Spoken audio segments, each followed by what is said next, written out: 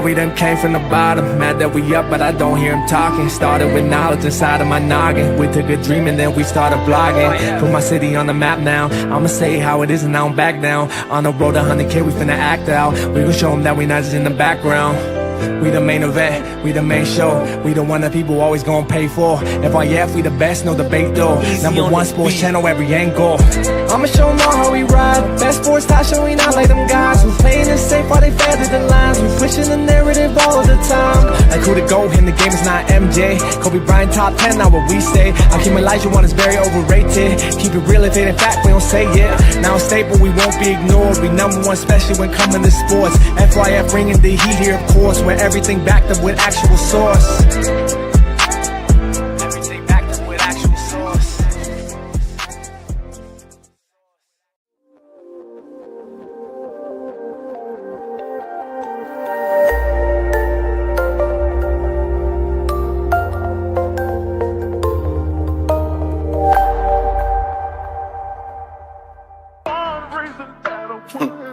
Hey, yeah, look. Hey, on God, you everything that I want and I need. You give me hot just like smoking some weed. I put that Cartier piece on your wrist, cause God took his time when he made you for me. If you want my honey, I don't know why I be. That's why I call you my LOVE. Just like Alicia, yeah, you got the keys. You my little kryptonite, I'm your Christopher Reeve. No, I hate taking pictures whenever I do. You the reason I cheese. You was right by my side when everybody was sleeping on me, catching Z's. And on God. Hey, let me tell you. Said I already knew from the very beginning. With you on my team, I would never start winning. We back to back, 96, 97. Just like the Bulls, Michael Jordan got it pimping. I could be crazy, a little indecisive, but choosing you one of my best life decisions. Yeah, it's more fish in the sea, but I play my cards right with you, babe, so I ain't gotta go fishing. I treat your body just like it's a holiday. I celebrate it like family tradition. You know I eat you like Thanksgiving pie and then open you up like a present on Christmas. Sex on the floor in the bed or the kitchen, or maybe the tub with some bubbles up in it. When we in the car, I lay back, let you ride it, but baby, go slow, we don't need speeding tickets. That's a fine, but you fine too. With no makeup, I swear, girl, you times two. Like your spine, girl, I'm always behind you. Bend it over, let me go remind you. If you lost, I'ma just use my GPS. That's a good pussy search, but I find you. When you mad and you lock all them doors down, I'ma look for a window to climb through. Oh God, you everything that I want and I need. You give me hot just like smoking some weed. I put that Cartier piece on your wrist, cause God took his time when he made you for me. If you want my honey, I don't know why I be. That's why I call you my LOVE. Just like Alicia, yeah, you got the keys. You my little kryptonite, I'm your Christopher Reeve. No, I hate taking pictures whenever I do. You the reason I cheese. You was right by my side when everybody was sleeping on me, catching Z's. And on God. Hey, let me talk to you.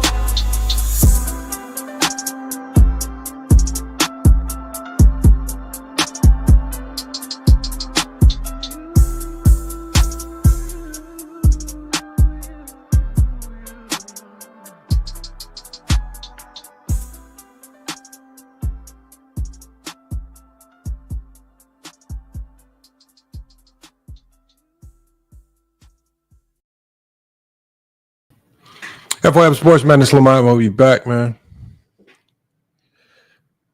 I have a good one for y'all today, man. So, my bad, y'all. Look, I know I shot the notifications out late, man. I'm sure everybody's going to start filing in here. I'm sure everybody's going to start filing in here on this one. It's a good one for y'all today. The Bleacher Report top 100 list has just come out. And we know these lists are all, for whatever reason, controversial. Every year they controversial. It is what it is. But I never thought I would see a ranking come out and they don't emotionally attach themselves to Kobe Bryant.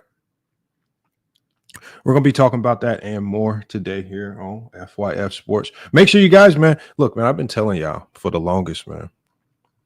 I've been telling y'all for the longest before we get started. Make sure you guys go over to Amazon and purchase the LeBron James GOAT Encyclopedia, right? This is a book that we wrote here at FYF Sports, you guys. We wrote this book. It is not to tell you guys to make LeBron James the GOAT. I have no vested interest in where you rank players. This book is not because he failed, but it's because he succeeded too much to fit the script. The media built a myth around Michael Jordan. And when LeBron broke that myth, they moved the goalpost. That's why I created the LeBron James GOAT Encyclopedia, to end lazy takes and to give fans the receipts that they need. Real stats, real quotes, real truth, one-line kill shots for every argument. No more losing debates to 6-0 nonsense. This book is your weapon. The LeBron James GOAT Encyclopedia. Order your digital copy today. And I'm dropping the link in the chat so you guys can go get your copy. Go get your copy of the LeBron James GOAT Encyclopedia today. Salute to you guys for helping the book crack the top 200 in sports encyclopedias on Amazon. We're hoping to crack the top 100, and we can only do that if you guys show up and show out and go get your resource, man. This is a resource. One of the best resources that you can have, man. Make sure you go get the LeBron James GOAT Encyclopedia. But we got to talk about it, y'all. We got to talk about it. We got a lot going on, man. We had a hell of a stream yesterday, and it looks like everything's froze on my end on StreamYard, so I can't see the comments. So let me switch my screen so I can see y'all's comments, because for whatever reason, I cannot see the comments on StreamYard. Let's see what's going on. Okay, I think it updated now. Okay, yeah, everything's updated on my end, so I can see the comments. But we got a lot to talk about. Obviously, LeBron James news. What I do like is I like that Rich Paul came out on Sirius XM radio. What did Rich Paul say? He says, look, I'm going to say it for the last time. LeBron didn't request no trade, and he don't want no trade. And he says the media is just doing what the media does. He says, we're not here to rebut anything. We're not here to answer to anybody. We just trying to have a good summer. So once again, Rich Paul has come out publicly now on Sirius XM radio. You guys can go watch that interview. There's plenty of clips on Twitter. Where he is again doubling down on the notion that there is no LeBron James trade in the works. He did say that, yes, there were 4 teams that reached out to him, but he says there is no mutual interest. There is no want or need to get traded to another team. And so I think for a lot of you guys, the biggest fear, your biggest nightmare is here. LeBron James will be playing the 2025-26 season with Luka Doncic. And I believe that a lot of you guys want to see LeBron get traded so he is in a worse situation. So we'll see how it goes, man, because it's a lot of pretending. We just like yesterday, we had a hell of a live stream. Salute to GOAT James Kingdom with, obviously the 3 EPs that he just dropped. You guys make sure you go check out GOAT James Kingdom channel, because I'm sure he's going to be dropping those songs over there with videos. Make sure y'all tune in, man. But we're gonna go through this Bleacher Report. We're gonna be going through this Bleacher Report ranking, right? Because the number one thing I want to see is, what is the consistency? What are they utilizing? Is there any type of criteria? Are they just throwing names in there, or are they being non-biased, actually taking what you've done, what you have accomplished, not what you didn't accomplish or what you could have accomplished, just taking what your resume actually is without turning it into some fantastic myth, and then ranking players accordingly. All right, and we're going to get through that. Once I saw this, and obviously, you guys, I think the breaking news and what's filtering all throughout social media right now. Obviously, I already saw Players' Choice, and with everybody's acting all surprised that Kobe's not in the top 10, and I've seen everybody with their reactions, and I've been telling you guys, what's the big surprise? Kobe don't have a top 10 resume. This is not the most talented of all time. This is a list of what we define as the greatest players of all time. And when you're talking about a list of the greatest players of all time, and when we have to take into consideration your legacy, your career accolades, stats, and achievements, your impact on the game, sometimes people fall short. So we're going to take you through the list real quick, because this is going to be one of those streams where, look, I'm going to get through this list. I'm going to show you guys where, maybe I might have some gripes or disagreements. We're going to take it even past the top 10. We're going to see who they have in the top 20, because I'm curious to see where Scottie Pippen falls as well. Yeah, we're going to be looking at all of that. Hold on. Yeah, we got a lot of people in the chat. And again, my bad if I don't immediately get to your comment, because for whatever reason, StreamYard has completely changed their whole system up and I can't see the comments. So I'm having to look at them from my phone right now. So salute to T Perfect in the chat. Najee, the chosen one, I see you in the chat as well. Johnny Durag as well. T Perfect's getting on Najee, the chosen one. And Najee, the chosen one, again, he's always coming with the Kobe slander in the chat. We got John Johnson. And a lot of new names. If you're one of those new names, make sure you hit that like and subscribe button. And for you guys that are not getting the notifications, if you're not getting the notifications, all you have to do, if you're not getting the notifications, is unsubscribe, then resubscribe, and then hit that notification bell. But typically, like I said yesterday, if you are on YouTube and if you're into basketball and you're always watching basketball content, our videos should be popping up. So make sure you guys stay on top of it. Don't be searching for TikTok dances. And we know y'all Jordan fans, y'all be looking for old Gatorade commercials. Stop looking all that stuff up on YouTube, man. I need y'all to stay locked in on today's basketball, man. That's what we're talking about today. But let me share my screen real quick, because we're going to get to the Bleacher Report top 100 list, and we're going to start at number 1. We're going to start at number 1, and we're going to start working our way down, because I just want to start seeing where people fall. All right, and I haven't even seen their full list. The only thing I saw was Kobe wasn't in the top 10, and everybody was running amok and going astray. So let's look at their top 10. Let's see if it actually makes sense. So let me share my screen, and we're going to cook on this. All right, hold on. All right, here we go right here. Let me share.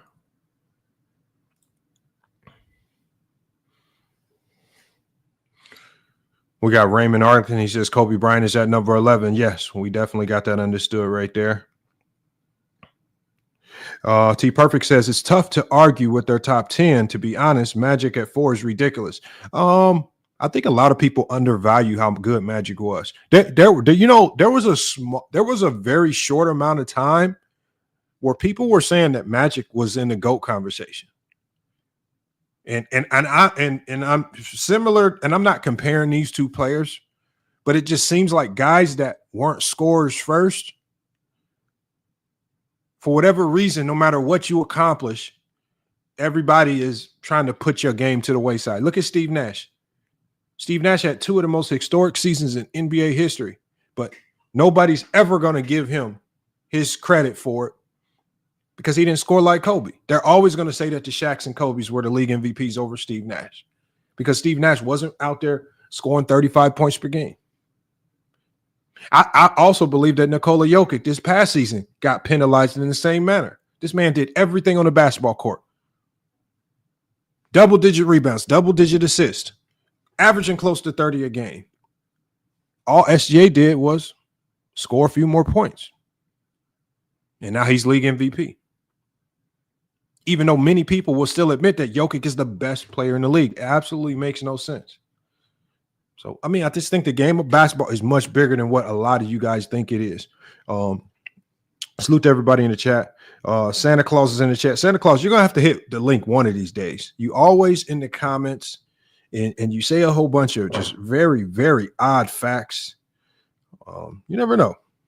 Johnny Durek says Steve Nash in 2005 averaged 15 and 11 and was the worst defender in the league. See, Johnny Durek, the problem with you guys saying he was the worst defender in the league is, why is it always that when we go back and watch the film, it's not what you guys say?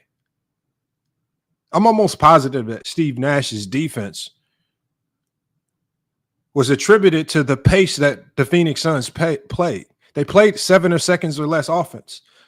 As a team, as a coaching staff, they conceded defense to play fast.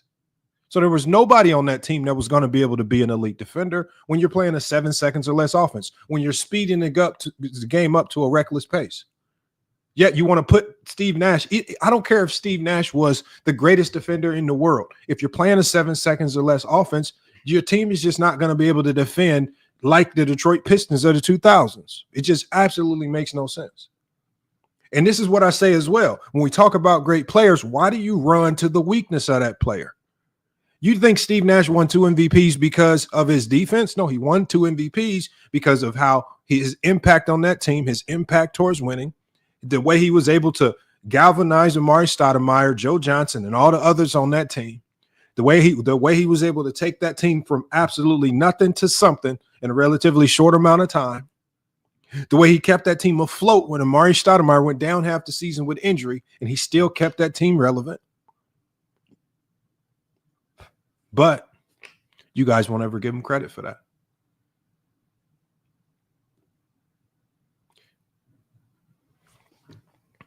We'll see, man. Let's get to this Bleacher Report. We got the Bleacher Report, right? What y'all see on the screen right here is the Bleacher Report top 100 players of all time. We're going to scroll through this list, and we're going to get all the way down until we find Scottie Pippen, Kobe Bryant, and some others.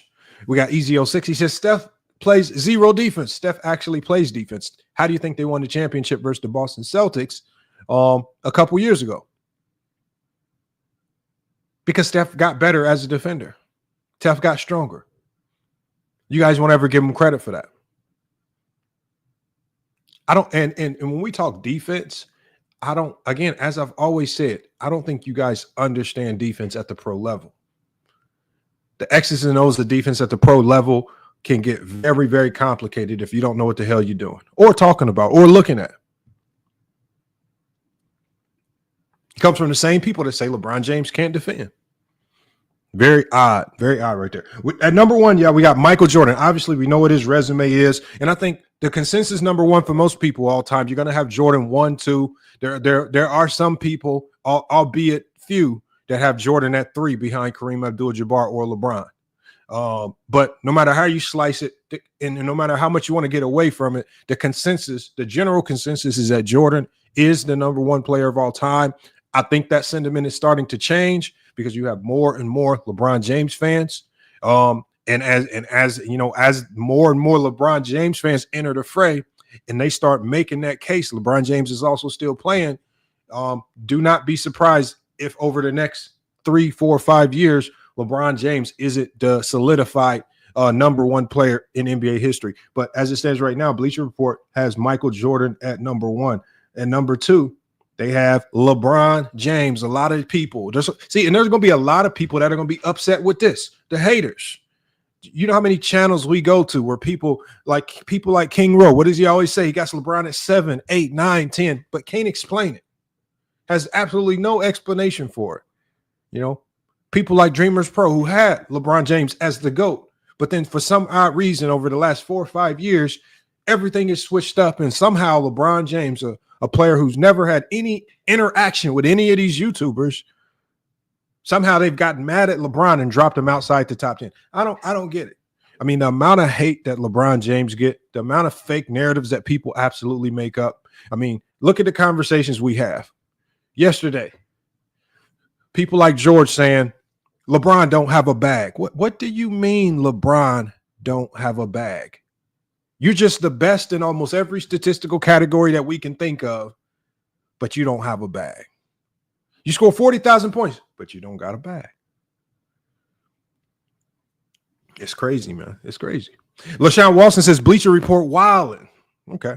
Bleacher Report is wild. But LaShawn Watson, I've been telling y'all, this is how it's always been. This is how it's always been. And at the end of the day, when Kobe was alive, this is what it was. It is what it is. We got the Bleacher Report has LeBron James at number 2. At number 3 all time, they got Kareem Abdul-Jabbar. And when you talk about Kareem Abdul-Jabbar, you guys, you could talk about his game, right? Maybe who he played against, maybe having a lot of super team help with the Laker organization, having Magic Johnson, right? right? Winning the league MVP, but his team not making the playoffs. You can have all the gripes that you want. But when you look at his resume, this man might have one of the greatest resumes in basketball history. 6 titles, 6 MVPs,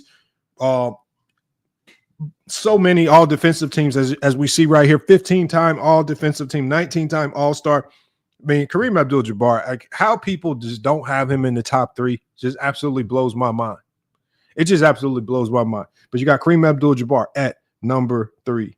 Next, you got Magic Johnson. Again, one of the most underappreciated players because he didn't score the ball like a Kareem, Jordan, or LeBron, right? But this guy was looked at for a period of time as the GOAT. Right? There were many people that believed if his career didn't end abruptly, that he would have found himself neck and neck with Michael Jordan as the GOAT. The only thing that terminated that was the fact that his career was abruptly ended. And there are a lot of people that believe, because if you want to go into hypotheticals, if his team wasn't battered up, bruised, and injured, that they would have beaten the Chicago Bulls in that finals. He didn't have a healthy James Worthy. He didn't have a healthy Byron Scott. Kareem was gone. I mean, they lost a lot. I mean, so again, let's not look and slight Magic because his game was different, right? Give him his props, man. Give him his props. And then also don't knock him because of who he played with. Because there's one thing that I want, and I wanted to tell this to King Rowe and T Perfect yesterday when they had their debate. Everybody talks about playing with other great players. Do you know what the hardest thing to do is on a basketball court? Is to play with other great players, but stand out amongst those great players. When LeBron James got with D Wade, arguably the best shooting guard in the league at that time, Chris Bosh, who is another star, somebody needed to stand out. LeBron instantly stood out as the best player. The hardest thing to do on a basketball court is when you're on a court full of really good players is stand out amongst that group. Shaquille O'Neal playing with a Kobe Bryant stood out as the best player in the world. Larry Bird on a Celtic team full of all-time great players stood out amongst those great players. Bulls loaded with all types of all NBA talent. Jordan stood out. But people don't talk about it. People just make it seem like just standing out amongst other great players is just the easiest thing to do in the world. And it's not, right? And to get all of those things to mesh into winning, that's even harder. Number 4, we got Bill Russell, another guy that a lot of people, especially Kobe and Jordan fans, find a way to absolutely disrespect this man. They claim that he didn't play anybody. They claim that the league was small.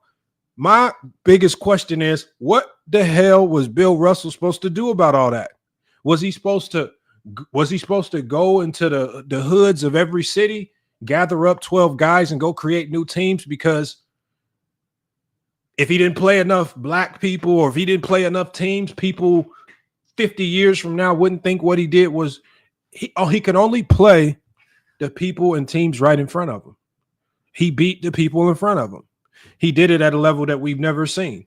His game didn't look like anyone else's. He didn't score a million points, but he was the best defender. He was one of the best rebounders.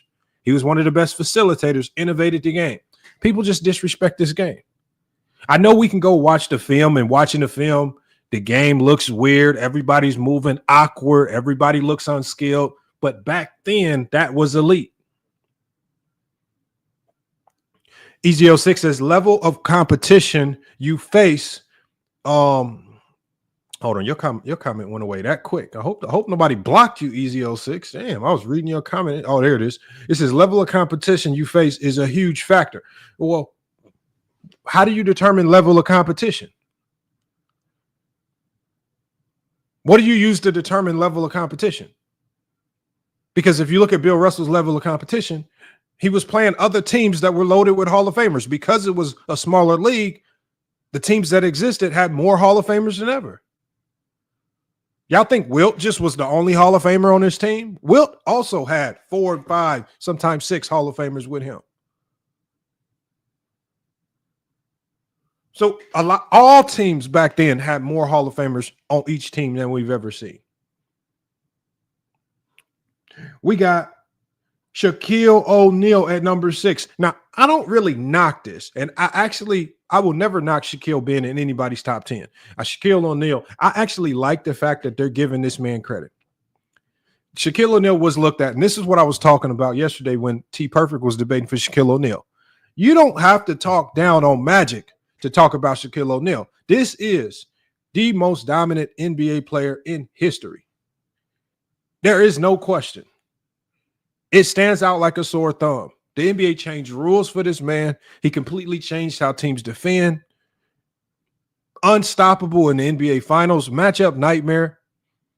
There was nothing you can do with this man. And I don't care who you put on him. And there was a lot of times, especially when we're having these conversations about Kobe and Shaq, a lot of people say, oh, Shaq didn't have any competition at the center position.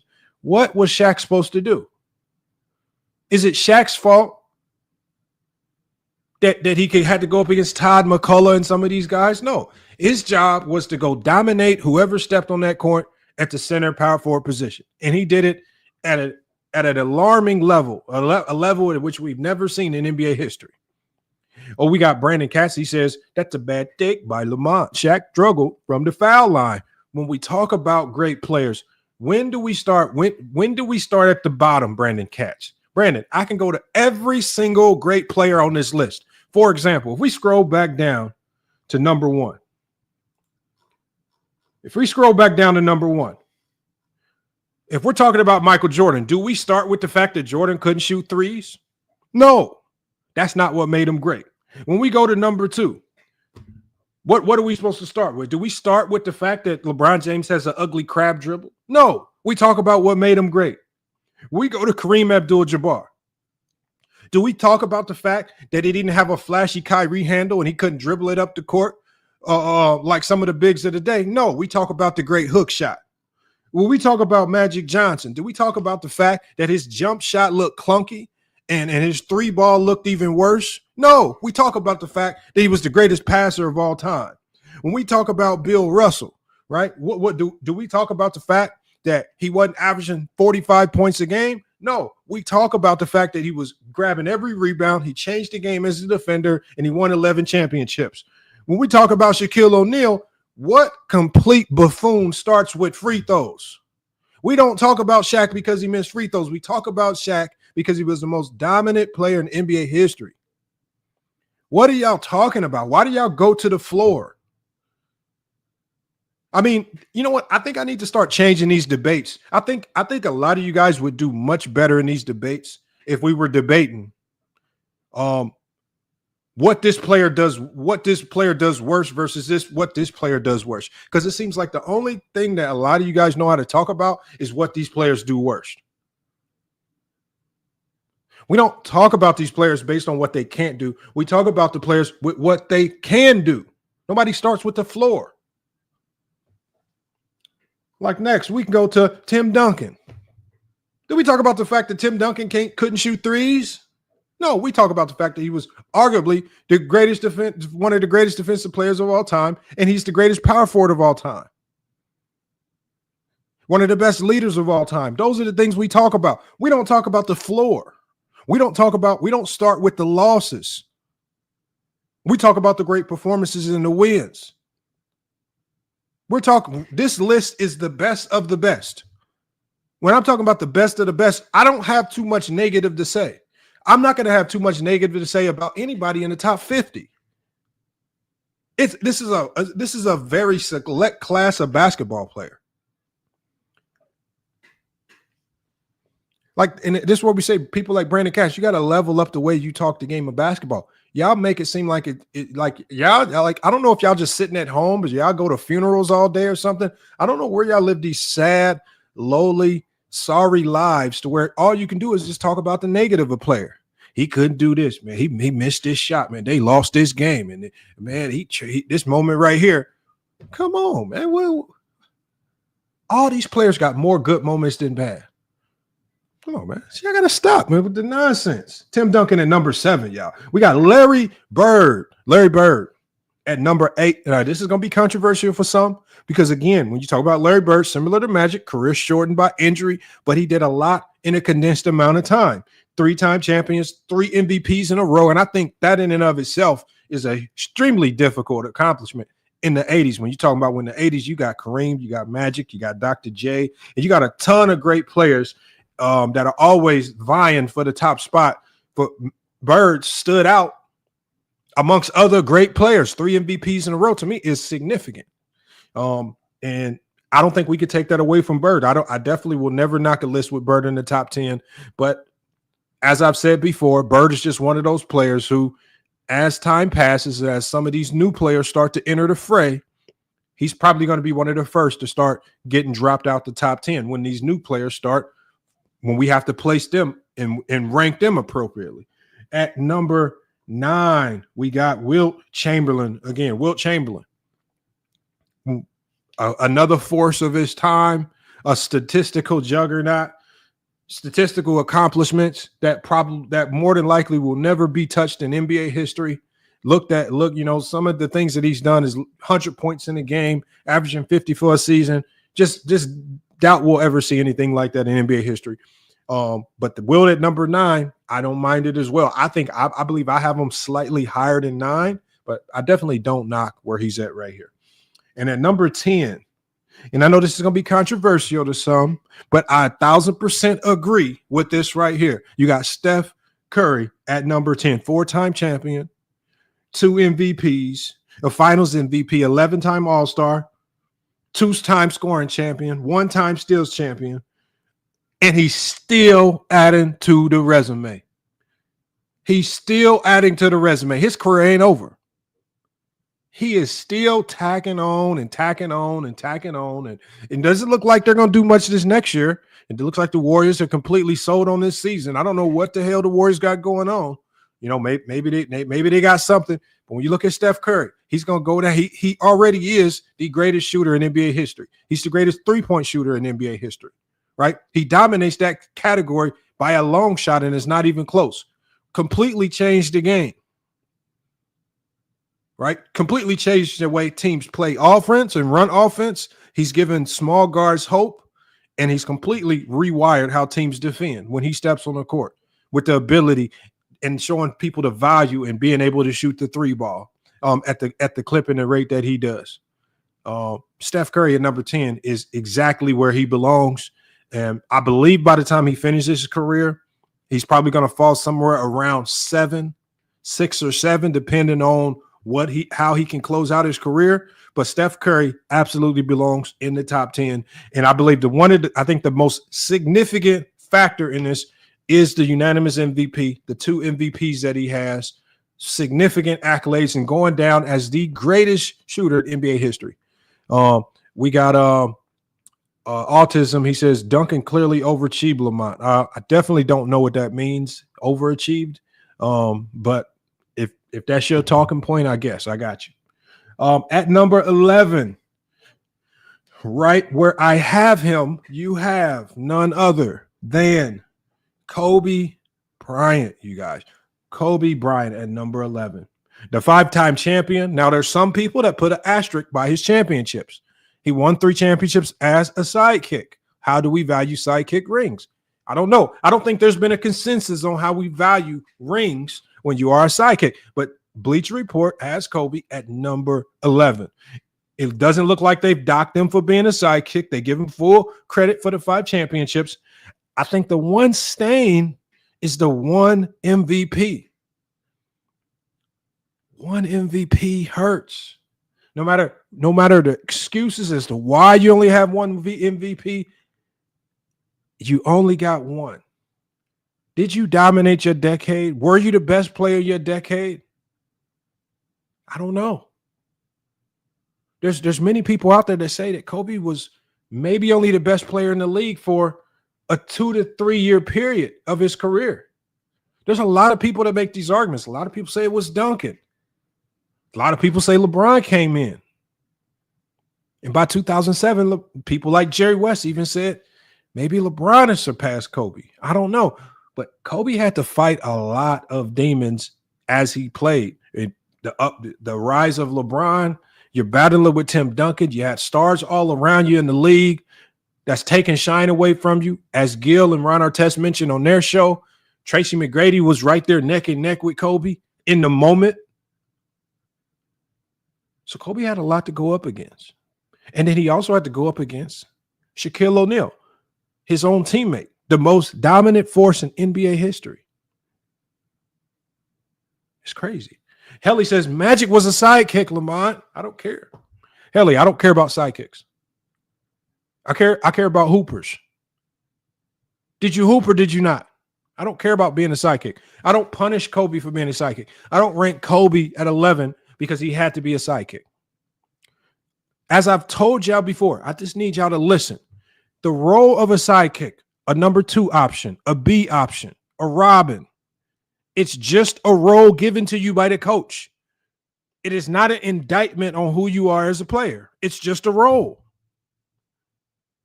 If you have a coach that is adamant about playing through the post and you're a good perimeter player, you're going to be a second option because that coach is going to play through the post. Does not take away from who you are. Kobe fans need to realize that the sidekick label is not an indictment on Kobe. It's just a role he needed to play on that team because Phil Jackson chose to play through Shaquille O'Neal, and rightfully so. It's just a role. Brandon Katz with the most obvious comment of the day. He says Kobe's better than Pippen. Can we put a round of applause for Brandon Clance for that hell of a take in the chat, man? Hell of a take right there. But we got Kobe Bryant at 11, man. Kobe Bryant at 11. I believe that's where he belongs. Now, the problem with being number 11 is what? Especially if you're not actively playing. The problem with being number 11 is that you can only drop. So I think Kobe peaked at around 10, 11, 12. But there are players coming to come take that spot. We're about to see a few of those players here. You got Hakeem, the Dream Olajuwon. Now, a lot of you guys have Hakeem Olajuwon in your top 10. I don't have Hakeem in the top 10. So when you guys hear my intro song, and in the intro song, it says Hakeem Olajuwon is overrated. When I say Hakeem was overrated, it's because I believe that people have him in the top 10, similar to Kobe, when he doesn't belong. Hakeem is not a top 10 player of all time. Now, he may be a top 10 talent of all time, but he did not have a top 10 career of all time. His career did not mirror that of Bill Russell or Wilt Chamberlain's or Shaquille O'Neal's, right? It just isn't. He sits right outside the top 10. At number 13, you have Kevin Durant, a guy who, again, for whatever reason, fans like you guys make up new ways to try to poo-poo on a guy like Kevin Durant. We're talking about a guy who's a complete unicorn of a player, stands at probably 7 feet tall, and can absolutely do everything that a guard can do. A player we've never seen this before at the skill level and the way he's able to do it, how graceful he is at it. And all people do is try to tear down Kevin Durant, right? They criticize him for losing in OKC. Then they criticize him for leaving OKC, going to Golden State, greener pastures. So you criticize him because he went to a good team? Ain't that what you're supposed to do? You're supposed to go to a good team and a good organization to go win? Why would you stay on an OKC team that did not seem like they were 1,000% invested in winning? You know, as KD said, he said he believes that they got too good too fast. He says they got so far ahead of the process. He says the organization wasn't ready to start winning championships yet, but the players were. That's what he talked about on the Mind the Game podcast.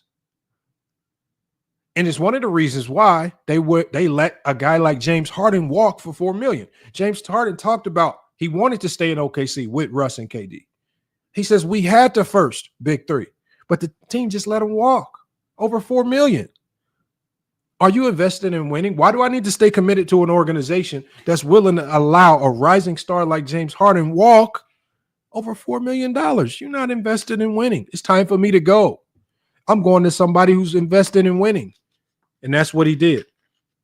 But when these players go, when these players tell the organizations, we're not gonna let the organization dictate my legacy. I'm gonna go create my own legacy. Because if I let you dictate my legacy, I don't know where I'm gonna end up when it's all said and done. Y'all might look at me like Mitch Richmond. So the players dictated his legacy. He shaped his legacy. Some of the moves he made worked. Some of the moves he made didn't work. But at the end of the day, when you talk about Kevin Durant, everything he's done in his career, 13 all time, I think that's justified. We're going to get through the next few a little bit faster. Then I'm going to drop the link. I'm going to bring some of you guys up. All right. And then we got a special promo message that we're going to play for you guys before I bring you guys up. We got Oscar Robertson at number 14. We got Jerry West at number 15. I don't mind the Jerry West at number 15. Kevin Garnett, again, another player that gets slighted a lot, at number 16. Nikola Jokic at number 17. And I know this Nikola Jokic at number 17 scares the life out of some of y'all. It's because this man is just now getting into his 30s. Is he even 30 yet? I don't even think he's 30 yet. If he is 30 yet, he just turned 30. But Nikola Jokic, one-time champ, he already has 3 MVPs, a finals MVP, 7-time All-Star, 6-time All-NBA. Just finished last year averaging a triple-double as a center.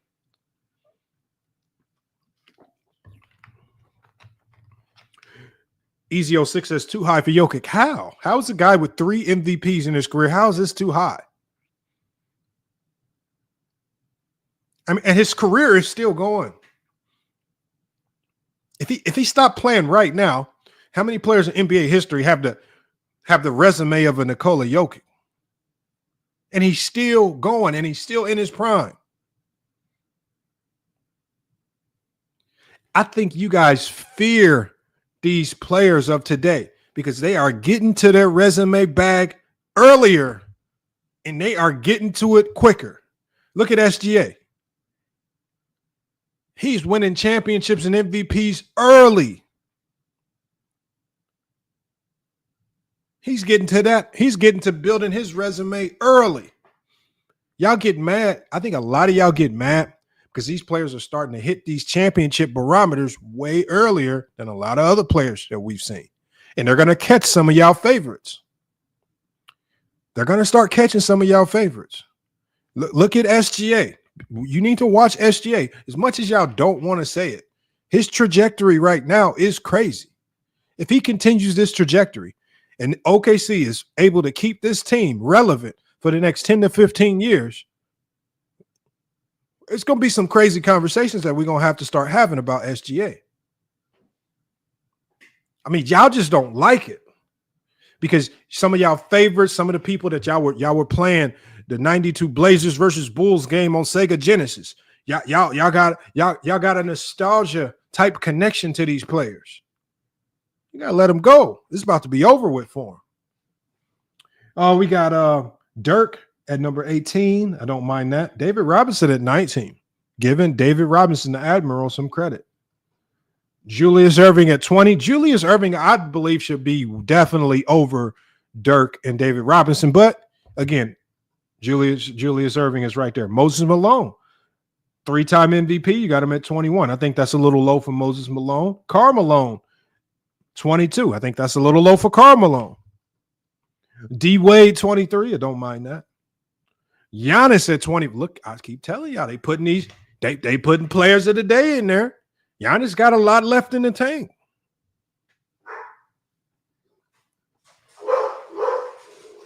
We got Charles Barkley at 25.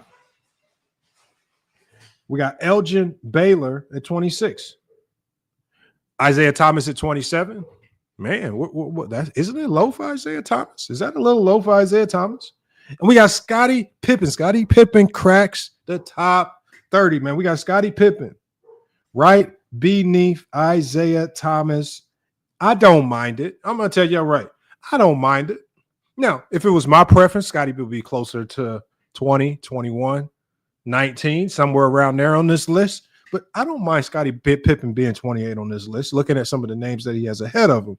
Because Scottie Pippen, impeccable resume, 6-time champ, 7-time All-NBA, 7-time All-Star, 10-time All-Defensive, 1 steals title, arguably the best perimeter defender in NBA history. We'll see how this top 30 rounds out. They got Pippen over John Stockton at 29, and you got Chris Paul that rounds out the top 30. Now, if you guys want me to go deeper into this list, I can. I'll definitely go a little bit. I'll go through some more names. But as we see the top 30, we're looking for consistency. Are they being biased to any particular generation or era? I don't believe that they are. And I like what they did here. Chris Paul, depending on what your criteria is, he could be higher or lower. But I definitely think Chris Paul is one of the most undervalued players ever. Brandon Cass says the list is trash. I know. I don't know what list isn't trash to you, Brandon Katz. Everything is bad to you, Brandon Katz.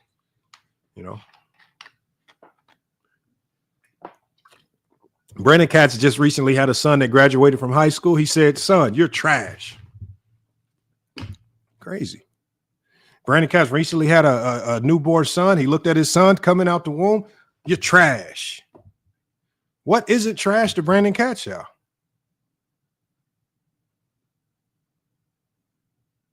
Brandon Katz is at the altar looking at his wife. You trash. Damn. What is going on here, Brandon Katz? What is not trash, Brandon Katz? Brandon Katz is crazy. Everything is trash.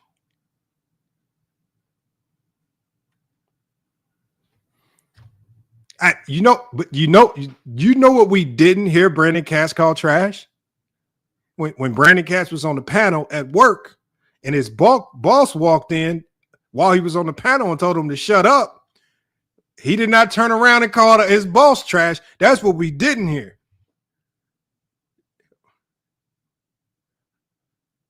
Oh, yeah, I got you. I'm sorry. I got you. We definitely didn't turn around and call his boss trash.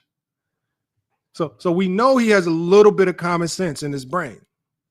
He was on this panel. His boss walked in and said, "Man, can you?" I'm talking about his boss went in on her. Yeah, I'm not lying. Brandon, you gonna say I'm lying? Oh, Brandon's gonna say I'm lying. Brandon, how you gonna, bro? We heard it.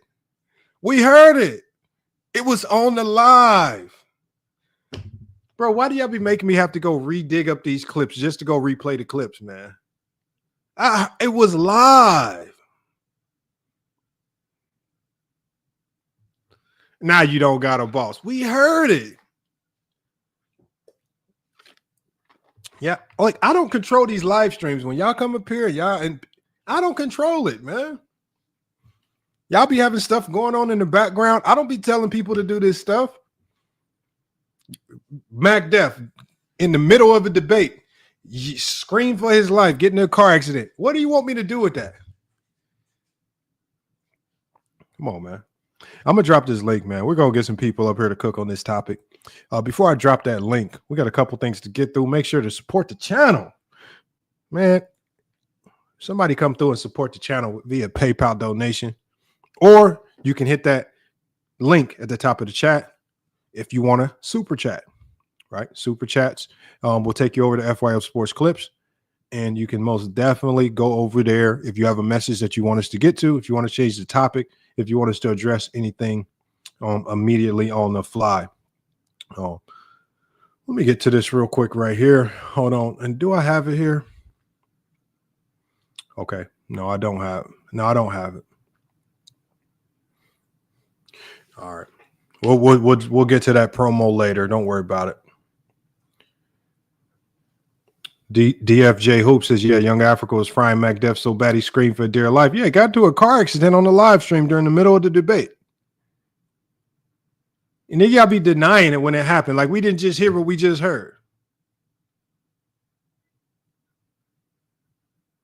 Mr. Duke said, look, Kobe at 11, man. Look, man, I'm not crazy. I had Kobe at 11. I said that's just where he fall, man. It's just, I mean, like I said, it's like I wish that Kobe with the career that he had, maybe could have got more MVPs. I wish that Kobe could have got a little bit more recognition as a number 2 option behind Shaquille O'Neal. That's just not how this game works. The game of basketball, the credit that is doled out is heavily favored towards the lead guy. As much as we want to try to pretend as if everything is all equal and everybody gets all fair credit, if you are playing behind Shaquille O'Neal, Shaq is just going to get the majority of the credit. I don't care how many free throws he missed. I don't care if he's out of shape. If you're playing behind prime Shaquille O'Neal, if you guys win a championship, Shaq is just going to enjoy the benefits of that the most.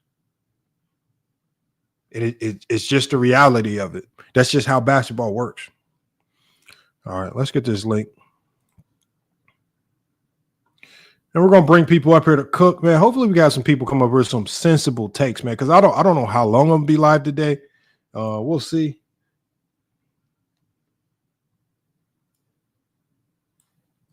All right, link is in the chat, y'all. Let's get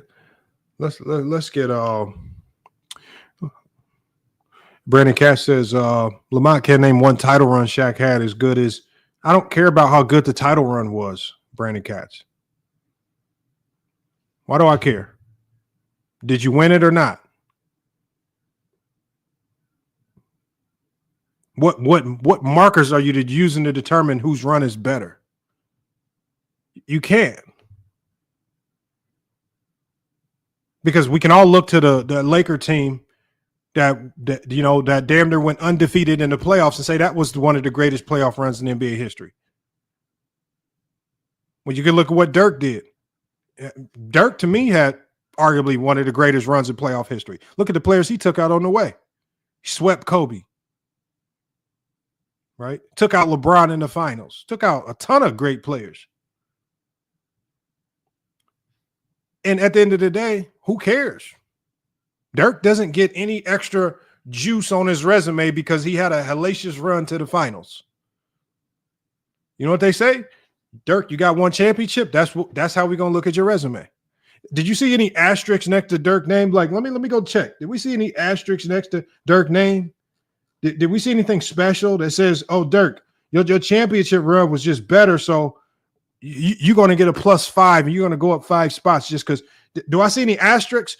When history happens, this is what happens. This is what happens when your career is over with. All the other narratives and stuff go into the garbage can, because when your career is done and 10 years and 20 years have passed, when we look at it, we're going to look at, did you win a championship or not? Dirk has one championship. I don't see anything that on here that says that one championship gives him a point boost of 5 ranks. No, it don't. Did Hakeem had a hell of a run in 94? Yes. What the hell am I supposed to do with that information?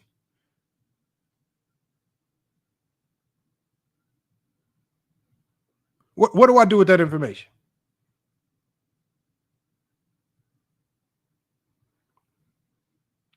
Hakeem did nothing to Shaq in that NBA Finals, y'all. Shaquille O'Neal was still Shaquille O'Neal in NBA Finals. It was actually Hakeem Olajuwon who was the one that was struggling in NBA Finals. It was his numbers and percentages that took a significant dip in the NBA Finals versus Shaq. Shaq was still getting to his number. Shaq was still getting to his bag. Hakeem was still getting to his numbers, but his efficiency had declined versus Shaquille O'Neal. It's just the truth, Brandon. Just the truth.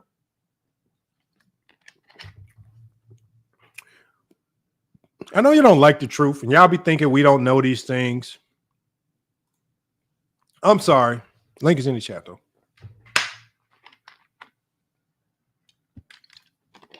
We're going to talk about these rankings. Did they go wrong? Bleacher Report. Top 10. They got Jordan number 1, Bron number 2. I know to a lot of people, just Bron being a number 2 is controversial. I know based on what people say now, did LeBron James pay Clutch Sports to put him at number 2, or did LeBron James pay Bleacher Report, or how do you guys say it? I don't know, man.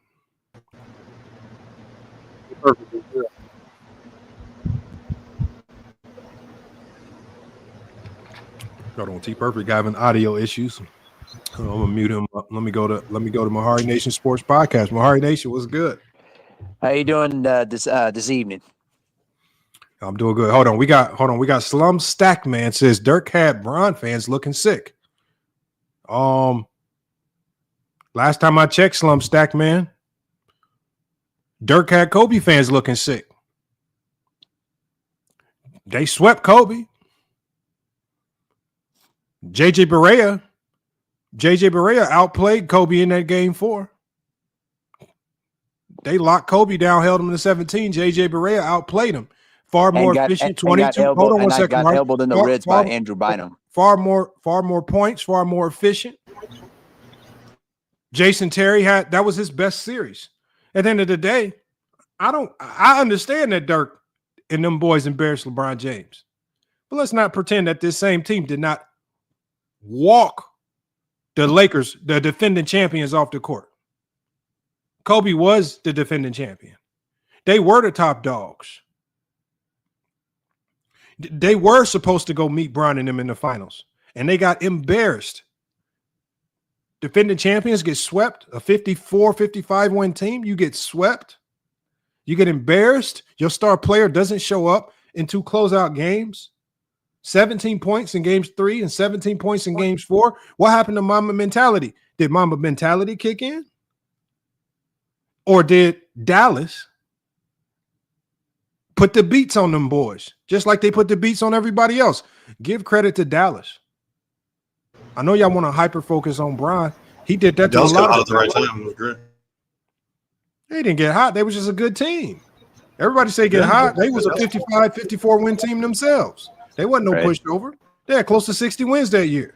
But everybody was so enthralled with Kobe and the defending champs and all this, that, and the other. All right, well, they got walked down. And they got beat at a historic rate. They got beat by didn't they get beat by 29 points in game 4? Didn't they get they get their brains splattered in game 4? Kobe just sitting there with 17 points. No Mamba mentality, no clutch, couldn't do nothing. So at the end of the day, I give you guys, yeah, they definitely walked down the Cavs, and nobody saw that coming. But I promise none of y'all Kobe fans saw what Dirk did to Kobe coming. And yeah, none of y'all saw what JJ Barea did to Kobe and them boys. None of y'all saw that coming. JJ Barea outplaying Kobe in a game 4. Who saw that coming? Because as good as JJ Barea was, he did not outplay or outscore LeBron James or outproduce LeBron James in any of them games. Just is what it is. Hey, Lamont, can I ask you a question, brother? What up, man? Okay, so I was looking at the list earlier while you were reading it. Now, I don't care about where Kobe gets placed there. To my personal opinion, he's top 10 to me, but if some people don't, then that's fine. But my issue was where Nikola Jokic was on the list. I think he belongs at least within the top 10. I don't know. Because of his MVPs and his statistical categories that he had, not just this previous year, but in the last couple of years. But I do think, I'll tell you what though, I do think that at this point, do you think that Jokic might overtake Kobe in that category from your opinion? What do you think? Well, Jokic, if he continues, is definitely going to pass Kobe. That's not a question. He's going to pass Kobe. If Kobe's I have Kobe at 11 now. Jokic, by the time he retires, should definitely. Right now is where Jokic lands in the top 10. I believe he's closer. Like you say, I'm more the lines of you're thinking. I think he's closer to the top 10 than 17. But I think when it's all said and done, it's going to be about you got to figure out who you kicking out your top 10. Because somebody got to go once his career is over with. Somebody is gone.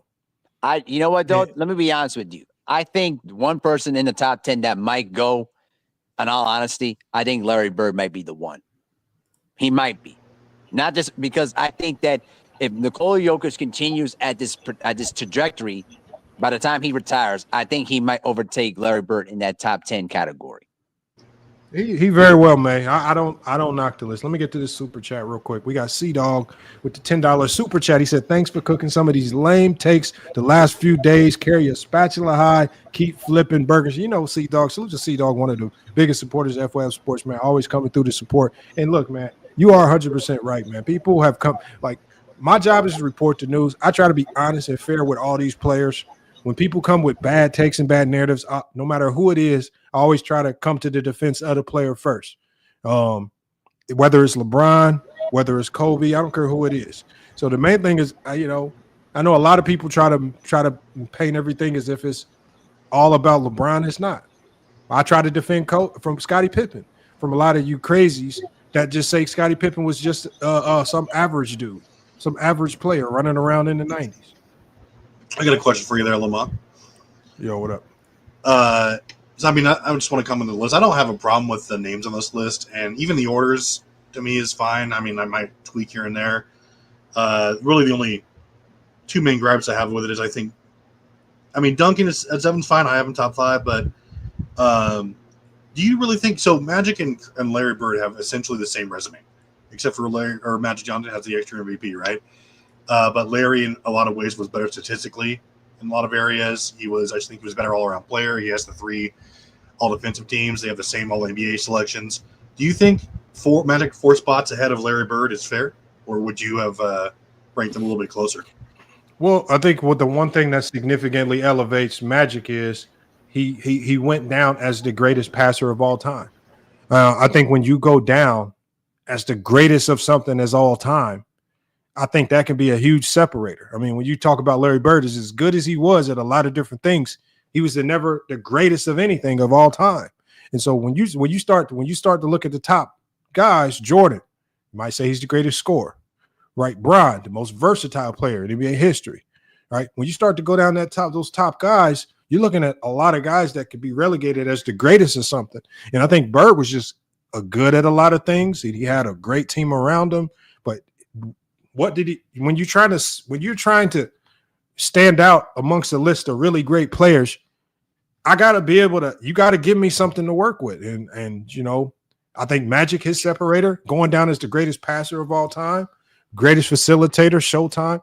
I think that helps. And I think that's what can give him a big bump if you say it's close between him and Bird. So I think it comes down to a little bit more than resume.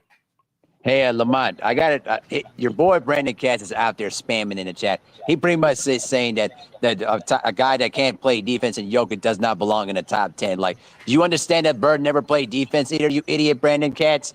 You're just saying bad takes right now. Well, hold on. Well, I mean, we can look at a guy like Magic Johnson. Magic Johnson was not an elite defender, right? I mean, this is what what I talk about. I just mentioned Brandon Katz, and Now, I just talked to Brandon Katz about this. I said, we don't talk about these players based on what they can't do. We talk about these players based on what they can do. I don't run to the floor of a player talking about his defense because the numbers have already shown us that you guys will lie about Nikola Jokic's defense. His defense is not as bad as what fans pretend it is. Everybody will say it's bad because he's slow. He can't jump high. But everybody will say that Jaren Jackson Jr. is a great defender because he can jump high and block a lot of shots. But to me, he's not a very elite defender. And so I don't know what Brandon Katz or anybody in the chat is defining as elite defense, because Brandon Katz is one of those people that typically relies on the numbers to tell him who a good defender is, just like he did with Michael Jordan in the '88 season. Will rely on Nikola Jokic's defensive numbers, right? Nikola Jokic led the league in deflections. Isn't that an attribute of a great defender? Nikola Jokic led the league in steals or was like top 3. Isn't that an attribute of a okay or good defender? Rebounding is part of he has all of these attributes, but yet people will say he's a bad defender, but can never explain why. And their reason for him being a bad defender is they'll say, oh, yeah, I saw a guy score a layup on him one day. Yeah.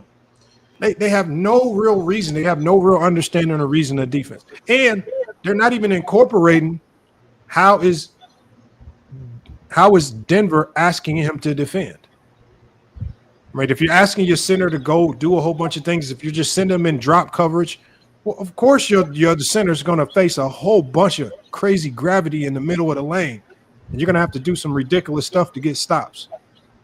But people just lie. People lie. They don't like to use film. They don't like to be honest. They just like to run and say something negative about a player. And that's what, unfortunately, Brandon Katz typically does with players. I don't think he's ever really anything good about a player. One thing I'll say about Jokic, the only gripe that I had with his defense is because he would move his feet. He was a great rebounder. He was great at getting position. The only gripe I had at him is that sometimes it just seemed like he wouldn't put his hands up if somebody was right there. But I think he did a much better job of that in the last year's playoffs. Obviously, it was a shorter sample size, but I think that he's cerebral defense. Obviously, he's not going to lead the league in blocks or anything like that. But, I mean, you can't always go by the numbers. Like, for example, you know this, Lama. You've said it before.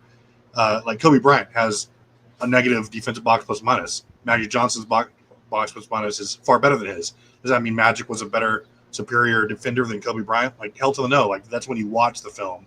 That's when you watch their careers. And, you know that Kobe's probably better defensively, but, that's when a lot of, like, the numbers, you have to watch the film to see, like, what they do great defensively, what they don't do.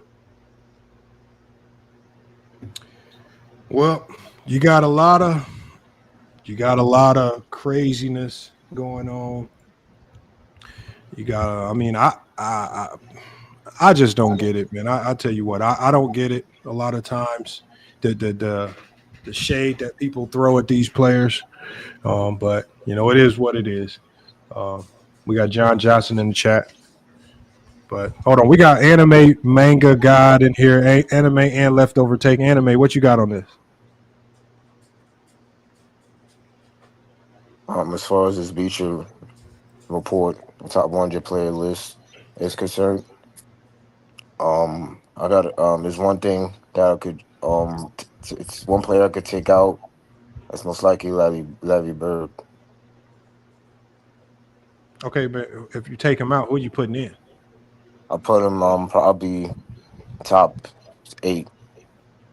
But who are you putting in? If you take Bird out, who are Tim you Duncan. putting in? I'm swapping for Larry Bird.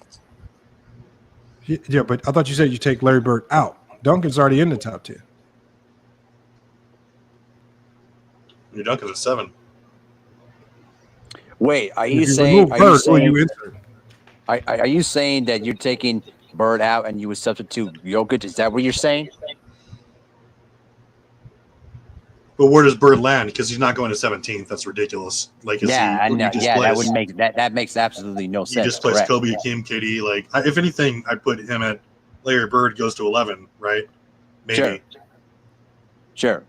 Anime, he dropped out. Hold on, let me go to Leftover Take. Leftover Take was good. Hey, can you hear me? Yeah, we hear you, man. What's good? All right, what's up, man? Giannis barely top 25 is crazy. That was, I don't know. I saw the post on Instagram and I stopped reading it. So this is like, once I saw that. So this is me finding out a lot of this shit too. But man, this list is terrible. Giannis outside of the top 25 is just bullshit. What about the top 10? Did you agree with it for the most part? Top 10, I'm fine with. I mean, everybody's got different criteria, but those guys are typically, I mean, it's hard to argue against any of those guys for wherever. Top 10's pretty solid. I 100% agree there. So you said the only thing you would change is you would put Giannis a little bit higher. That was my biggest problem. A lot of it was pretty bad, but Giannis was my biggest issue. It's like, dude's got DPOY, MVP's got a ring. I mean, this dude's done a lot. I mean, everything he does as a player. Dude's 7 foot tall. He can pass. He can rebound. He can score. Like, I just barely top 25 is crazy. Yeah, how is Giannis not ahead of Dirk or David Robinson? You know what? I think it's hard to. I think active players get a little bit penalized because they're just active. I think once your career is finalized, it's easier to rank you accordingly. But when you're just actively playing, it's just kind of like a placeholder. Maybe you're a little bit lower than you should be, but maybe that place you're just giving a placeholder just to let people know, look, we understand that you're on the way. When your career is all said and done, we understand that this is the echelon of players you're going to be in, either in this category or higher. I think that because I think Jokic has a case to be top 10. But nobody's just going to stick them in the top 10 right now with them being active. I mean, the only active player are the guys that are close towards the end of their careers, like the Stephs and LeBrons. But we got Igos 45 up here. What's good, man? What you got on this? Yo, what's up? How you guys doing? I'm good, man. What's good? This is one thing I disagree with you on FYF. So you said like that Kobe got swept in 2011, but you'd never say like he was injured that serious. You know, like he had a messed up ankle, he had a messed up knee, broken hand, like, and then the rest of the team pretty much. So he had a bad knee, a bad ankle, and a broken hand. Yeah, broken finger. That he won with the broken finger. Okay. Yeah, that's my disagreement with that. Okay, and then did any of the Miami Heat players have injuries? Nope. Sure about that? The main guys like LeBron was healthy, Wade was healthy, Bob was healthy. Like, all right. So what? I mean, that's the crazy thing about it. I've never seen Kobe ever use an injury as an excuse as to why he lost. I mean, but you guys. I mean, to be honest, if you actually, Kobe might slap you for using that excuse. But at the same time, that is not my mentality to run around using injuries as an excuse for getting blown out in the playoff, especially getting outplayed by JJ Barea. I know, but at the same time, y'all LeBron fans always give excuses for his 6 losses, though. Hold on, Ghost. Let me just ask you this: why'd you say LeBron fan? You are a LeBron fan. I've seen you rank him like really high, like over a bunch of good players. So a LeBron fan is somebody that ranks LeBron accordingly. All right, what you got him ranked? I got him ranked number 2. Okay. But like, how's he better than Kobe though? What's that asterisk though? No, so my question is this: are you asking me who's the better talent or who's had the better career? I mean, we all know, like, I don't know, career, like LeBron would have had the better career if he stayed with the Cavs. Like, no. Your career is your career. It's not an objective thing. It's very tangible. Your career is your career. When I look at 4 MVPs to 1, what do you want me to do with that? Pretend that it don't exist? Hey, but you know Kobe deserve more MVPs though. You know that. It don't matter what you deserve. I mean, look, I think I deserve $5 million more in my bank account. I know, but like that shit's so subjective though. Wait, Ghost. What isn't subjective about saying Kobe? I mean, not that I disagree with maybe he got robbed, but how can you say it's an objective take when like you can't really prove that like statistically? What do you mean? Is for example, the MVP vote, right? That's media. Okay. So Ghost. Yeah. We can only count it if you have it.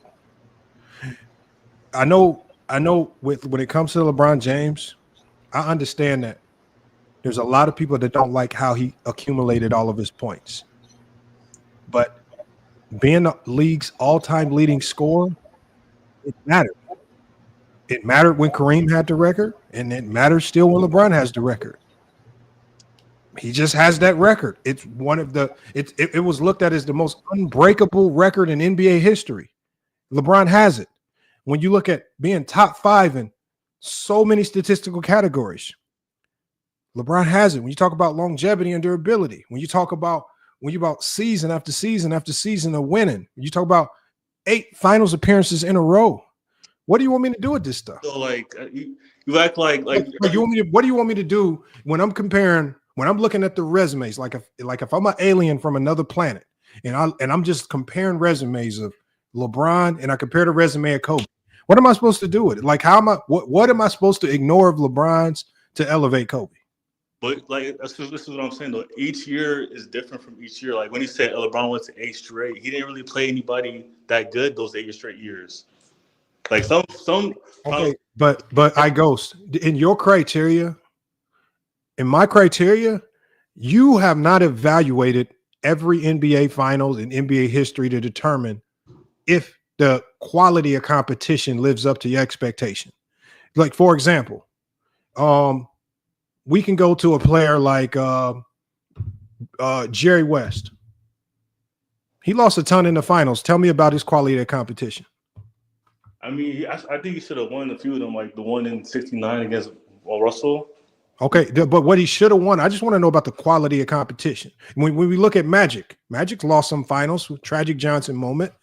Did what was the quality of competition? When we talk about quality of competition, if you're only talking about the finals, LeBron has played the toughest finals competition that we've probably seen.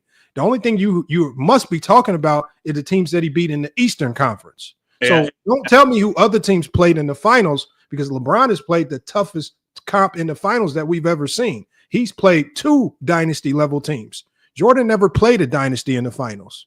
A lot of these teams, some of these 80s teams might have, but a lot of these teams post 90s were not playing dynasties in the finals. Shaq and Kobe, what dynasty did they play? I don't hear anybody crying about Kobe's competition in the finals when he beat up on the Pacers and Kobe could average 15 a game. Nope, when they beat up on the Sixers and the Sixers only had 1 star. When they beat up on the Nets and the Nets just had a whole bunch of has-beens. When they beat up on less than competition, where's the crying about competition in? We just give Kobe credit for winning. You say all that, right? But what I'm saying is this right here. Talking about competition. No, hold on. I don't want to go down the road to talk about competition, because talking about the competition means we now have to talk about every single player's competition. And if you're not willing to have this conversation about every single player's competition, and then you have to come up with some odd criteria to measure every single player's level of competition to keep it fair. Don't just judge Bron's competition when you haven't judged anyone else's competition. Unless you have done that, do not talk to me about competition. But you have because standard here though. They say, "Oh, LeBron went to 8 finals, right?" But it doesn't matter. Okay, I don't.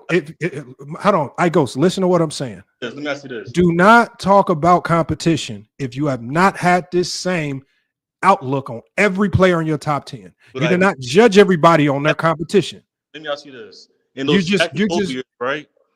Hold on. I don't talk about competition. Talk about resume.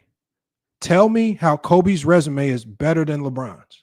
I didn't say it was better than LeBron's, bro. I didn't say that. I'm just saying Kobe's a better player than LeBron. Okay, I've already said, that if it was the most talented player of all time list, and we're just talking about talent, Kobe could easily fall 1, 2, 3, 4, or 5. Does that make you feel better? This is not the most talented player of all time. This is the greatest player of all time, which encompasses your resume, your career, your accolades, your achievements. And again, you might not like that LeBron has amassed all of these things, but he has, and it matters. So again, if you want to have the most talented player of all time list, I've already done that show, and I had Kobe at number 2. I literally did a show where we don't talk about accolades. We're only talking about sheer talent. I had Kobe at number 2. I know, but look. Here's my issue with LeBron, right? After he went to the Heat, he pretty much, let's call it, he pretty much ruined the balance of the whole NBA. His team was better than pretty much everybody in the East for those 8 years, man. Like, who cares? What do you mean who cares? That's the issue. Okay, hold on. Okay, so by that logic, so by you being the best player on the best team, so you're penalizing a player if they're the best player on the best team. That means you penalize Jordan, correct? Because you have a 45 Jordan on your logo. Jordan was the best player in a 90s era on a team that was clearly the best team in the league, and it wasn't even close. Where do you penalize Jordan? They didn't team up with a player equivalent to D-Wade. Why does it matter how? Why does it matter how the team was put together? Whether the GM put the team together, whether the player put it together. Why does it matter how the team was put together? Because they did it within the confines of the rules. Come on, bro. Come on, don't do this. Come on. No, you're only doing that. Hold on. So are you saying if Jordan, who threatened the Bulls to leave to the Knicks, to go to the Knicks, if he would have went to the Knicks, you would have punished him for his career? I mean, no. If Jordan would have done what he said, if the Bulls said, "No, we're not paying you just $30 million," and Jordan said, "Fuck it, I'm going to the Knicks," like he almost did, are you telling me that you would have diminished Jordan's career and said, "Jordan, you can't be the GOAT"? Wait, was this after 96? Can I ask you the question? Jordan was labeled the GOAT in 1992. So are you telling me that you would have removed Jordan as the GOAT if he would have left the Bulls and went to the Knicks like he threatened over that $30 million? Let me ask you this: was this after 96 when you won? Bro, would you have made Jordan not the GOAT if he would have left the Bulls and went to the Knicks like he threatened? Can I ask you this? When was this? After 96? Bro. Yeah, exactly. Because he won. He already Bro, won. just answer that question, man. You're not making it easy for yourself. Just answer the question. And yes, it was 96. Hold on. You do know when Jordan was doing the 1 year deals for $30 million each, the Bulls were resistant on giving him that deal because his salary was more than every single Bulls player on the roster combined. Jordan forced him into paying them an absorbent amount of money. He threatened to go to the Knicks where the Knicks were offering him ownership of the team. So I'm asking you, if the Bulls chose, because Jerry Krause is not a stupid owner, he made the right decision. But are you telling me that if Jordan would have went to the Knicks, you then would have said, no, Jordan, you can't be the GOAT?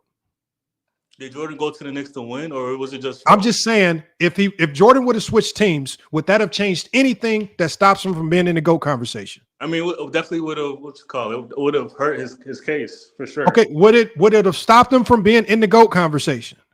It wouldn't, but it would hurt his case for sure. How would it hurt his case if he went to the Knicks and won championships? Because like the team he's on, right? I mean, you're saying if you won with the Bulls, right? You still have Scottie Pippen, and that's pretty much it. How would it hurt Jordan's case if he went to the Knicks and won championships? Because Patrick Ewing's on there. He had Scottie Pippen. Scottie Pippen was ranked higher in the 90s than Ewing. But we all know Patrick Ewing was a better player than Pippen. Ewing was not a better player than Pippen. Yes, he was. Really, he scored more? What happened in '94, right? Then he wow. was. Now you want to sound glorify. dumb. Now what we're doing is now we're glorifying a champion in Scottie Pippen versus a perennial career choker in Ewing. Ewing is a career choker. Ewing choked. Ewing is one of the biggest playoff performance chokers we've ever seen, and you're putting him over a guy who's come through more times than not. You putting him over a guy like Scottie Pippen, who's a champion, who stayed on his own team. He did it the right way. What happened in 1994? Knicks Bulls series. What happened in that? Hold on. Let me ask you one question. What do you think will happen to your team if I remove the best player and I don't replace it with anything other than hold on. If I remove, like, for example, let's just look at the OKC Thunder. What do you think happens to the OKC Thunder if we remove Gilgeous Alexander and we just tell Jalen Williams to go out the next year and go win a championship? What the hell do you think is going to happen? That's not true, though. They added Steve Kerr, they added Tony Kukoc. No. Steve Kerr, Tony Kukoc is a replacement for Michael Jordan? He's not, but what happened in that what series, kind of didn't he hit the game winner? Are you telling me that hold on, first of all, are you telling me that Steve Kerr and a rookie Tony Kukoc, fresh out of Croatia, is a viable replacement for Michael Jordan, and Pippen's supposed to take this team to the championship? What? Hold on. I'm saying did they replace Jordan with another scorer? Did they give him a Mitch Richmond? Did they give him a Latrell Sprewell? Did he give him anything to work with? That's what I'm saying, though. Like, here's the thing, though. You just said use context, and I'm giving you context. I'm giving you context too. You don't let me talk. Okay, so your context is Pippen's supposed to win a championship without Jordan, with no real replacement.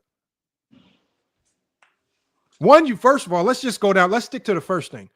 I just posed a question to you, and because if Jordan would have went to the Knicks and won championships, will it change his legacy? Hell no. He's still going to be in the GOAT conversation because the expectation is to just win. That's not true. Because nobody punished Barkley for leaving a Sixer team, going to a loaded Phoenix Suns team. Y'all right? All right, let me ask you Who's this. y'all? There's no y'all. No, we don't. What do you think about KD going to the Warriors? Does that affect his legacy? No, I love KD going to the Warriors. I tell people that all the time. It does not. I just literally said it. I love it. I love great teams. I respect talent. I understand the game of basketball. Great players want to play with great players, right? And when you're watching an organization let players walk away like James Harden, you don't want to be a part of that organization no more. Go to the Warriors. It's on everybody else to beat you. It's not on you to make it fair for everybody else as a player. It's the onus is on everybody else to level up and meet you where you at. This is the game of basketball. This is how basketball's always been played. If you went to some gym as a little kid where they split the talent up equally and, hey, Billy and Joe, you guys are too good. We're going to split you two guys up. I want you over here, Billy. No, I'm from an era where we hooped. The best team was on the court and us on the sideline, we had to figure out how to beat them. I don't care if I had to go across town and get the best high school player. I don't care what I had to do, but I'm walking in the gym with the best talent because we about to run this gym all day. I don't know where y'all learn to play basketball where everything is all fair and lovey-dovey and you get one player here and Johnny, you get another play over here and we're going to do it all equal and we're going to see who wins. That ain't never how when Coach Calipari was at Kentucky stacking up 7 and 8 5-star recruits. I didn't hear nobody crying. He had so many 5-star recruits. He had Devin Booker on the bench. Overkill. Anthony, all types of crazy stuff going on. Because basketball is a game about I get the talent. It's on y'all to figure everything else out. Now, all of a sudden, Kevin Durant goes to the Golden State Warriors, and because the Golden State Warriors was a smart organization, was able to finesse it. Because you dealing with a whole bunch of stupid organizations, because you dealing with a whole bunch of bad teams, because you dealing with players on bad contracts on this team. He's supposed to stay on OKC because your team can't figure it out. I mean, you got to figure out how to win, man. Like, you can't just keep teaming up with the best players. Thank you. Figure it out. KD went to the Warriors. Figure it out. Nah, man. You're supposed to stay in OKC and figure it out. Bro, man. Shut up, bro. Listen, at the end of the day, bro, hold on. Let me take this. Let me tell you something, man. These organizations are not loyal to the players, bro. What the hell is wrong with you? Why do you listen? No, hold on. No, I'm talking. I'll let you talk for the last 20 minutes. Hold on. It's my turn. Hold on, Mahar. I'm not trying to pile on the iGhost 45. My simple question was this right here, because he has Jordan on the logo, and I'm not trying to pile on to him. Well, I am. All I asked you, iGhost, and I'll let you cook. Just give me a straight answer. Yeah. If Jordan would have left the Bulls, if Jordan would have left the Bulls and just would have and went to the Knicks and won championships with Ewing, does that change the fact that he's in the GOAT conversation? It doesn't. But So hold on. So if Jordan leaves the Bulls and goes to win championships with the Knicks because the Bulls wasn't paying him the money that he wanted, as long as he goes to the Knicks and wins, let's say, for example, he takes that three-peat that he had with the Bulls, but that three-peat happens in New York. He's still the GOAT, right? He's still the GOAT, but it kind of makes it easier for you to put LeBron in that discussion too. No. Hold on. No. LeBron's case for being in that discussion is completely unique. He built a case. So don't connect it to LeBron. We're just talking about Jordan. Yeah. Right? Because what LeBron did is in a different era, in a different basketball landscape. You're talking about a 90s era where players like Ewing wanted out of New York. He couldn't leave New York. Why? Because of the CBA. They were only tied to the team, not out of loyalty. They're tied to the team because the CBA tied them to the teams. So, like, you guys pretend that it was loyalty. It wasn't loyalty. It was just the owners had a chokehold on the CBA. And one of the only players that was bold enough to risk it all and go to another team was a player like Horace Grant, who had to take a significant pay cut to go to Orlando and then finally get paid. Right? Finessing contracts, doing all types of crazy stuff to get a new contract. Right. So at the end of the day, the league CBA wise wasn't structured for players to bounce around because owners were lazy. They were fine with just having one star and sitting back, not doing nothing. This is why we had a whole bunch of sorry organizations in the 90s that never really tried to build winners. This is why you saw teams be the same for 6 and 7 years. They didn't care as long as they were raking in money from their team making the playoffs. It's a different league. And I don't expect players to sit on their hands in a poorly run organization in Cleveland because Dan Gilbert was horrible at his job. The GM at that time was horrible at his job. And I don't expect these players to sit on their hands while the people in the front offices, where you give them no blame or accountability to do their jobs correctly. Why should LeBron sit on his hands and waste another 10 years with an organization that's not invested in building a winner around him? Or are you going to be one of those people that pretend that Ilgauskas was enough help, that Eric Snow was enough help, that Boobie Gibson was enough help? Are you going to be one of those that pretend that was enough help? No, take your ass on, go to an organization that's invested in building a winner and go win. That's what you're supposed to do. And we don't penalize players for wanting to win and getting out of trash organizations. Wait a second, though. But nobody's going to put Cleveland's feet to the fire, Dan Gilbert's feet to the fire for being a bad organization at that time. All right, but here's the thing, though. Isn't it true that LeBron wanted Amari Stoudemire, no, the Cavs wanted to get LeBron Amari Stoudemire, but LeBron was like, oh, I want Jameson instead. No, that's not what happened. All right, what happened? Amari got was, because of his knee issue. What happened was the trade was rejected by the Cavs. The Phoenix Suns were ready to pull the trigger on the J.J. Hickson trade. Actually, there were a couple things that happened. They had actually reached out to the Pacers for Jermaine O'Neal. But you know what Larry Bird said? What? We ain't taking none of them bums. Larry Bird verbatim said, them dudes only look good because they playing with LeBron James. We not taking none of them dudes. You not tricking us. Do you want me? I can pull the quote up and show you. Larry Bird said, we not taking none of them dudes that LeBron making look better. You ain't tricking us. They almost tricked. And even with the risk of knee injury, and obviously Amari did have a lingering knee injury, he still was a better option than J.J. Hickson, who was giving you, at least for a few years, he gave you a little bit, but he was never going to give you what Amari Stoudemire could give you. And so just even pulling that trade, it at least shows LeBron we're trying. All right, we're trying to put the right pieces in place. But when you are too scared to move, when you're not really going out there and you're trying to stay under the salary cap, when you're only content with making the playoffs, why is LeBron supposed to stay in a situation like that when he's more invested in winning than people running the organization? Hey, but look, those last 2 years, he could have made it to the finals and won those last 2 years. How? Okay. No, it's not.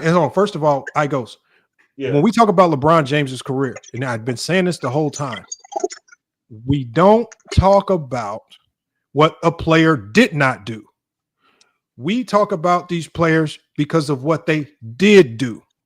So if I wanted to talk about trash players, then I would go to the YMCA and I would start taking down names of some of you guys after watching you guys play. If I wanted to just say a whole bunch of bad stuff about basketball. But if I want to talk, when we talk about the top 10, I'm only talking no matter where you believe LeBron is supposed to be ranked, if he's only in this conversation because of all great stuff. You saying he went to another team, as long as you go there and you guys win, I don't care. Even if that because you guys you know that it is exponentially much more difficult to win in a completely new situation. So when you switch teams, you actually make it harder to win. That's not true. FIF is not, because him going to the Heat increased his chances exponentially. No, it did not. You still have to play the game of basketball. No, it didn't. No, yes, it did, bro. Like, no, it okay, didn't. hold on. Hold on one second, didn't. Lee. Hold on one second. The one element, if you are putting teams together on 2K and things like chemistry don't matter, then you're probably right. But what is the biggest culprit to any? Because so that you know, most big threes don't win. Most big threes that get put together do not win. And it's primarily because of chemistry. When we saw Kobe, and when Kobe had a couple different versions of super teams, when they got Karl Malone, Gary Payton, they had Shaq and Kobe. They didn't win because of chemistry. Hold on one second, When they had Steve Nash, Dwight Howard, Ron Artest, and Kobe, right, which could be called a super team, they did not win. So again, when you go to Pippen, Barkley, Hakeem, didn't win. There are so many iterations when you had Kevin Johnson, Barkley, and Dan Marley didn't win. There's so many iterations of what we could define as super teams that don't win because of chemistry or injury. It's harder. It's easier to win sitting somewhere in one place for a long time. It should be easier to win, especially if you got the infrastructure to win. So again, you guys want to just use petty things like people who switch teams. I don't care. I love when people switch teams. I go switch teams. It has nothing to do with anything. But you're acting like it was harder for him to win with the Heat than with the Cavs, though. That's what you're pretty much saying. Well, it's going to be easier to win with the Heat because the Heat were going to be an organization invested in winning. They were going to go get the snipers that he needed. They were going to go get the players. They're not going to sit on their hands and just be content with subpar talent. That first year, they had to play with a subpar bench. What did they do in the offseason? They went and beefed up that bench, and they went and got more talent. They weren't just content. They weren't just complacent with having Bosh, Wade, and LeBron. They went and got even more talent. That's the indicator that you're dealing with an elite organization, because they don't sit on their hands even though they could. But FI, you're telling me they couldn't have won that first year? Is that what you're telling me? I'm saying they didn't win, and they didn't win because Dirk and Dallas had an elite team that nobody gives them credit for. And so, unfortunately, for 2011 is not about LeBron. 2011 is about Dirk and overcoming all of the mountains that he overcame. He beat the defending champs. He swept Kobe and them boys. He took out a whole bunch of talent on the way, including my Portland Trailblazers. And then he took out LeBron in a year where everybody felt he had a super team. Give Dirk his credit in 2011 as opposed to crying about what LeBron couldn't do. Because if it's your expectation that LeBron should have won every single NBA finals that he was in, then maybe he is the GOAT. Because if it's your expectation that he should win every time he touches a basketball court, that just tells me you understand how good he is. I'm saying because of you guys like to have, because you guys didn't even expect Jordan to win in 95. He was tired. He wasn't the same. He needed to get more condition. He was coming off baseball. Every time LeBron James is pushing 40, and y'all still expect him to play like a superstar in his prime. Y'all still have the same expectations of LeBron when he's 40 with the same expectations versus LeBron when he was 25, 28, 27, 29, and 30. Y'all level of expectations have not changed. So when you think about it, maybe you guys do think LeBron is the GOAT because you guys have such high expectations of a guy who's y'all claim is a bum. Y'all claim he's not good, but yet he's supposed to win every time he touches the court. How good do you have to be that you're supposed to win in any situation? You literally just said, you said the last 2 years in Cleveland, he was supposed to win. He's supposed to be he's that good that no matter who he's with, how bad the organization is, no matter what coach is there, no matter what a system is in play or that they're running, he's just supposed to win. None of these other things matter. LeBron James's talent usurps it all. Correct, iGhost? That's not what I said. And first of all, you're bringing up super teams, right? Those super teams you brought up, they were old and way past their prime. Like Karl Malone, Gary Payton, they're way past their prime. 2013. Kobe was playing good that whole year, but Dwight Howard was coming off a back injury, old, and then at the end of that season, Kobe tore his Achilles. So didn't Gary Payton and Karl Malone? Didn't Gary Payton and Karl? So we don't. Hold on. Didn't Gary Payton and Karl Malone both average over 20 points per game the year prior? 20, yeah, but it went down to 13 and 11. Hold on. Of course, hold on. So let's just think. Karl Malone had an injury. Let's just think. iGhost. Okay. What typically happens when you put four great players on the same team? All of their stats typically kind of take a dip because the wealth gets spread around a little bit more. Because the one thing that we saw when Karl Malone and those guys went to the Lakers is that now they had, for the first time, they had guys averaging over double-digit points. For the longest time, even when they were three-peating, it was only Kobe and Shaq scoring all the points, and there was nobody on the roster averaging over 10 points per game. Karl Malone get there, Gary Payton get there, the wealth's getting spread around a little bit more. You would expect them to win. Talk about them choking in the fight. I mean, if you want to talk about lowlights, talk about how they choked away that final with a super team. Story though, Gary, what's it called? No, don't tell me that they're old, because I didn't hear that old talk when Gary Payton went to Miami and they won a championship in Miami. Shaq went and got Gary Payton. But hold on. Let me explain it. So, bro, you don't have to explain things that we already know. You're not talking to idiots. Right, so let me ask you don't have to regurgitate games that we've already watched, and we probably watched them more thorough than you. This is all narrative talk. Everything that we're saying up here is we don't care about your narratives. We care about what is or what isn't. LeBron's resume is what is. Hold on. You saying that Kobe should have more MVPs is what isn't. I don't give a damn about what Kobe should have had. That's your emotions. I'm only talking about what Kobe has. One MVP, unfortunately, in my eyes, hurts him. If he had 2-3 MVPs, I think it would be extremely difficult to keep Kobe out the top 10. But I think when you start to look at Kobe's career, those 3 years, 3 championships that he won behind Shaquille O'Neal, As much as people want to pretend that doesn't hurt him, it docks him. And then only having one MVP, it docks him. All right, hold on. Let me ask you this: is the 2022 Lakers, are they a super team? Oh my God, bro! For the last time, Come on, man. hold on. Let's just leave this clear. I don't give a damn about what you think a team is super or not. You just I don't care if the OKC Thunder are able to somehow sign 4 Transformers from Ultron and completely shit on the league next year. Them motherfuckers figured they signed them motherfuckers from Ultron. They won. Again, it's your just job to win. It's not my job. It's not my job to be the arbiter of what type of team you build. If you are able to build a super team, build it. Go win. It's on everybody else to figure it out. Right now, OKC is at the top. Is everybody? Is they're supposed to go to OKC? OKC, this is unfair. You guys got too many good players, man. You got to share the wealth, man, so we can have a chance. No, y'all got to figure that shit out. I don't care if you got to group up, team up, go free agency, trades. Y'all better figure out how to beat us. If you don't, we're going to keep winning. This is how basketball is. You talk about this super team talk, but all these super teams, but y'all can't even tell me what a super team is. We just watched the Bulls have 3 All-Stars in Vucevic, DeRozan, and Zach LaVine. I had fools coming up here talking about, nah, they wasn't a super team. Oh, so 3 All-Stars now ain't a super team? What the hell is a super team? Bro, I don't think y'all know. You talk super team, y'all talk these narratives, y'all don't have any real definitions for anything. How about you just avoid the narratives? You avoid using loosely defined terms like super team, and you just talk about what a player did and what a player didn't do.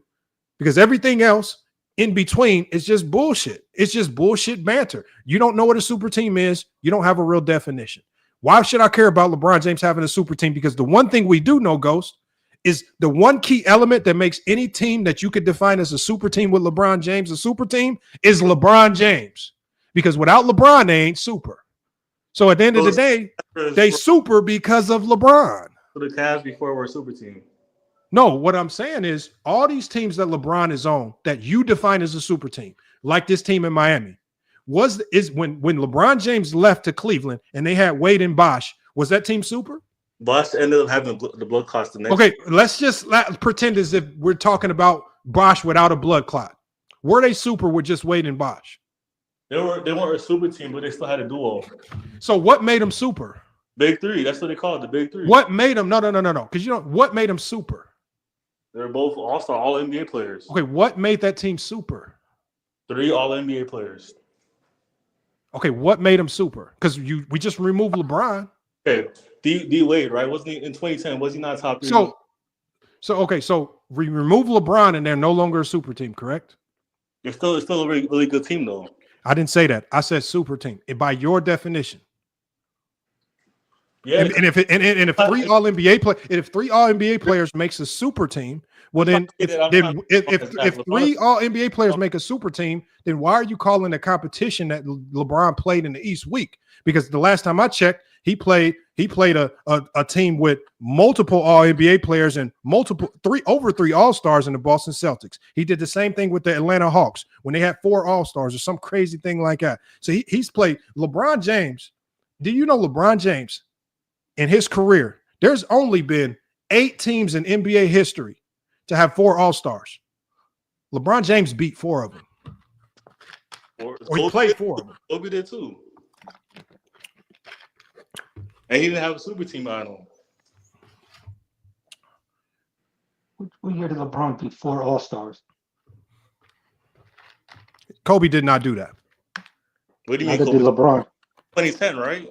Oh, yes. Yeah. I said LeBron James 4 times. Like there's 8 teams in NBA history that have had 4 All-Stars. Mm-hmm. LeBron James has faced 4 of those teams. 3 of those teams were in the East, but yet y'all say he had a weak East. See, y'all look at that 60-win Atlanta Hawk team. Y'all say it was weak. Wait, which team? Y'all look at that. Y'all look at the big 3 Boston Celtics. They weak. Y'all look at that Pistons team with 4 All-Stars. Y'all say they was weak. I thought LeBron had a weak East. Whoa, he didn't. Whoa, the Pistons team. Ben Wallace wasn't on that team. Oh my God! Now it wasn't the same team. Now we got to pull up the books on them. Come on, man. Come on, man. No. Don't. These are things that are already proven. 2007 Pistons did not have 4 did not have 4 All-Stars. Thank you. Finally, I get some help here. I didn't say what year. Well, that's Hold when on. Did they LeBron have? beat him. Hold on. Did they have 4 All NBA By the way, players? salute Lamont. Salute panel. Hold on. Rasheed Wallace, Ben Wallace, Chauncey Billups, Tayshaun Prince. Ben Wallace wasn't on that team in 07, though. He didn't say 07 specifically. He said LeBron has faced those teams. Yeah, he lost it. He said LeBron beat those teams. I didn't say no. I said he did faced not. those You guys teams have horrible because listening. I said hold on. Did he beat the Warriors when they had 4 All-Stars? No. As he faced them. I said 3 of those teams that he faced in the East. But y'all say he had weak competition in the East. So you want to give him a cookie for facing the teams? No, what I'm saying is he just faced them. I'm saying we talk about competition. Y'all just say he faced the weak East, but then we overlook all the teams with all these All-Stars that he faced. Wait, but hold on. But when he beat those, like, for example. So when we go back to Kobe. Okay, go ahead. One more time. When we talking about, because you already said LeBron has a better resume than Kobe. Too. If we're talking about career and not talent, what makes Kobe Bryant better than LeBron James if we're not just talking about talent alone? I've already acknowledged that LeBron has a better. So you're acknowledging that LeBron should rank higher than Kobe, correct? Yeah. And so what is the conversation there? I just think that Kobe had a tougher road. He faced tougher. Who cares? That's unfortunate. I'm sorry. I'm weighing that, though. Can't do nothing about your road. You cannot control who you play. Ghost, talk about 2009. Ghost. Bring up 2009. Yeah. Who cares about 09? Kobe and the We're Lakers, talking about Kobe and the Lakers beat all 51 teams in the playoffs. Nobody's done that. We're talking about entire careers. All 50-win teams. Who else cares? Jordan didn't do it. LeBron didn't do that. Talking about entire Nobody cares, bro. Nobody. And three-peat God. We're not talking about a year. There's no such thing as a GOAT of a year. We're talking about entire careers. I don't give a damn what somebody did in 09. It's your career that puts you in this conversation, not 2009. There's only one player in NBA history that could even argue about having one single season that could put him in this conversation, and that's goddamn, or 2. You could probably say Jordan in 87, 88, and goddamn Wilt Chamberlain averaging 50 a game. If you ain't do any one of them 2 things, I don't give a damn about no single season shit. Quit telling me about single seasons. Y'all, when we're talking about careers, one more time, Ghost. What issues do you have with this list? Because you said you had a gripe with me. I got Kobe at 11. I have him as one of the top players of NBA history. I don't know why that bothers anybody. But why though? Like, okay, LeBron, let's move him off the list. Because I have a criteria. And I allow my criteria to dictate what my list is. I don't allow my emotions to dictate what my list is. So my criteria consists of 5 different elements. Unfortunately for Kobe, one of those elements is MVPs, because I feel the MVP award is the most difficult award in the NBA. It's the most difficult award to win. You can't accidentally win an MVP. You can by happenstance find your way on an all NBA team due to injuries. You can sometimes luck your way into a finals MVP if you're in the right place at the right time, like Andre Iguodala or some other 6 men, or even the James Worthy. The NBA MVP, you don't get lucky and win one. If you have multiple, and unfortunately for Kobe, and also Kobe, unlike a lot of the people in my top 10, never made a significant change on the game, like a Steph Curry, like a LeBron, like a Jordan, like a Bill Russell. And so when we talk about impact, when we talk about impact, can we hold on 1 second, y'all? Can we please hold on, y'all? When we talk about, and my criteria is my criteria. I don't allow my emotions to change my criteria. It is what it is. Kobe at 11 is still very high. And the craziest thing about it is, if I swap them and move them to 10, how does that make you feel better? Because of the players above me, you still have players like Steph Curry, Bird. Steph Curry has a better career resume. How?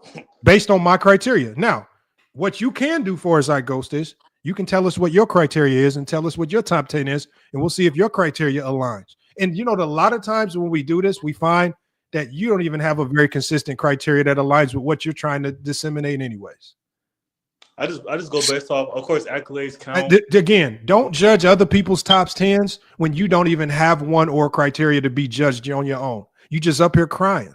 I'm just saying those criteria. Bro, like I say, So- this is FYF Sports. We actually we always we have a heavy emphasis on not being biased, not using your emotions.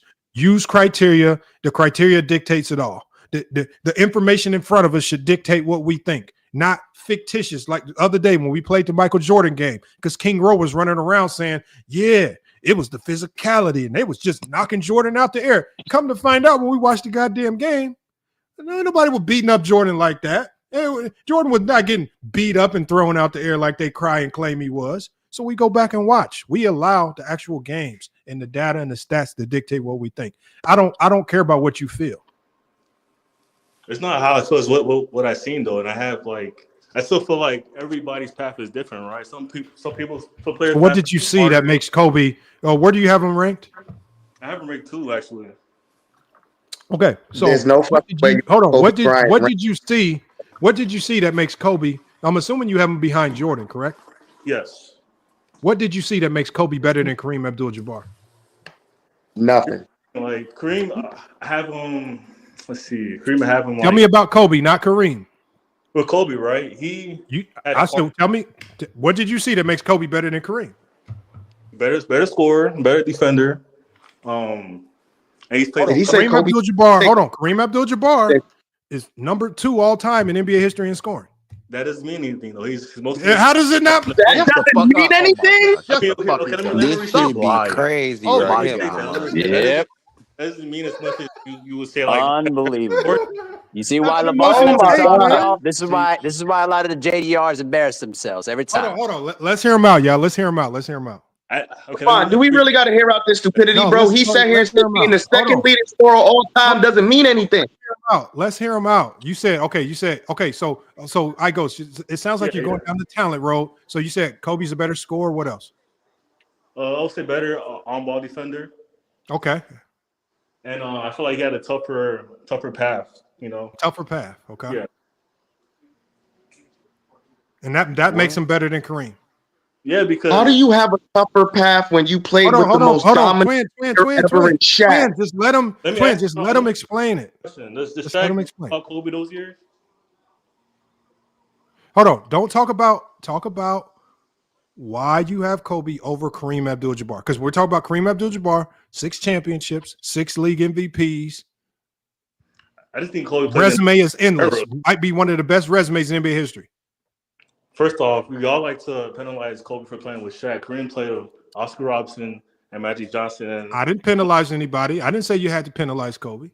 I mean, that's what people do, though. That's not us. Hold on. I'm just asking you, how is Kobe better than Kareem Abdul-Jabbar? I mean, when we talk not better, because if you go talent, I would definitely give you that Kobe's a better talent. But we're talking about career.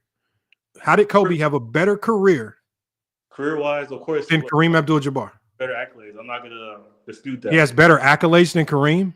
No, Kareem has better accolades than Kobe. Okay, who has better stats? Who has better stats? Okay, let's just simplify it. Who has better stats, Kobe or Kareem? Better stats. Overall, of course, Kareem. Overall. Okay, who has better accolades, Kobe or Kareem? Kareem. Okay, and we'll give you talent. I'm assuming you believe Kobe was a better talent, correct? Yeah. Who checks more boxes, Kareem or Kobe? In terms of what? Everything you just said. Accolades, stats, and talent. But here's the thing, though. I don't weigh. Just Can't make this shit up, Lamont. Can't make this shit up. Bro, this is insane. Just answer the question, Fuck bro. out. You're making this hard for yourself. I weigh each criteria differently, though. That's the thing. Like, you might have more accolades, more points, but you played in a. Okay, so what do you weigh that? So what do you weigh with Kobe that puts him over Kareem Abdul-Jabbar? I think for me, Kobe played the game the hard way, you know, and that. What is the hard way? What is that? Like his play style was really complicated. Like he would shoot tough shots, all that kind of stuff. You know, like you play on lesser talented teams. So because you believe he took tougher let him shots. explain it, please let him explain it, y'all. Please just let him explain. He had a lot of help in his career too. He's a great player. No. Yeah. All right, Ghost. I want you to explain to us what is the hard way. You said Kobe played the game the hard way. Yeah. What is that? The hard. What I mean by the hard way is when he first got drafted, he had to play with Shaq and sacrifice a lot of his accolades and stats, right? But he still sacrificed that to win rings for the team. And then after that, when Shaq left, he had to play on a less talented team and to figure out a way how to win. So he got Paul Gasol, and he had to play tough teams overall. You know, I feel like so when Kareem Abdul-Jabbar yeah played on a team that didn't make the playoffs, but he was so dominant that he won league MVP. Did Kobe do anything like that when he played on a bad team? That's my point exactly. That's the era. So Kareem Abdul-Jabbar's played on bad teams. It is era in the last 20 years. Will they give MVP to the person that didn't make the playoffs? But Kareem played on a bad team and was able to stand out so much that he was still the league MVP, a team that didn't make the playoffs. That's how good Kareem was. Kobe had seasons like that too, where he no. What MVP did Kobe win when they didn't make the playoffs? No, he could have won one when making the playoffs. No. It could have. It ain't winning. Woulda my ass, man. Players voted. Okay. If you want to go, I feel like in 06, right, when Kobe didn't win, when Steve Nash went over Kobe, I feel like he should have won that year. And that's okay. So you admit that Kareem has better stats. You admit that Kareem has a better resume overall. I'm like. So what do you weigh that puts Kobe over Kareem? His feelings. Kobe's best season is better than Kareem's best season. Okay, what tangible? Hold on, no, that's not true. What tangible? What tangible thing do you have? It's all about his feelings. That we can go look to where you can say this definitively puts Kobe over Kareem. I mean, at the end of the day, absolutely nothing. Y'all gonna disagree with me anyway, but I'm just saying. No, I'm not disagreeing with you. I'm just trying to understand your criteria. Because I don't judge where you rank players. I just want to know the thought process behind how you got Kobe to number 2. That's all I'm trying to figure out. Yeah, like the way the game was played, the era he played in, how it was done. That's how I rank it. Okay, so LeBron played in the same era. So yeah, I mean, wait, okay. So you said the way the game. What do you mean? How the way the game was played? Like tougher era, like harder defense, more talented players, more talented competition, rivals, teams, that kind of thing. Okay, so Kobe played tougher teams. That's what makes him over Kareem Abdul-Jabbar. That's part of it. Okay, so but I need the whole part of it. What's the rest of it? What are your, like, if you had to give me 5 principal points as to why Kobe is ranked higher than Kareem Abdul-Jabbar, what are those 5 points? This is nasty work. I mean, let me think. So you say, oh, the accolades, Kareem has better accolades than Kobe. Okay, I give him that. All right. Well, Kareem has better accolades and stats. We'll just knock that off the book. Kareem is going to clear Kobe by a long shot in a mile in those 2 things. So now we got to go to something else because I don't know what it is. Rings that count. You say rings too? Yeah, what you go on this? We can't use championships. Kareem has more championships. But hold on, that's the thing though. How many? So the teams that Kareem played on, right? Most of them were very talented. You know, like he's had way more. That's not Kareem Abdul-Jabbar's fault. Kobe played with Shaq. He's not the GM. Well, hold on. What? Kobe won 3 championships with the most dominant player in the NBA. Exactly. Like, bro, why are we still entertaining this, Lamont? Hold on, twin man. Because this is the logic behind Kobe fans. So I like where you're going with this. I don't. What are the 5 foundational points? I know what Lamont's doing. Is all right. 5 foundational points as to why you rank, because it's not LeBron, because I mean you've put Kobe over a ton of players. I'm just going to Kareem. I'm not even talking about LeBron. Right. 5 tangible things that we can measure that you feel in your mind definitively put Kobe at number 2 over Kareem Abdul-Jabbar. Play style, you know, that's okay. Play style, shot making, and being able to skill set, and being able to carry the team like at the end of the game. Okay, so carrying the team at the end of the game, skill set, playmaking, and competition. I'm assuming, or something like that. So, but it's not the MVP stats or championships, none of that. Big ones, yeah. Hold on, let me ask you this. Even Kareem All got the most MVP, I'm gonna do it. unstoppable move in How you NBA have him over history. LeBron if LeBron has more buzzer beaters No, I than him? don't always want to make it about LeBron. no, that's not true. I feel you. Kareem got the But most I had to do it. Hold unstoppable on one shot second. in Hold on NBA one second, history. y'all. Hold on. We got a couple other people I want to get to real quick before we get back on Igos. Because I want to go to Twin Man and then I'm gonna go to Vis next. And we got Vis and 3-point guy who pulled up. Let me go to you, Twin Man, and I'm gonna go to. Hopefully, I'm saying his name right. That's all I see up here. It says VIS. So we're gonna go to him next. And then we got Wise Tomato up here as well, man. Go ahead, Twin Man. Go ahead and cook. Please, Twin Man, roast this dude. The list, I'm not going to even comment on that stupidity, bro. I'm going to talk about the list. My only problem with the list is that you have Magic at 4. He's way too high. That's my only problem with the top 10 list. I still believe Magic is a top 10 player. And like I've constantly said, like Lamont has constantly said, Kobe is exactly where he belongs at number 11. That doesn't hurt Kobe's legacy. That's not saying Kobe wasn't a great player, but he is not a top 10 player. All the players in the top 10 deserve to be in the top 10. Kobe's resume is not a top 10 resume. He's doing exactly what he needs, and he's gatekeeping the top 10. And there's only one player, it's actually a couple of players that Lamont named that's honestly going to jump Kobe, maybe. And that's KD, and that's Jokic. Not Giannis. Don't forget about Giannis. Maybe. Giannis can too. Maybe Giannis. We forget how young Giannis is. I feel Giannis is Giannis is young, but we don't know. We don't. No, I'm saying Twin Man. Giannis hear me out. Giannis has a DPOY, a league MVP, and a championship already. I mean, really, if you think about MVP, Lamont. He got so we go to 2 league. I'm saying there's like most great players don't get that until they around 29, 30, like pushing over. I feel 30. what you're saying. Giannis has to do more, unfortunately, for him to even be considered to jump Kobe. It's just the reason why I say there's an argument for KD to be over Kobe right now. There's an argument for Jokic to be over Kobe right now. The reason why I said Quinn is right about Giannis. You hating at this point. The reason why y'all literally overrate Kobe way too much. He's a great player, but hold on 1 second. The reason why I say you're right about Giannis is because it takes us back to the element of what you can and what you cannot control.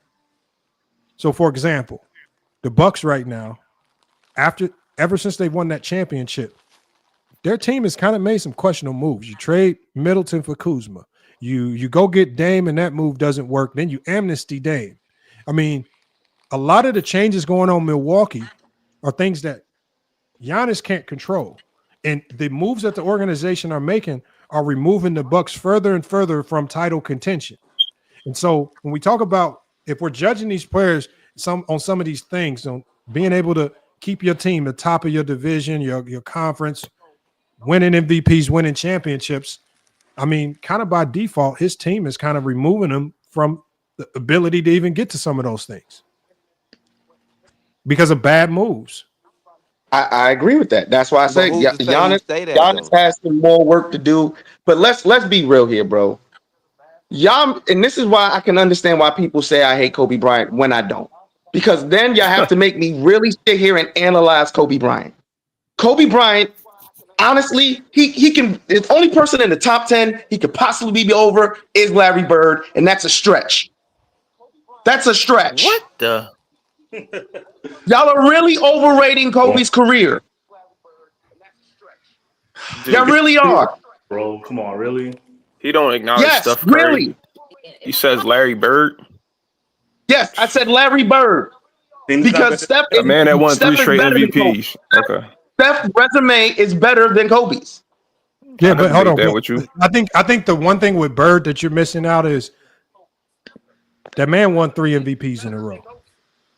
That's a lot to. That is a historical accomplishment that we will probably never see again in NBA history, and I think that alone is what's keeping Bird right there in that top 10.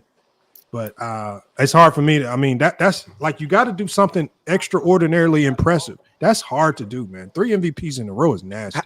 You got to give it to Bird. Hey, Lamont, how many finals did they go to in the 80s? The Celtics. I can't remember. I got to go count. I don't know about it. I got it. Hold on, y'all. But to be fair, To be fair, it was me to go. I was supposed to be going to this next. Hopefully, I'm saying the name correct. I mean, bro, next. Go ahead. And, Man, y'all all over the place. I did have a question for you, Lamont, but I'll just stick on Kobe because I'm not a Kobe guy, and this guy don't seem like a Kobe guy. So, me not being a Kobe guy, I feel like I get some motion with him. The man that said that's Larry Bird, you won't put him over Larry Bird. I'm not a Kobe fan, but I don't know how long you've been watching Kobe. I watched his whole career. You obviously didn't see his first three-peat, and a lot of people like to discredit the first three-peat and put it on Shaq, and they don't emphasize what Kobe was able to do in those first 3 rounds when they were going up against legit centers and legit power forwards that was able to shut Shaq down. A lot of people focus on Shaq in the finals. Listen, they focus on Shaq in the finals because the East didn't have a legit center outside of Dikembe Mutombo, which is my team, the Sixers, that was only able to give enough competition. The Nets didn't have nobody.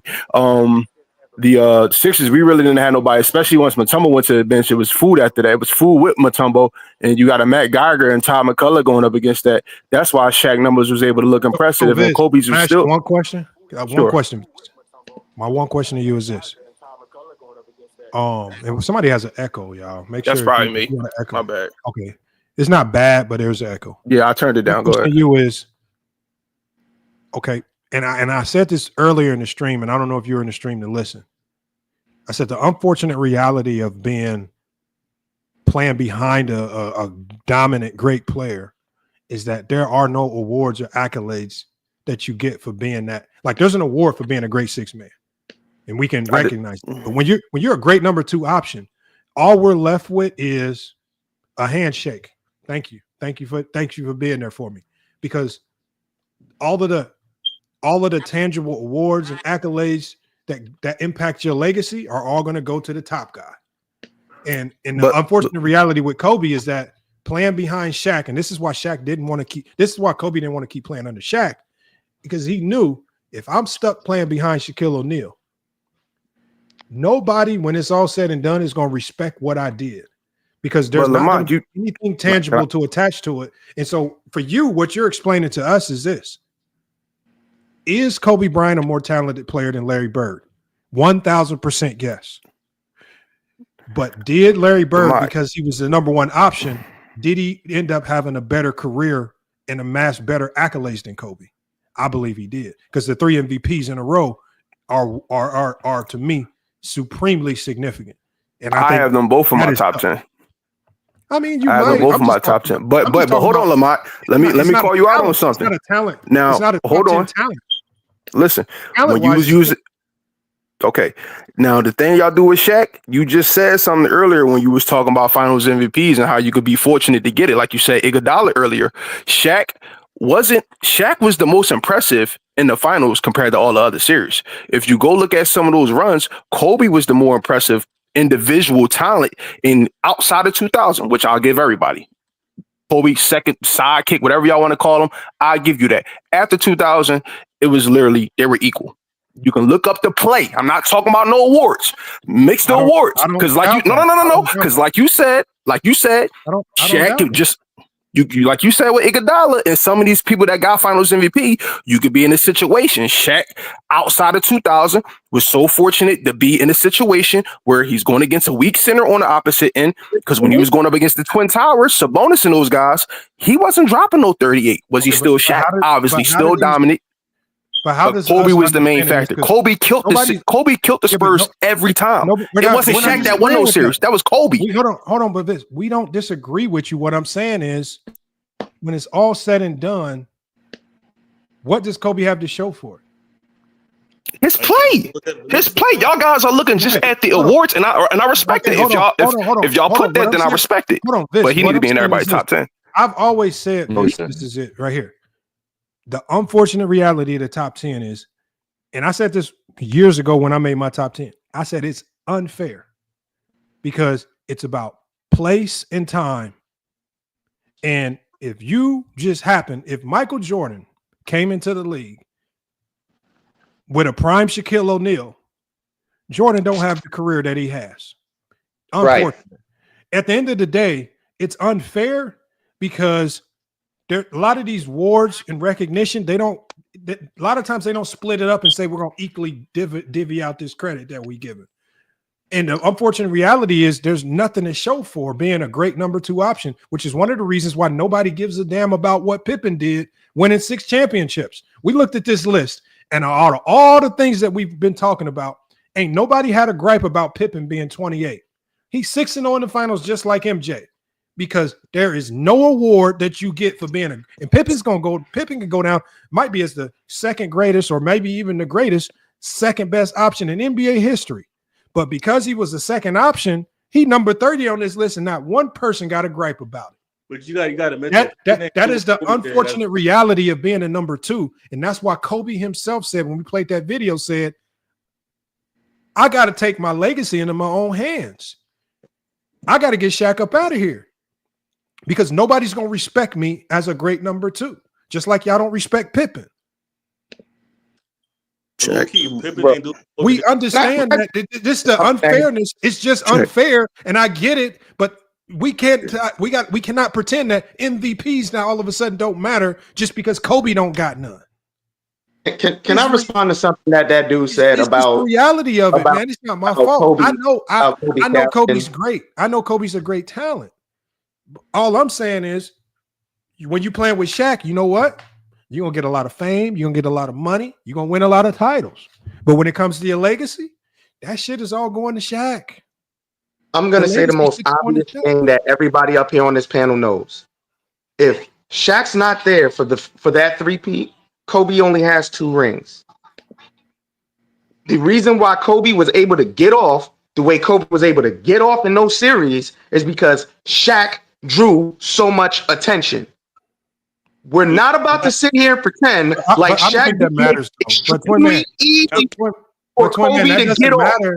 But it doesn't matter because what I said earlier was, I don't care who you play with. That is false, man. I don't How care. is it false? No, it's not. Hold on. I don't want to go down that road because that's not a conversation. Because you seen what he did outside of that, dude. You seen what he did the same thing when Shaq was long gone. Please, y'all. Exactly. Thank you. We having a conversation that's not being had. I literally said earlier in the stream, I don't give a damn. I told you, if you go get 4 Transformers from Ultron to play with you and you shit on everybody, I don't give a damn. Win however you win. That's how this league is. It's not if Kobe's able to get it easy because that's the lucky part about playing alongside Shaq. Sometimes there's a little bit of luck involved. James Worthy got drafted to the Lakers instead of Dominique Wilkins.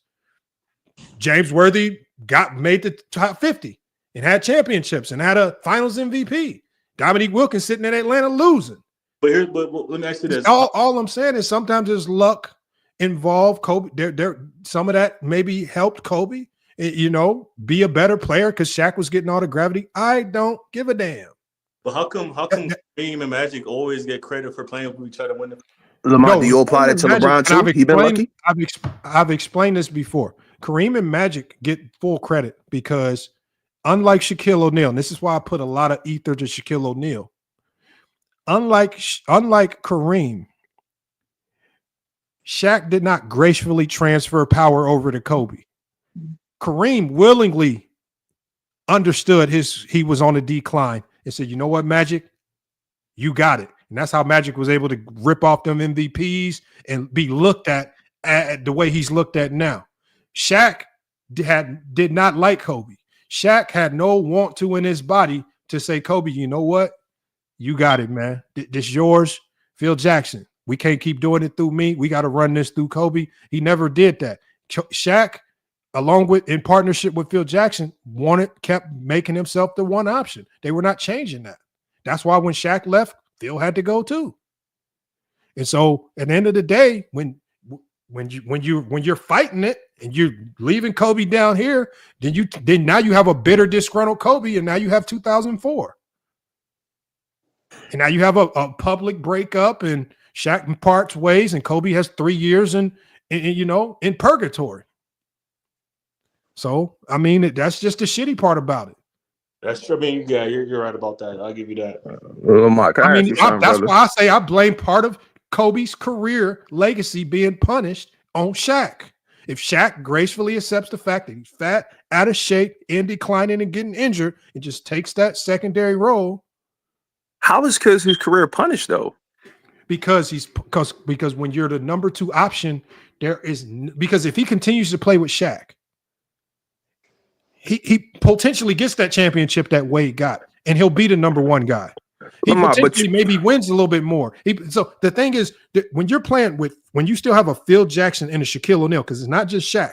When you have a Phil Jackson and Shaquille O'Neal, and let's say Shaq allows that transition of power. Kobe, you got it now. My time is up. My prime is starting to decline. You're on the rise. And you hand the reins over to Kobe, and the league sees it. Kobe's now going to start getting that recognition. Kobe could never get full recognition behind Shaq. Who? Kobe. You want me to play Kobe's own videos? What has Kobe been saying his whole life when he won this? I got more rings than I got one more than Shaq. You Shaq think goes away? More important to win one now with Shaq not there? Oh yeah, because that's the challenge. Some said I couldn't for whatever reason, but I knew the truth of it. I think Shaq knew the truth of the situation. I wasn't some sidekick. You see me every day. You know what I'm about. You know what I mean? So it was kind of insulting to me for people to think I couldn't be that dude. That's to 2009, and it's your first ring without Shaq, and you and Kobe are leading the way now. And how did it feel proving to the world that you guys could win without Shaq? And walk us through kind of what that was like. I know you mentioned just now how determined, and we've heard stories of how determined Kobe was. Like, he wanted to get one without Shaq. Was there any story that really, amplified that statement where you guys are into practice and he pulls you to the side? Just something where you were like, okay, this guy's not playing around about getting a ship this year. Nah, I don't think he ever, at least to me, we never openly talked about this. We need to do this without Shaq in order for this, in terms of publicly or outside of like our own internal drive to like be great. At the same time, in saying that, I'm not stupid. Like, I knew, I knew that, that was a significant part of what was driving him. And so when we get to the cusp of winning the title in 2009, like, yeah, the Shaq energy of like winning one without Shaq is there.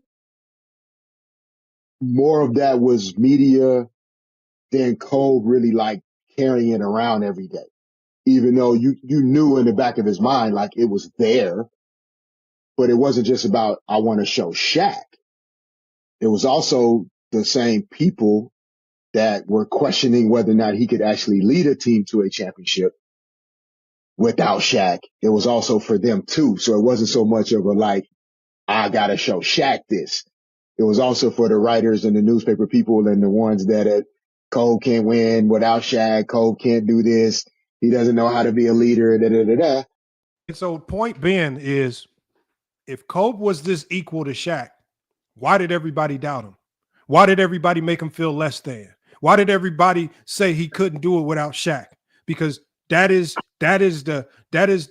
what comes with being the number 2 option. A whole bunch of No, that's not why, Lamont. That's not why though. Hold on 1 second. We just heard Kobe himself say, we just heard D Fish say, y'all can't tell me that's not why. When we just heard, I agree with what he said. We just heard D Fish say it. You keep saying that they were equal, but yet Kobe says we wasn't equal. D Fish said they wasn't equal. Kobe's insinuating that he can do it without him. That's basically. Hold on. The whole point is we're not dumb. Why do you think we're dumb? We knew Kobe was a number 1 option stuck in a number 2 role. Y'all just think we stupid. Unfortunately for Kobe, he was stuck in a number 2 role behind Shaq, and he knew, just like we just saw, he was never going to get credit as a number 2 option behind Shaq because fans are dumb. Fans were doubting him. This is why I say all y'all fake Kobe fans were never real Kobe fans, because y'all weren't lifting Kobe up in the moment saying, you know what, Kobe, you still that man. We ain't doubting you. All fans and media did at that time was lay eggs and seeds of doubt in Kobe. Kobe, you can't do this. Kobe, you can't do this. Kobe, you can't win without Shaq. That's not true, Hold on. Fake Kobe. Hold on 1 second. All fake Kobe fans, because if y'all were giving all this uber confidence to Kobe, then Shaq why goes away. More important to win one now with Shaq not there? Oh yeah, because that's the challenge. Some said I couldn't for whatever reason, but I knew the truth of it. I think Shaq. Who is the some said I couldn't? Y'all dumb Kobe fans. Y'all fake Kobe fans that only really became true fans once he passed away. Y'all doubted him. Y'all hated him. Y'all didn't respect him. Nobody did at that time.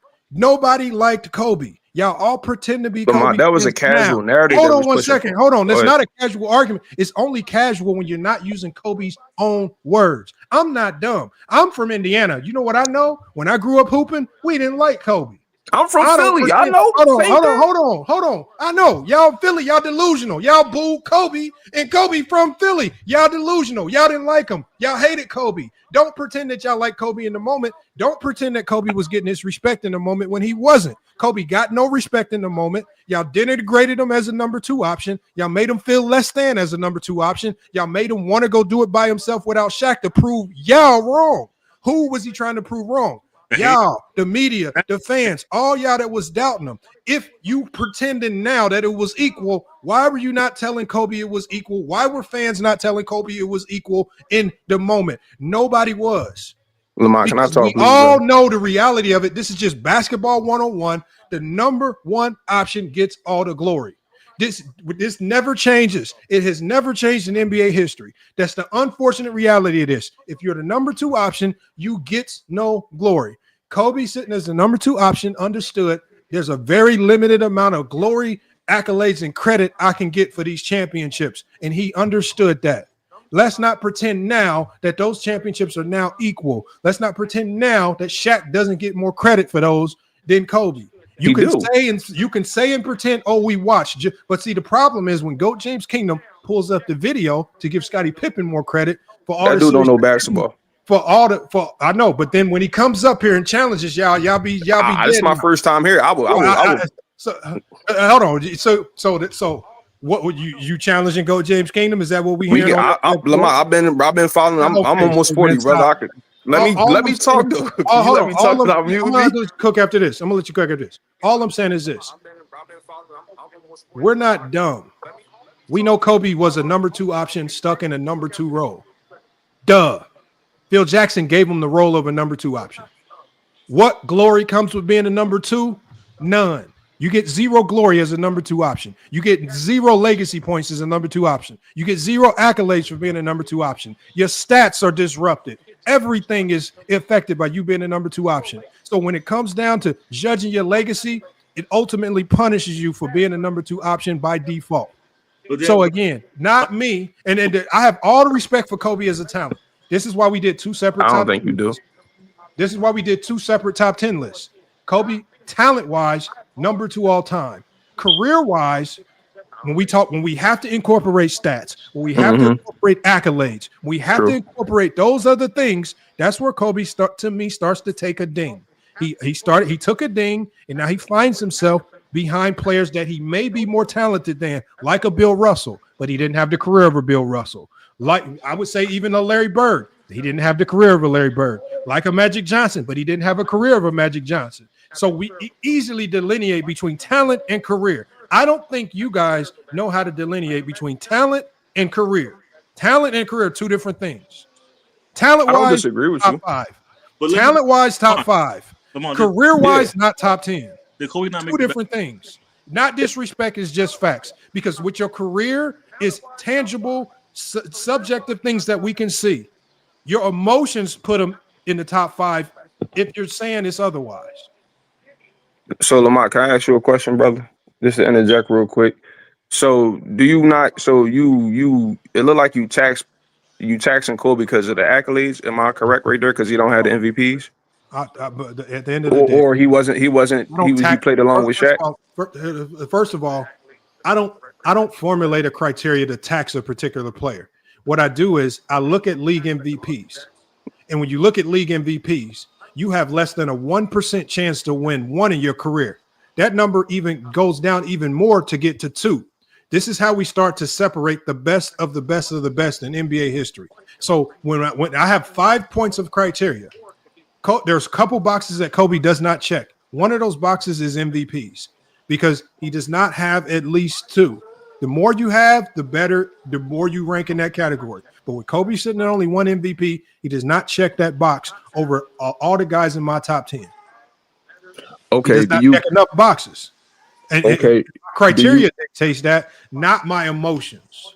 Okay, so let me ask you something real quick. This is a sidebar question. If Karl Malone and Charles Barkley had 2 championships, would they rank higher in the all-time ranking? Karl Malone, yes. And Barkley, yes. Regardless if they won MVP or not, right? Because winning matters. No, because it's not regardless, because they both have MVPs. And if you add on to that, you can't take their MVP. That's why I said regardless. I'm saying finals MVP, regardless if they had finals MVP. No, I'm not talking about a finals MVP. I'm talking about league MVPs. I know, but I'm asking you, regardless if they win a championship, regardless if they have finals MVP, you'll rank them higher, right? Worthless MVP award in basketball. It doesn't mean nothing. I don't use it. Hey, listen. So, I see where you go. I see what you're trying to do with that. If you're telling me, so hold on. If you're telling me, it's just like I told Sturdy. If you take away Hakeem Olajuwon's 2 championships and you leave everything else the same, he ain't top 10. Because a lot of people have him in the top 10. We can't pretend that winning to a certain degree does not matter. If you give those 2 championships to a Barkley, that puts Barkley up there. If you take those 2 championships and you give them to Malone, that will put Malone up there. It is what it is. The criteria is the criteria, right? Malone with 2 MVPs. You give him 2 championships, that elevates him. Malone with the scoring and some of the stats, that puts him up there. But the significant winning is what hurts Karl Malone. I can't control it. Hey, Lamont, really fast there. I just want to. Not my fault he had to battle Jordan. I'm sorry. It is what it is. I know that's a quick question for you, Lamont, just so we can be on the same page. And it goes into what this guy was saying too. So Larry Bird, for example, right? He has 2 MVPs over Kobe, but Kobe clears them and everything else, right? Other and everything else, like criteria. And everything else, period. Like what? Like all NBAs, all defense, statistically in every regard. Okay, I don't use those things. That's Coach James' kingdom. The only, I'm just saying, so 2 MVPs put him over. Hold on. You're so inconsistent, Lamont. My criteria. What is the only accolade that particularly matters? And I explained this why. I said league MVPs. Why did I say that? Okay. Because I said because what happens is when I just use MVPs, it equalizes longevity. Players who just played longer. So, for example, a guy like Kobe who played 20 years, a guy like LeBron who played 20 years, they're going to have more All-NBA teams than most players in NBA history. Does that make them better? No. Longevity doesn't necessarily make you better. What I'm looking at is I'm looking at what is the most. How do I equalize? How do I equalize it? Because Larry Bird had a whole bunch of All-NBAs. He just played shorter, right? So All-NBAs is just an attribute that really good players always get. Having more of them don't make you better or worse than another great player. So the award that starts to separate, the one award that I've seen that starts to separate the best of the best from the best is the league MVP. And the people. So how's LeBron over Kareem in your book? And then hold on one second, T Perfect. And let's not just hinge it on league MVPs, because I have 4 other points of criteria that you also have to meet a standard or a threshold in those criteria. But when you're talking about accolades, I'm not running down chasing 1,000,001 All NBA. Oh, you got 35 All NBA teams. Now you got to be top 5. No, it don't work like that for me. Longevity don't always just cut it, right? So again, I try to take what is most significant. I've categorized it, and you have to start checking boxes.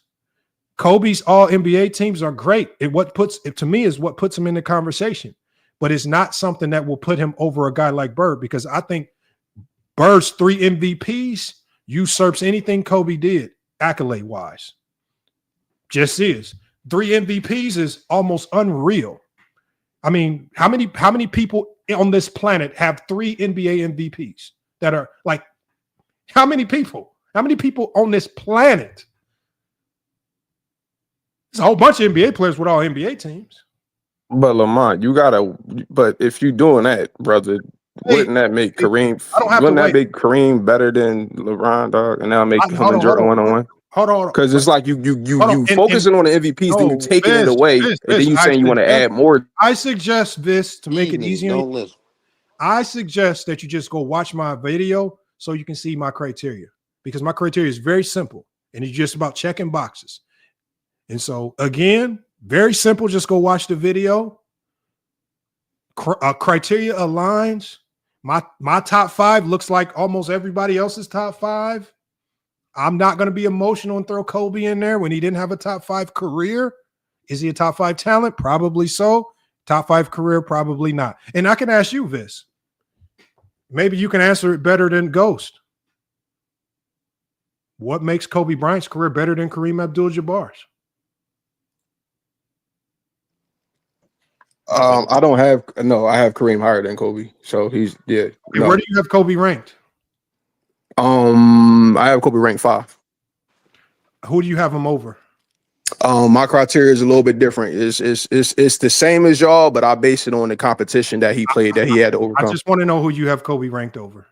I have you want to know my top 5? I don't think I want to start. Well, obviously, right now, I mean, if you have Kobe at 5, You want to? Yeah, all right, for sure. I want to know who's at 6, 7, 8, 9, and 10. Jordan. I have Jordan, Kareem, Magic, Tim Duncan, and Kobe. Okay, now who's 6, 7, 8, 9, 10? It's scramble, man, between Shaq, Wilt, Bird, LeBron, and I'm missing one more. I'm missing one more. Let's just go with LeBron. Put Hakeem in. How does Kobe have a better career than LeBron? Now, Say that again?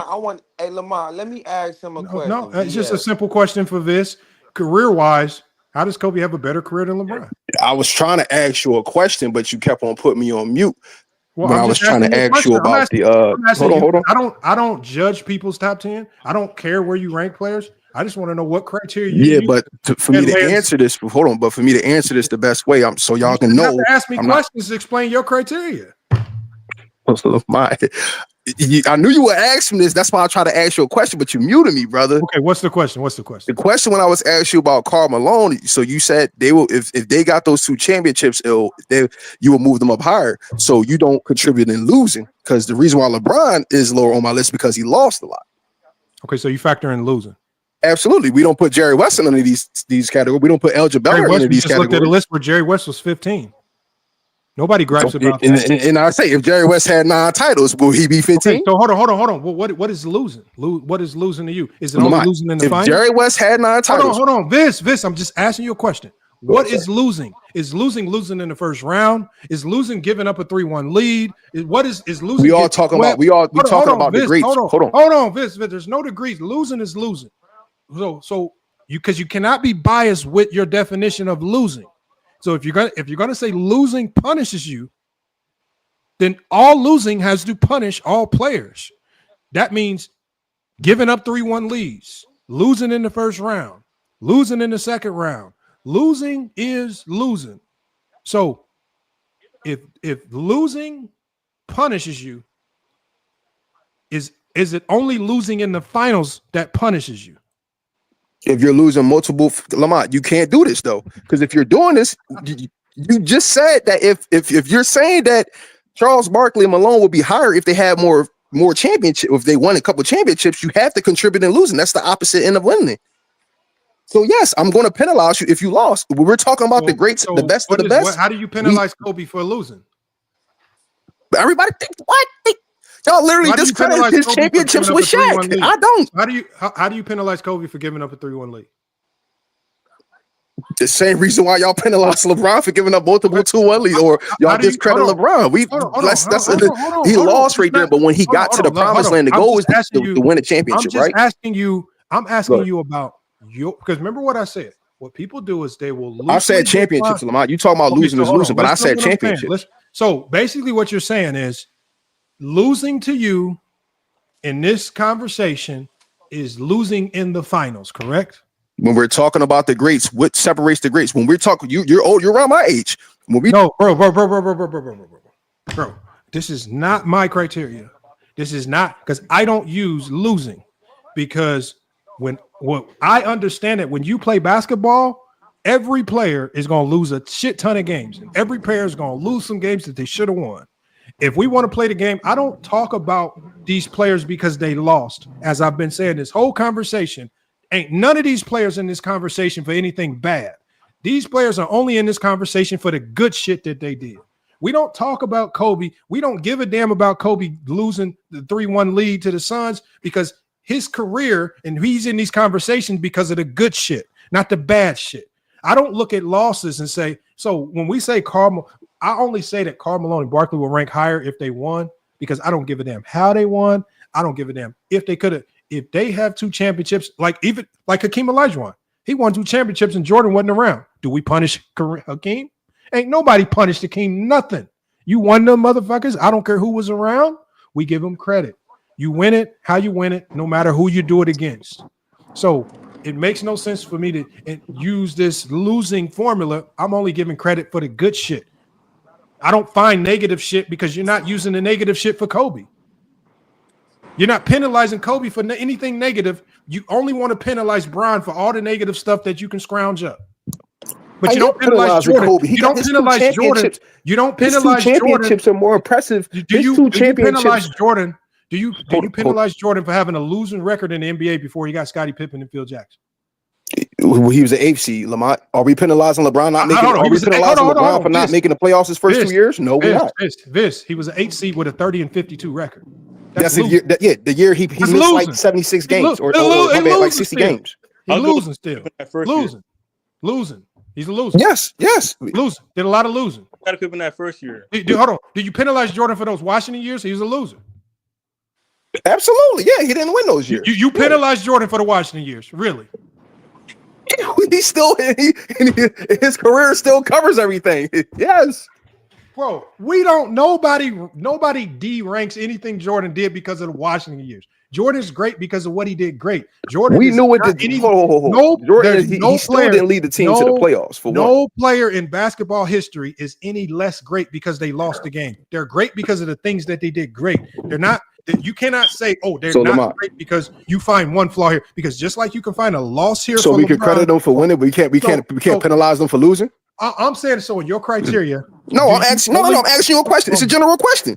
My question is this: if it's your criteria, if losing matters, go through your top 10 and tell me how losing impacts everybody in there. Please. I feel like losing. You give me permission to talk, brother. No, I want you to tell me because if losing penalizes, but you're trying to. But if losing, no. All I'm saying in your criteria, because you have to be consistent. I am consistent. You're not. If losing penalizes LeBron, then how does losing go through your entire top 10 and tell me how losing penalizes everybody below? Lamont, you're credited for winning. You're not doing the opposite effect for losing, Lamont. Iverson is not top whatever because what? He didn't win as much. Hold on. How does losing penalize everybody in your top 10? The same reason why I win it. You just said that if Charles Barkley and Karl Malone won. This is your criteria. Just tell me how losing impacts Bill Russell. Because you didn't say Bill Russell was in your top 10. Bill Russell's the greatest winner of all time. Absolutely. I don't disagree with that. So Bill Russell's the greatest winner, lost the least, but he ain't even crack your top 10. Who said winning was the only criteria? My criteria is accolades first, championship second, or winning from helping your team win, any contributing of winning a championship, not just winning regular basketball games, winning a championship because you play to win championships. You don't just play to win a game. You play to win championships. How about you pull that one up that Jordan said about that? Okay, so I'm basing it on the criteria. I'm basing it on the criteria. Who has more accolades, Bron or Kobe? Say that again. Who has more accolades, Bron or Kobe? Absolutely, LeBron. Who has more championships, Bron or Kobe? Kobe, obviously. Okay. So hold on 1 second, Alpo. So we're even right now. What's the next criteria that you're using? Winning. Okay. Who's won more than LeBron? Kobe won more than LeBron? Because you already used championships. Yes, brother. Yes. He's way the competition that you said. Hold on, the competition that y'all sell LeBron. Hold on, y'all. So we just said Bron has the accolades, Kobe has the championships. We need to find a new criteria. This man said winning and is only using the championships again. So he's using championships twice just to put Kobe over LeBron because he knows if he goes to regular season and playoff winning, it's going to automatically give LeBron a check mark in winning because LeBron has won a shit more than Kobe. So you better get away from the winning because we've already gave you championships. You can't count it twice. You can't say championships twice. We just gave you that. It's an even right now. Accolades, Bron. Championships, Kobe. What's the other criteria? Lamont, okay. Before I say this, I'm not saying anybody will agree with me, but I know there's a handful of people that will agree with what I'm saying. Okay, if you have LeBron over Kobe, by all means. By all means. I'm not arguing nobody with that. Hold on. The reason why I have him over him accolades, Bron. Okay. Give Bron a check mark. Championships, Kobe. Give Kobe a check mark. It's even right now. What's the next criteria? You said winning, but you said winning his championships are the same. Hold on. You can't count championships twice. We already said championships. Okay, Lamont, stats. Okay, you happy, brother? Hold on, who has better stats? You happy, brother? Who has better stats, Bron or Kobe? Longevity stats, but yeah, longevity stats are still better. Yeah, for sure. No. Who has LeBron, brother? Yes, LeBron. Bron has stats. Bron has athletes. Kobe has championships. Bron is up to 1. What is your next level of criteria? What I say? Accolades, championships. Well, you said I can't use winning, so because winning is championships. You stats, player, the talent of the player, and the route how they did it, like the team construction or what they had to win. How did they win or the skill, the competition that they played to win. Bron stats, we give Bron accolades, we give Kobe championships. Yeah, the level of competition. Bron is up 2-1 right now. Kobe needs to play catch up. What is the next criteria? Well, I said the talent of the player. Okay, we can all agree Kobe's a better basketball player than LeBron, right? He's not LeBron. Kobe or Bron? Talent? Offensive rebound, not talent wise. Defensive rebound. Kobe's not more talented than LeBron. All right, let me ask you a question, Lamont. And this for everybody. Hold on. Who's a better offensive player, Kobe or LeBron? LeBron. He's a Y'all got it. All right. So hold on. Just because he got the offense, Just because he has the all-time leading score record, that make him a better offensive player. Kobe's a better offensive rebounder. He's a better. Who's a better? So he's a better. Hey, go James Keenum. Hold on, we got go James Keenum here. You called for him, the boogeyman here now. Go James Keenum. He called you out, man. He said he been watching you. He said he about to cook your ass. Hey, Johnny. That's right. Hold on. Talking like this. Is this the dude that be wearing a Miami Heat jersey? I'm talking about him. That's Go James Keenum. Is that the same dude, the goatee with the dude that we have in the Miami Heat? Yeah, he don't know what the hell he be talking about. He just favors one guy. He's very biased. He knows his stuff, but he's very biased. What does it mean being biased to do anything? You're just very biased. Because you don't speak it right down the middle. You do everything to favor one player, and you don't come straight down the middle. Can we not get away from it? Hold on. Let's get back to that. Okay, hold on. Lamont. Don't lie on James Keenum. LeBron has stats. LeBron has accolades. Who's a better offensive player, Lamont? Okay, what's your next criteria? Talent? Yes, talent. Who's a better offensive player? LeBron. Based on what? Everything, bro. Okay, so if offense, hold on, let me explain it, y'all. Offense encompasses. It's a losing battle. I'm not even about to do this. I think if you listen, you would understand. Yeah, it's a losing battle because you can't talk basketball. Go ahead. I can talk basketball. Let's do it. I can argue this all day. We just gonna agree to disagree. Let's do it. Understand. Hey, y'all, hold on one second.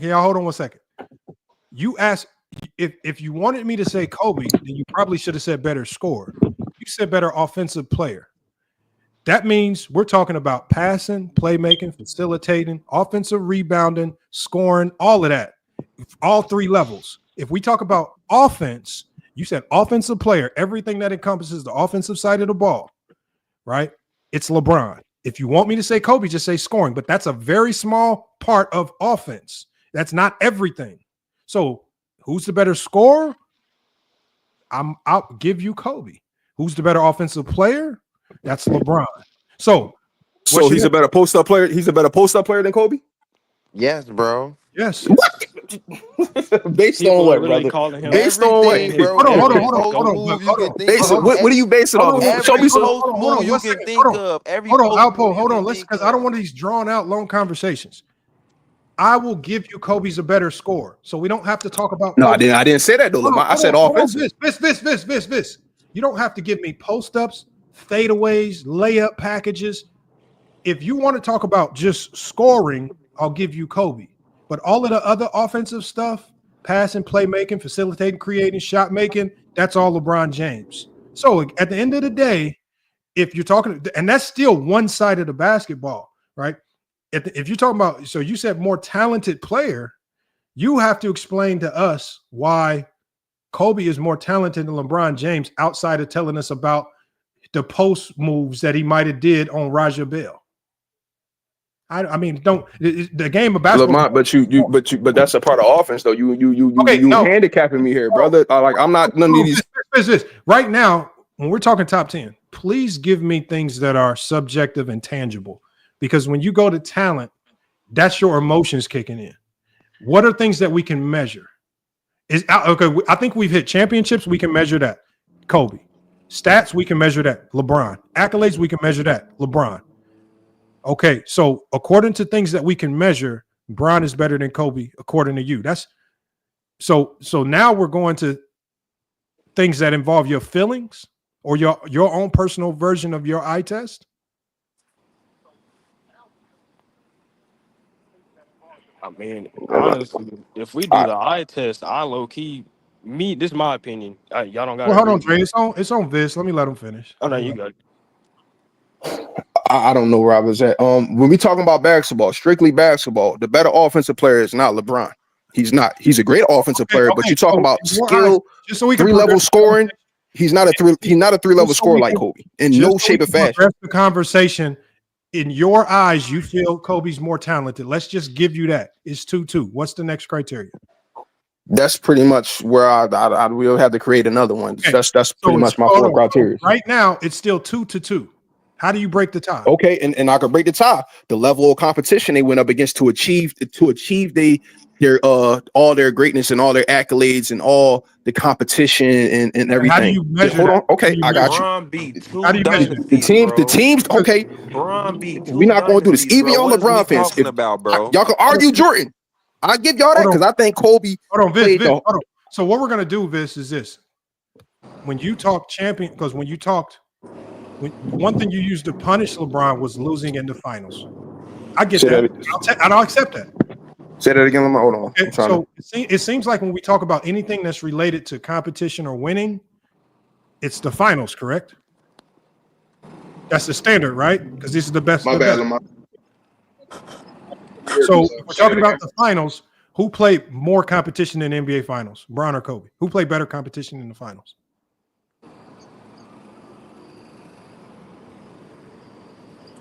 Oh yeah, for sure. No, for sure, LeBron. Who played better competition in the finals, Bron or Kobe? For sure, LeBron. For sure. Okay, so Bron gets that check mark with competition. No, we're not doing it. We talk about play. I said playoffs, brother, not just the finals. Oh, no. Playoffs. But you don't count none of Bron's playoff wins. But you don't. When it comes to winning, you don't want to count Bron's playoff wins. Let's talk about the run to get there. Let's talk about the competition. The teams that LeBron faced in the finals were regular. They were first and second round teams Kobe had to get through just to get there. Don't forget about that 09 Nugget squad with Chauncey Billups, Kmart, all those squads he went through.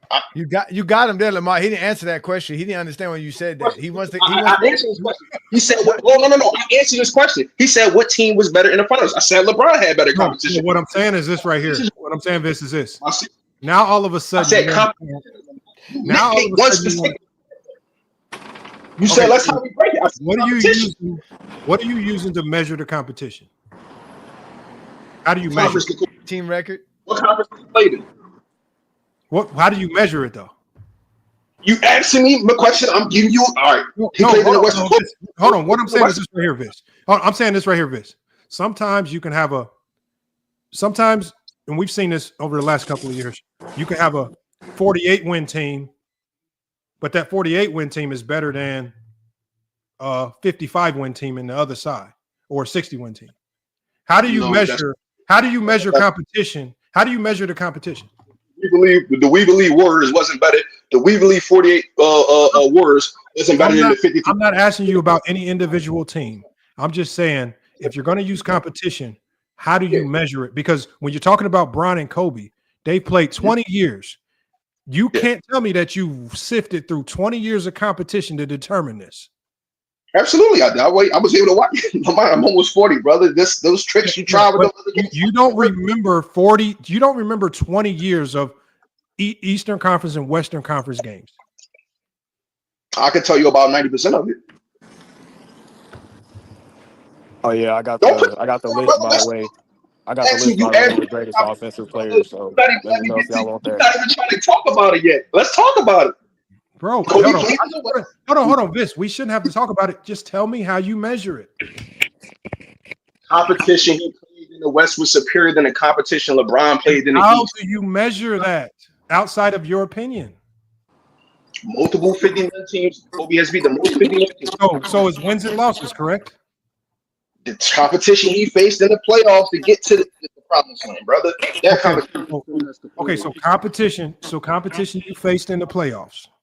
To get to competition overall, including the playoffs, all they runs that they had to the championship. We're talking about that now. The entire playoffs, and matter of fact, fuck it. Excuse my language. I don't want to curse on your platform.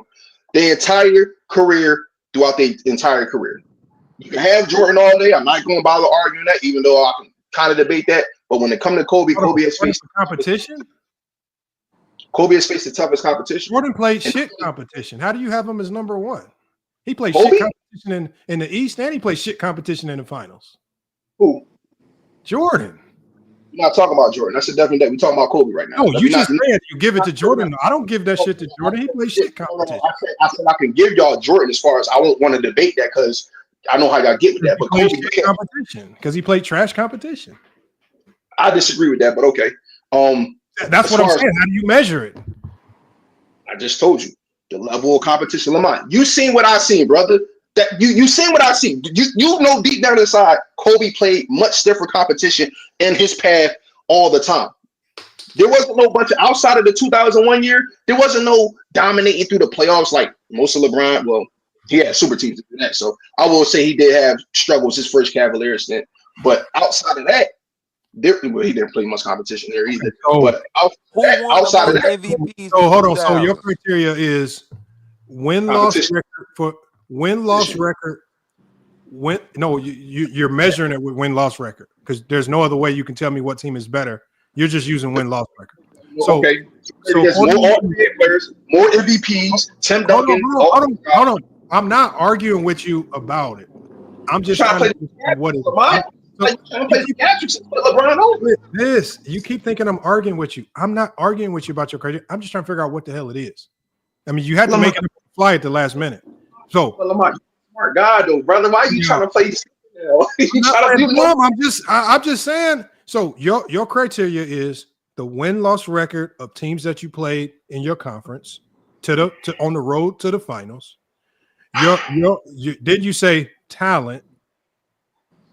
But there's no real measurement for that. It's just your objective opinion. I mean, your subjective opinion. You wouldn't even let me use things that I wanted to use because you said it doesn't count. No, I'm saying is what you it's subjective because there's some people that look at the game of basketball and they're going to say Bron's a better scorer than Kobe. There's some people that look at the game of basketball and say Kobe's a better scorer than Bron. Right? Some people value efficiency that lends to you as a scorer. Some people value volume and Mamba mentality, and then they'll just say Kobe, who's throwing up shots and reckless abandon. So at the end of the day, we don't know. Those things are hard to measure because there's no definition for it. Like, so when you say, "Oh, he's a better scorer," well, what I value as a scorer, I'm a coach. You know what? If I'm a coach, if you telling me you giving me a guy that averaged 30 a game and seven rebounds and 7 assists, and this motherfucker shoot 73% from the field goal percentage right at the rim. not chucking up a ton of threes, and he's getting others involved. Well, shit, goddamn. Like, when you put a name to it, you get your emotions involved. Don't do that, Lamont. You seen his first half since. You know he was shooting 08 versus the Celtics, shooting 33% for a 6-game series. Don't do that like he was. Hold on. Well, Vince, the one thing I know about basketball is that great players just don't shoot bad for no reason. So when your great player shoots bad, one is either because you're just chucking up bad shots, or two, because the defense is actually defending the shit out of you. What was happening with the Spurs? What were the Spurs in 07? Were they the best defensive team in the league? I think the 08 Spurs. They were guarding LeBron James with 5 players. Didn't they deploy Bruce Bowen, one of the best perimeter defenders on the league, on LeBron James, backing him up by the best defensive player that era in Tim Duncan? So, hey, listen, I'm not going to disagree with you. Hey, Lamont, this would be so hold crazy. on, what happened to Jordan? We just watched the game where we saw Jordan's efficiency plummet into the garbage can because he had Joe Dumars and the Detroit Pistons defending him. That's what happens when you play good defenses. They fuck up your efficiency. Hey, Lamont, look. Hey, Lamont, this would be getting to me. What the hell right? are you This supposed would- to do? This would be. Hey, Lamont, look. This This ain't would a be video getting to game. me with these Kobe friends, right? How did Kobe let Bron win 4 MVPs on his watch? I don't know. There's something you got to ask him, man. They said MVPs don't matter. And he won, and every MVP he won was back to back. He got 2 MVPs on the super team. Let's not do that, dog. Oh my God. I'm not arguing that, but Lamont, let's get back to that. The competition thing, Lamont. What was the better in the 2000s? Competition, 4 MVPs, two back to back. LeBron with faced 2 tougher different teams. That's competition than competition. Kobe did. So the Celtics LeBron wasn't faced a super tougher team? competition than Kobe did by your metrics. So the Celtics wasn't a super team before Explain Bron went to explain Miami. that to him, hey Johnny, because I didn't want to get into it, but go ahead and break it down to him. Well, let's first start off with the teams, with the records, right? So he's saying that if a team has a better record than another team, that makes them the better team, correct? I said no. So how do you know if they're better? All right. So how's the West better than the East? So y'all don't watch the NBA or nothing like that? Feelings. They feel watch the NBA. Yes, we all watch the NBA. I am not a Kobe guy. I am not a Viz. You said I didn't have basketball knowledge. I'm asking you a simple question. What made the West better than the East? It's not that hard if you know basketball. more better players, more they were top heavy, and their teams were more well-rounded than the East, where the East had at least 1 star and more role players filling out. For instance, in 07, you only had in 07 Victory. a next, excuse me. Like the Big 3 Celtics, the Big 3 Pistons, or an Atlanta Hawk team with 4 All-Stars, like that? In 06, in 07, you had a 36-win Celtics Like team. a loaded Orlando Magic team, like that? What loaded Orlando Magic team? I want to ask him a serious question. Let him finish. Go ahead, Viz. I'm trying to figure out how you structure these teams are better. How is these West teams better? Continue. Okay, so in 07, if you remember, the 8th seed was just about as good as the 7th seed or the number 1 seed, 53-29 Pistons. Based on what? Based on what? Based on what? Based on the East, based on the West beating up on the East. Record, Johnny. He literally Are you using team records? You want to go look at the players too? Go look at the players, bro. Why you asking me? Why you asking me how I had a whole history lesson on Shaq the other day. Are you asking me how I determine whether a team is better or not? Is that what you're asking me? Better players. They were top heavy. So now you're telling me yours. Okay, so again, top. No, I'm telling you what it was. What makes a better player than the next player on another team? That's a different question than what you just asked me, brother. Let's stick on the question about the competition. No, you just said no, Viz. Hold on, wait, Viz. This is why I question very easily. It's my question, though. No, it's you answered. Okay, wait. Question. What is your question so I can answer it? So I can okay, we're at Kobe and LeBron's 2 teams. He said, "Well, we need another category to put one over." I said that Kobe faced better competition. He said based on. Now I'm telling you, based on the competition overall from all the players, top to bottom, most of the top. Well, you didn't have a player back then, so from 1 to 8, those 1 to 8 teams were way better than the 2 top. Well, was just as good as the 2 top teams. The 2 bottom teams were just as good as the 2 top teams in the East. From 4 to 8 were nothing. The East was just top heavy with two teams. At one point, you only had the Pistons, You only had the Pistons and the Indiana Pacers before the break. That was it. In the West, you had the Dallas Mavericks. You had the not really the Kings around that time, but you had the Dallas Mavericks. You had the uprising upstart Suns. You had the Spurs. You had the Nuggets because Melo was coming up, and you had the Warriors that was on the roster. Who else you had? Missing another team. No, not the Trailblazers around that time. It was the Trailblazers.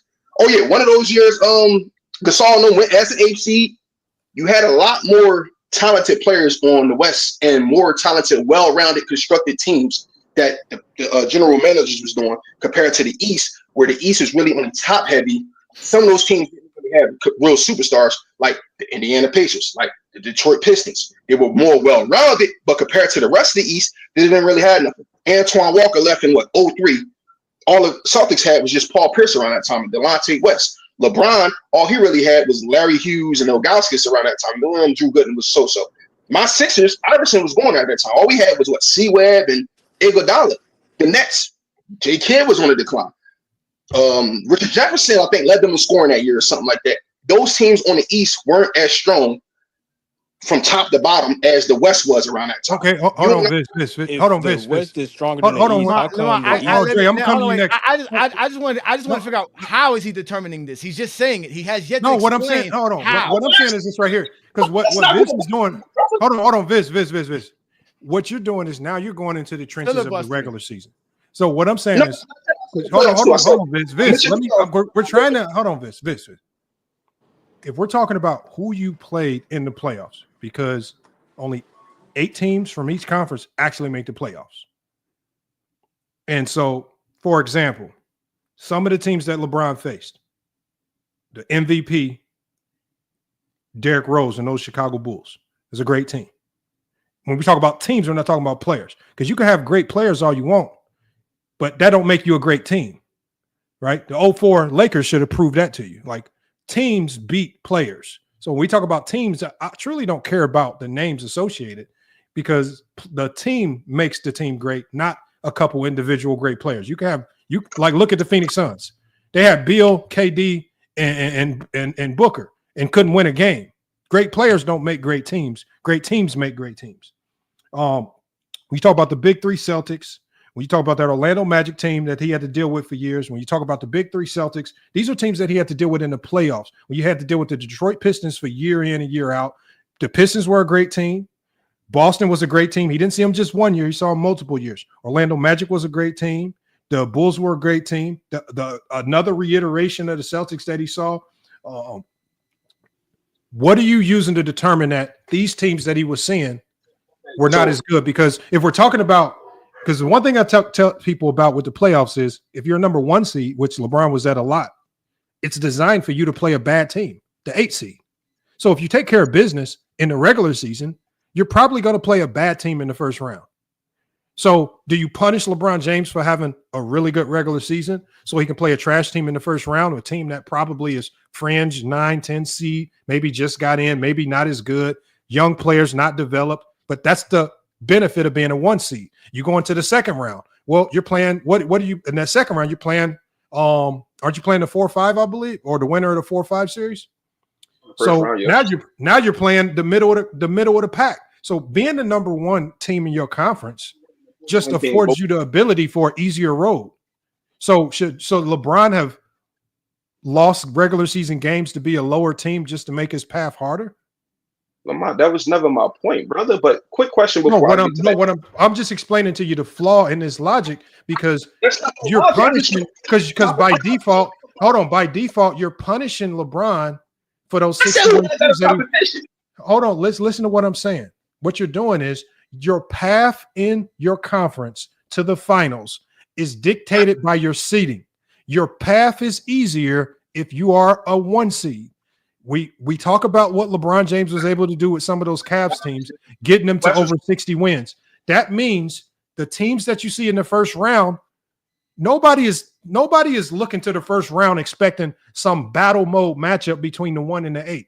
Typically, when the 1 and the 8 seed match up, we know that shit is a wash. You about to go home in a couple games. When you go into that second round,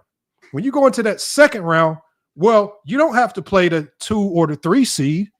Because you're the number 1 seed, you get to play the 4 or 5 seed. Much easier than having to play the 2 or 3. You're punishing by default LeBron for having great regular seasons so that his path to the finals becomes easier.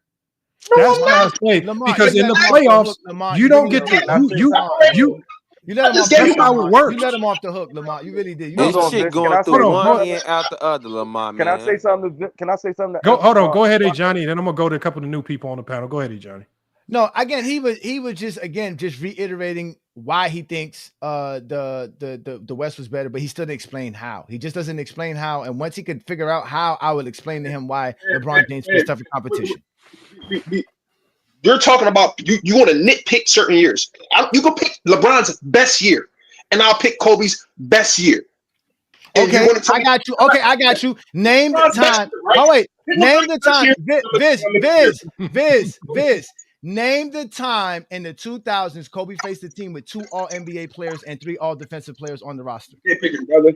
You're nitpicking. I can name the time he faced. You said pick 1 year. You said pick 1 year. I picked a year. There was a year. Oh wait, Viz. There was a year LeBron faced a team with 2 All-NBA players and 3 All-Defensive players on the roster in the Eastern Conference in the 2000s. Has Kobe faced a team like that in the 2000s? He faced the MVP, which is going to trump all that, sir. He faced MVP Tim Duncan. LeBron faced the MVP as well, so don't go there. He's faced the MVP. Who's better than Tim Duncan? What? Oh my God! What the fuck be wrong with these niggas, man? Okay, who faced? Y'all changing the topic up. I'm trying to stay on topic. You said best players. What? Now you're making Tim Duncan the team. How is Tim Duncan make the team better?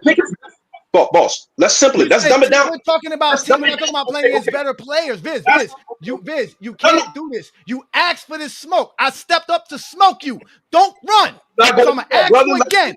We're talking about teams. We're not talking about individual players because your man never faced a unanimous MVP. LeBron has. And you're talking about when Kobe faced Tim Duncan with Shaq. Kobe never beat Tim Duncan in the finals. Bron so I did. ask you again. What team did Kobe face? Since you said, you said you had to go past 4. You said you had to go past 4. You said you had to go past 4 players. You said you had to go past 4 players. I gave you a team with 5 all-league players. What team has Kobe ever faced with that? That's not my question, though. He asked me a question. That's my question. That is my question. You're not running. You asked for the smoke, and I'm going to give it to you. You don't run from this. You should have better lungs, and you shouldn't be calling out GOAT James Kingdom on any platform unless you know for a fact you could cook me. So I'm going to ask you the question again. Name the team that Kobe faced with 2 All-NBA players and 3 All-Defensive players on the roster, sir. Boss, when you answer my question, then I'll answer yours. Okay, you never answer question. What's your question? LeBron's best playoff run in his conference, and let's match it up with Kobe's best playoff run. Okay? We can do Let's see what teams. Let's see if his teams in the East that he faced to get to that finals is better than the teams that Kobe faced in the West. That's what we're going at. This goes off of the conversation me and Lamont was having when he said when we was 2. Bro, you can't ask the question and start filibustering into something that we don't want to say. Do you want me to answer the question yes or no? Okay, what do you feel LeBron's best playoff run was? What do you feel? What is Bron's best playoff run? Y'all are LeBron fans here, brother. Y'all telling me. No, hold on. What is Bron's best play? You can't. Hold on. You're posing a question and you haven't even thought about this question. We never finished though, Lamont. Okay, what is Bron's best playoff run to you? That's all I want to know. What is his best playoff run? Probably 2012. Okay, hey Johnny, what do you feel LeBron's best playoff run was? I mean, we can go to 2018.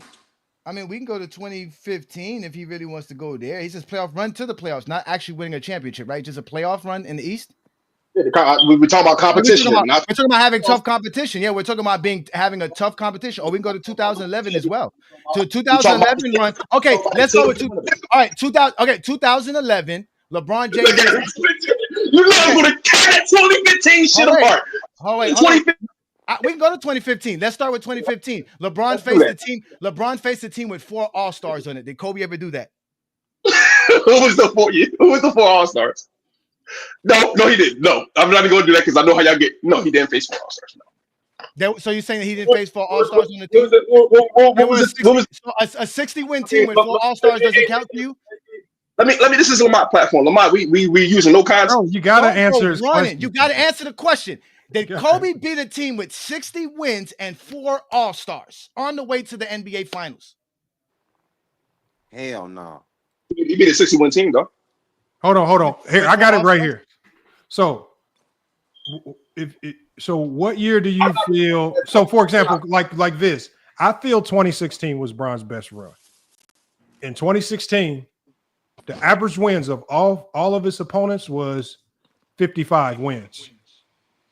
Right? Kobe's best run was 09. The average amount of wins of those teams were 53. So if you're using win-loss, I feel like LeBron's best run, the teams average more wins. LeBron, I didn't ask you. No. I'm not. Y'all didn't ask me what year I'm picking. I'm going to 2001. When he had Shaq. When he had Shaq. LeBron had Kyrie. That's not competition when you have Shaq. How you have competition playing alongside Shaq? Oh my God! But you can use LeBron super teams. We just said pick any year. Now y'all gotta. Name me the player. Wait. But okay, Viz. Name me the player LeBron played with on the equivalency of. You just said we couldn't name no players, brother. When you said the 4 All-Stars, I kept it G. I said no, he didn't. So don't try to discredit me since I used 2001. Hold on, Viz. Hold on. Just to stamp this home, Viz. Hold on, Viz. Just to stamp this home. I was excluded. Hold on, Viz. Kobe in 2001. Are you using the fact that he played all teams with 50 wins? Are you using team record to determine that run was better? What are you using? I'm just going off the players, brother. The players. So it's not because all of those teams have 50 wins. Everything collectively. I'm not nitpicking nothing. Collectively. Okay, hold on. It's just very odd that 1, you picked a year when Kobe was the number 2 option, and 2, you picked a year when they played.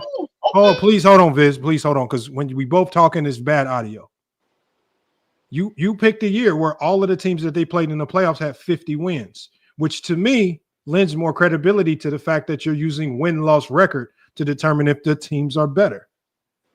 You don't have to lie. If you're using win-loss record, just stick with that, because that's the only thing that you can use to measure who was better. Because the narrative around Kobe's competition, it's a very common narrative, is that Kobe played more 50-win teams. Don't run from that. Don't run from that, because Azani, if you go with that formula, is going to outpace you with the numbers. So again, stick with something that we can measure. Otherwise, you're just throwing out random years where you say, oh, that run was better, but we don't know why. This is why we keep asking you, what are you using to determine that these teams are better if you are not, as you said, using team record? You can't just say they had a couple good players. That don't make a better team. That's never made a better team in NBA history. Lamont, I literally said everything collectively, though. It's just you just don't have a record. So your team record is literally everything collectively. It's a byproduct of everything that you have. Good coaching, good players, good bench, good depth, everything collectively that you have it produces what? Your team record. Go 09.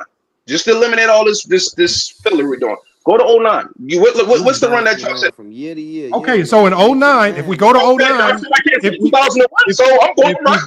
hold on. If we go to 09, that still doesn't. If you're going off win-loss record, that still doesn't outpace LeBron in 2016. Why do you keep saying that? I'm not going off of that.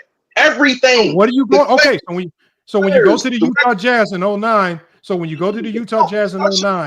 what are you using to say that they were a better team? We're comparing this 09 this first round Jazz to who LeBron played. What year y'all going off of? Okay, so what I'm saying, okay, let's I'm saying the 2016 Cavs. So how was the 2009 Utah Jazz, who were an 8 seed? How were they better than the Pistons in 2016? Andre Drummond and two. Tell me how would it? I mean, you're talking about 2 8 seeds. So now we got now we need a battle with an 8 seeds. How do you determine what 8 seed was better? Who were the better players? Was Andre Drummond better than Kobe? How are you to determine what team was better? Not player. How you determine what team was better? What constructs the team? The players. It's not right? NBA 2K. It's not NBA 2K. But You can't have player rating. Don't dictate the better team. But FYF, Drummond led the league in rebounding, so he's obviously a good player. And he made an all-defensive team, if I'm correct. This is getting perspective, like, because FYF said Jordan didn't play nobody, but now you asking him. No, what I'm saying is, hold on, Shah Son. We are only talking about this stupid topic because of Kobe fans. You know what I say? I've been saying this whole time, I don't give a damn about competition. You play who's in front of you because these players, they don't pick who they play. So y'all bring up this stupid conversation. So when I talk about Jordan, yeah, he played weak competition. I don't penalize him for it. I say because so LeBron didn't play nobody either, though. Hold on 1 second. Hold on. Are you dumb? Like our house. No. Like, hold on. Please listen to what I'm saying. I don't care who Jordan played. He won, beating who he beat. It don't matter to me. Just because I say that they were some weak sauce, y'all acting like I'm dropping Jordan to 19 all time because of it. He's 6-0. I give him credit for it. I don't dock him for it. Y'all the ones trying to dock LeBron for competition, something that LeBron can't control. I don't do that. It's dumb to me. So this competition thing is stupid because one, it's not very provable because now we're having this dumb conversation about who's a better 8 seed, the Utah Jazz in the 09 or they can't even prove it, or the Pistons, and there's no way to really prove none of it because y'all want to run to something so illogical about competition. I don't use this dumb stuff. So if you want to get mad at anybody about using this silly competition stuff that really nobody has a measure and stick to prove, talk to these Kobe fans that come up with this dumb stuff. I don't do this shit. It's silly. It's a silly conversation. This is why we're getting silly results, going down silly roads, doing these silly comparisons of 8. It's silly. Talk to the people that's using having this silly criteria of competition with really no way to measure it. That's why we keep asking, what are you using to determine that these teams are better? He's saying the 2 best players. Well, damn, I've seen a lot of teams with 2 good best players. They can't win enough. But wouldn't that make Shaq and Kobe then the best team? That's no competition then, right? Thank you. Well, I think if we go by that, FYF, I think that Kobe and LeBron basically they balance out because if you take their years where they're not playing on, what y'all would call a stacked team, then they both level. I think they equal out. Bro, I don't give a damn who you play with, and I don't give a damn who you beat. Yes, they do. If you win, you win. You cannot control that. Yeah, Kobe's never made it out of the first round without a Paul Gasol or a Shaq on his team. LeBron has his first. You giving him the 07 LeBron made year? the finals his first 4 years. LeBron made the finals in 07. Who did he have? Did he have a Gasol? LeBron lost in the first round. LeBron lost in the first round of his career when he was in year 18. In year 18, that's when he first lost in the first round in his NBA career. AD. Let me get him one-on-one one day, Lamar. All right, come in here. You can't get one-on-one. You don't even have enough. You can't even answer the question. No, Viz, I just by your own measurement, Kobe did not face tougher competition. LeBron did. Lamar said we can't. There's no way to prove it. I mean, hold on, Viz. What is your measurement? What is your measurement to determine the better team? How outside of your feelings, what is you using to measure these teams? Because you cannot measure players. That's just players. We need to measure teams. He already said it, Lamont. He said it. Record? No, 1 through 8. It has to be more than 4. That's what he said. A whole things to be used. Arguments you don't allow things to be used. I guess you know your shit. I ain't gonna get you wrong with that, but you're so inconsistent because you don't want nothing to trump over LeBron and no argument, no category. I can't say nothing. There isn't an argument you have that can trump LeBron. I guarantee you, you'll get exposed. You don't know what you talk about. I guarantee y'all are lying. A bunch of grown men lying on every platform y'all show up on. I am not a Kobe fan. I don't care what you are. He is a Kobe fan. are right now is an exposed, you just another exposed avatar on another YouTube channel. When I show right there. That face is right there. Stop being silly. I've asked you several questions. You have answered nearly one of my questions. You have asked me one question. I gave you the answer, and you went running. How you gonna tell me a team that wins 60 wins and if 4 All-Stars is not a good team? What Kobe's never faced none of the teams I mentioned. LeBron's never even been on a team.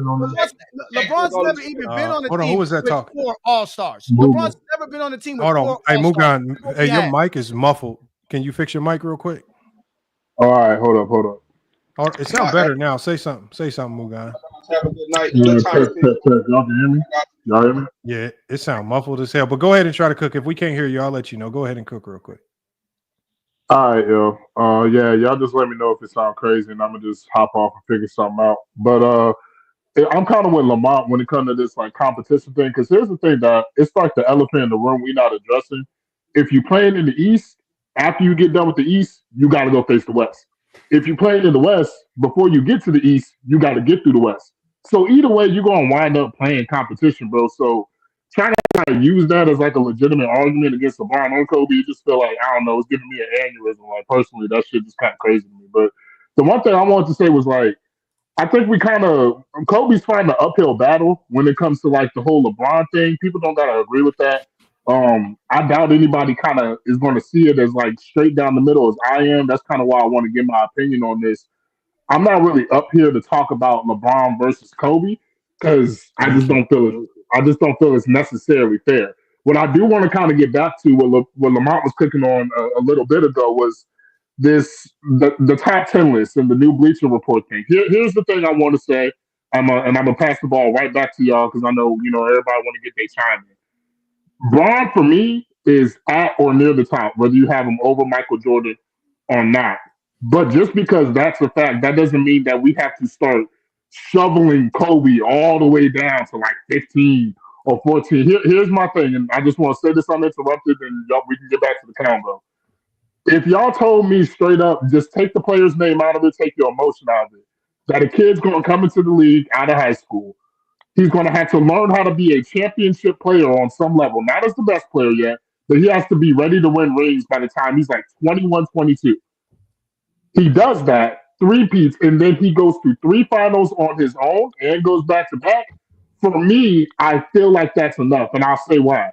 For me, if Shai Gilgeous makes it to the next 2 finals and wins one of them, we're having legit conversations. If Jokic makes it back to the finals and wins one of them or wins both of them, we're obviously having top 10 conversations. So I feel like we're putting a little too much extra oomph on keeping Kobe out of the top 10. I feel like you can argue him anywhere from 9 to 5, and it shouldn't be seen as asinine. But once you start comparing him to Mike, to Jordan, it becomes crazy. And fuck a finals record, show me your playoff record. That's what matters to me. It don't matter when you lose in the damn playoffs, you lost. So we can't go, oh, well, finals losses means you ain't the GOAT. Motherfucker, how many playoff wins does Bron have? How many playoff wins does Michael have? That's what's really going to tell you the story when it comes to this shit. So my thing is, I got Bron as the GOAT, if not maybe number 2, 1A, 1B.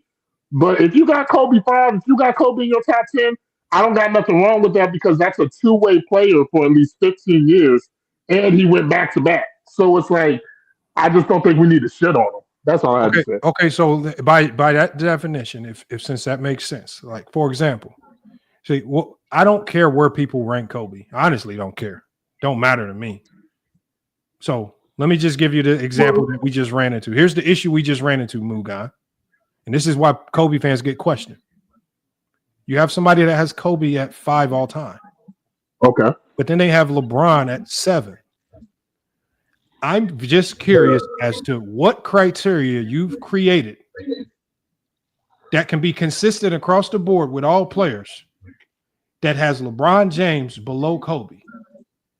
I just don't see the criteria that you fairly applied across the board amongst all players, unless you've created just a criteria just for LeBron, just an odd comparison to Kobe.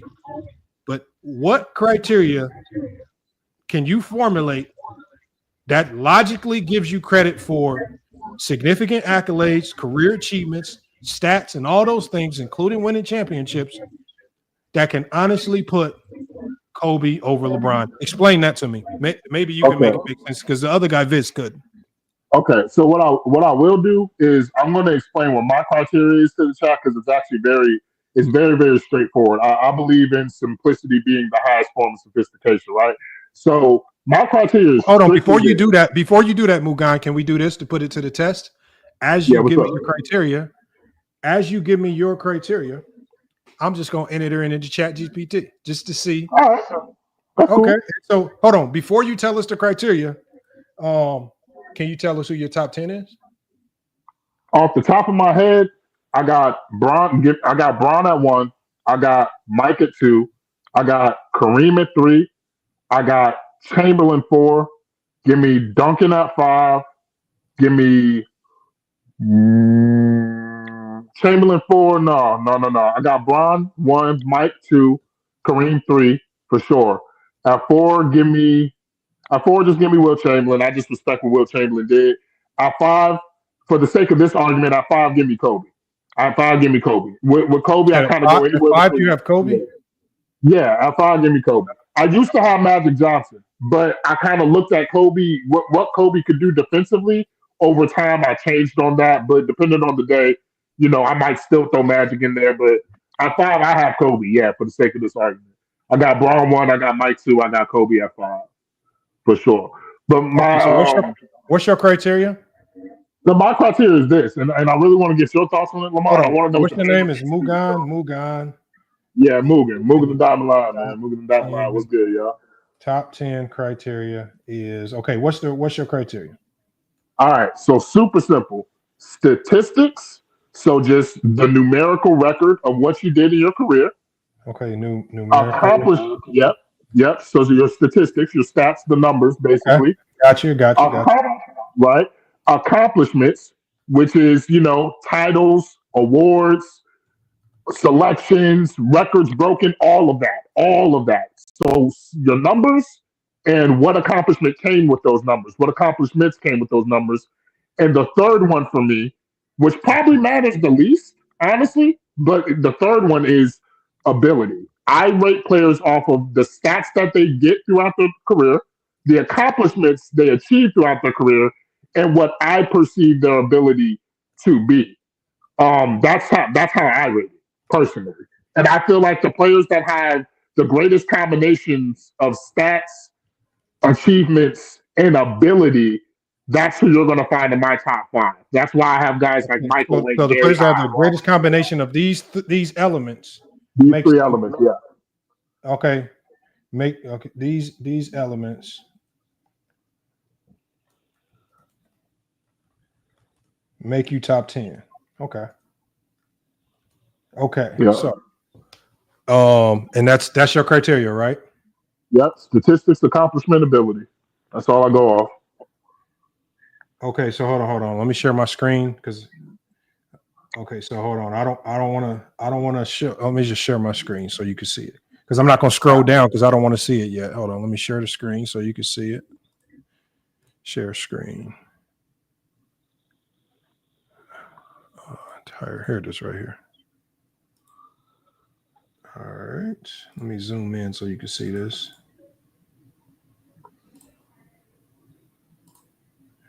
All right. Okay. So here we go. Hold on. We have stats. Is that correct?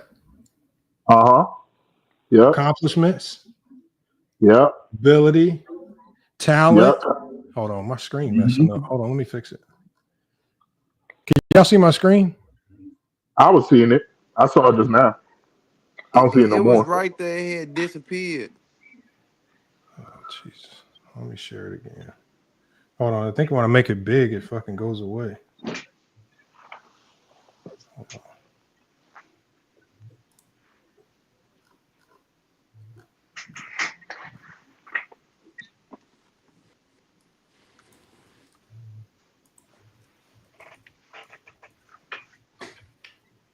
Can y'all see it now? What the heck? No, I'm not seeing it right now. No, ain't nothing pop up yet. All right, let me try this right here. All right, well, let me light this up while you waiting. Hold on. Here it is right here. Hold on. Share screen. Okay, hold on. It says, just to summarize and make sure we got this right. I think I fixed it. I just got to refresh this. I got to refresh my OBS. Give me 1 second. It says stats. Yeah, so just to summarize, stats, numerical production over a career, points, rebounds, assists, efficiency, etc., accomplishments, championships, MVPs, all NBA selections, records, etc., ability and talent, natural skills set, versatility, athleticism, dominance in gameplay. Are you cool with that, or is there anything? Is there any context you want to add? No, that is absolutely perfect. That's exactly how I look at the game. Always have. Okay, hold on. I think I fixed it. By that criteria, that's definitely gonna have Bron number one. But it also should have Kobe in the top 5, is my argument. Like, by that criteria, Kobe's up there too. We just don't talk about it like that. So, Can you see it? What's wrong with my screen? Why can't I see it on mine? I can see it. Yeah, it popped up now. Well, as long as y'all can see it, I can't see it on my end. I don't know what the hell is wrong with my shit. Yeah, I can see the top 3 right now. Yeah, okay, you got Bron number 1, right, which is you got Bron 1, Jordan Mike 2, Kareem 3, Kareem 3, Wilt 4, Magic 5, Shaq, Curry, Hakeem, and Bird. Damn. So you by your criteria, he don't even crack your top 10. But shit, that's not my top 10 though. That's ChatGPT's top 10, my nigga. No, that's your shit. That's your shit. That's ChatGPT's interpretation. No, hold on. But what I'm saying, this is what happens, Wugan, is this. When you apply your criteria fairly across the board to everyone, this is what it does to Kobe. Because the one thing that significantly hurt Kobe's that I've been saying this whole time is the accolades. Like, it's extremely difficult. Like, unless you put in a special criteria that says MVPs are not the most significant individual accolade that you can win, you have to find some way to equalize Kobe having one MVP versus everybody else. Because can I tell you how I equalize that? You got to. The reason I equalized that, and if you want to say I was a kid and I was impressionable, fine. The reason I equalized that is because I saw him go to 3 straight finals and then win 2 back-to-back finals MVPs. Multiple finals MVPs mean a lot to me. One finals MVP to me does not mean much. And a lot of guys got a finals MVP. But once you start winning multiple finals MVPs, to me that puts you in there. Do you want me to tell it to incorporate? You want me to tell it to incorporate multiple finals MVPs? No. If ChatGPT says that I'm inconsistent, I can live with that. My whole thing is I just feel like, especially let's get to the specific names, especially when it comes to motherfuckers like Larry and Hakeem Olajuwon. I just feel like Kobe better than them. I'm gonna just keep it. No, I get you that, but what I'm saying is, when you use your criteria, when you use stats, how does stats help Kobe? Stats not all time. No. Yeah. I can tell you exactly how stats help Kobe. No. Hold up. I got it. He asked me a question. Over 30,000. Yeah, 30,000 points. Over 30,000 points, if I'm not mistaken. All-time leader in assists for the Lakers. All-time leader in points for the Lakers. Like, he leads. Yeah, but for the Lakers isn't all time. That's for the Lakers, not all in the NBA. Okay, but it's 30,000 points for all time, though, are they not? No. What I'm saying is, what does 30,000 points mean? If you're talking about all time in scoring, what does that mean if you're not the all-time leader? Like, it's still it's just because you're not the all-time leader. Karl Malone, what boost does Karl Malone for being close to the top? You don't get no. Well, that's what goes back to my criteria. Karl Malone doesn't have the accomplishments. Karl Malone doesn't have multiple championships, and Karl Malone wasn't, to me, as good at basketball. No, but what I'm saying is, what is the equalizer? Like, how do you equalize? For example, Bird's 3 MVPs to Kobe's 1. How do you equalize that? Because 3 in a row MVPs is nasty. 3 in a row MVPs is super nasty. For sure, that's super nasty. It's super nasty. But my thing is, I just don't feel like. Okay, I'll tell you specifically what it is with Larry Bird for me. I feel like they're both great players. They're both great offensive players. They both won championships. Larry has more MVPs. Kobe's won 5. I just feel like Kobe is such a better defender than Larry. I think that comparing the player to the player, Kobe's strengths and But how do you weaknesses, measure that? like Because there's a lot of people that would argue against that, especially when Larry Bird was on arguably the greatest defensive team of all time in '86. Okay, and that's cool. People argue all the time. A lot of people that will argue that the world flat, but I don't Like really a lot of people like remember because a lot of people got mad at Jeff Teague, and I've been saying this well before Jeff Teague said it. What's that? You know, the funniest thing about this is his own coach said this, but Jeff Teague saying it. They got the whole internet in an uproar. But Kobe's own coach said the same thing that Jeff Teague said. He said Kobe got a lot of those defensive selections by namesake, not by what he was doing defensively. But come on, but we were watching. I remember seeing. I didn't see Kobe playing defense like that. You didn't see Kobe playing defense like that. Not like that. Hold on. First of all, put it like this.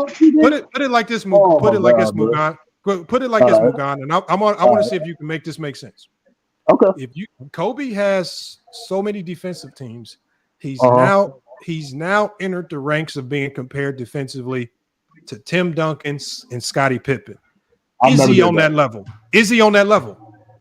Hell no, obviously not. But here's the thing: is he a better defender than most great offensive players that we pop up all the time? Like I just think that we forget that Kobe was playing on both sides. He's not a better defender than Ron Artest. He wasn't even the best defender on his team. He wasn't a better defender than Ron Artest. Was he a better defender than Ron Artest? No, who was? Was he a two-way player though? That's what I'm saying. But Ron Artest didn't make all them defensive teams. Was he a better defensive player than Bruce Bowen? Was he a better defensive player than Bruce Bowen? All right, here we go. You throwing your question machine gun. You got the question Draco, bro. I ain't got no bulletproof vest. This is what I'm saying, dude. This is a two-way player. This is a guy that for over a decade is going to give you effort on both sides of the ball. He's going to get you 3 championships in a row on his own, and he's going to win 2 of them. For me, that's a top 10 Larry guy. Bird was a two-way player. And when you talk about being better, how do you incorporate Larry Bird's rebounding? Because Larry Bird was a far superior rebounder. I just feel like Kobe is on another level defensively than Larry Bird. That's just me. I don't believe, bro. That's not true. I can't do that. Larry's too slow. Larry's too slow. Maybe score-wise, maybe as a scorer, I can give you that. But when you go to defense and rebounding, no, it's not that. It's not a separation. And actually, the edge might go to Larry Bird, to be honest. You said your goat is Larry Bird, to be honest? I could if you're just talking about the defensive side of the ball, I could easily make a case for Larry Bird being better than Kobe on that side of the ball. I cannot. I feel like Kobe. I can't do that. Personally, I can't do that. But we can agree to disagree on that. My thing is, when it comes to cracking the top 10, if you give me over 10 years of two-way production and win multiple Finals MVPs, like in that span, like I can see why you can get argued into the top 10. I think to put it flat, I think 11's kind of disrespectful. I think anywhere from 9 to 5. So Kawhi Leonard should be top 10. Kawhi Leonard didn't do it for 10 years. Kawhi Leonard just came onto the scene as a premier player in 2015. Let's keep it real about that one. Kawhi Leonard won a Finals MVP in 2014, but hadn't even premiered as I know. I'm just messing with you, bro. I'm just messing with you. It's all good. But no, I appreciate y'all for letting me up. We can go ahead and let somebody else cook. But that's me. For me, it's statistics, accomplishment, ability, and how much you have in those 3 categories. What that all shakes out as. Hold on. Let me before you go. Let me ask you why it excluded Kobe. Why the what? You said what? I'm gonna ask you why it excluded Kobe. Just before you go. Probably gonna bring up his charges or some shit. No, hell no, it's not like that. It don't do that. Okay, it says criteria recap, stats, accomplishments, ability, and talent. Okay, hold on. It's still producing results.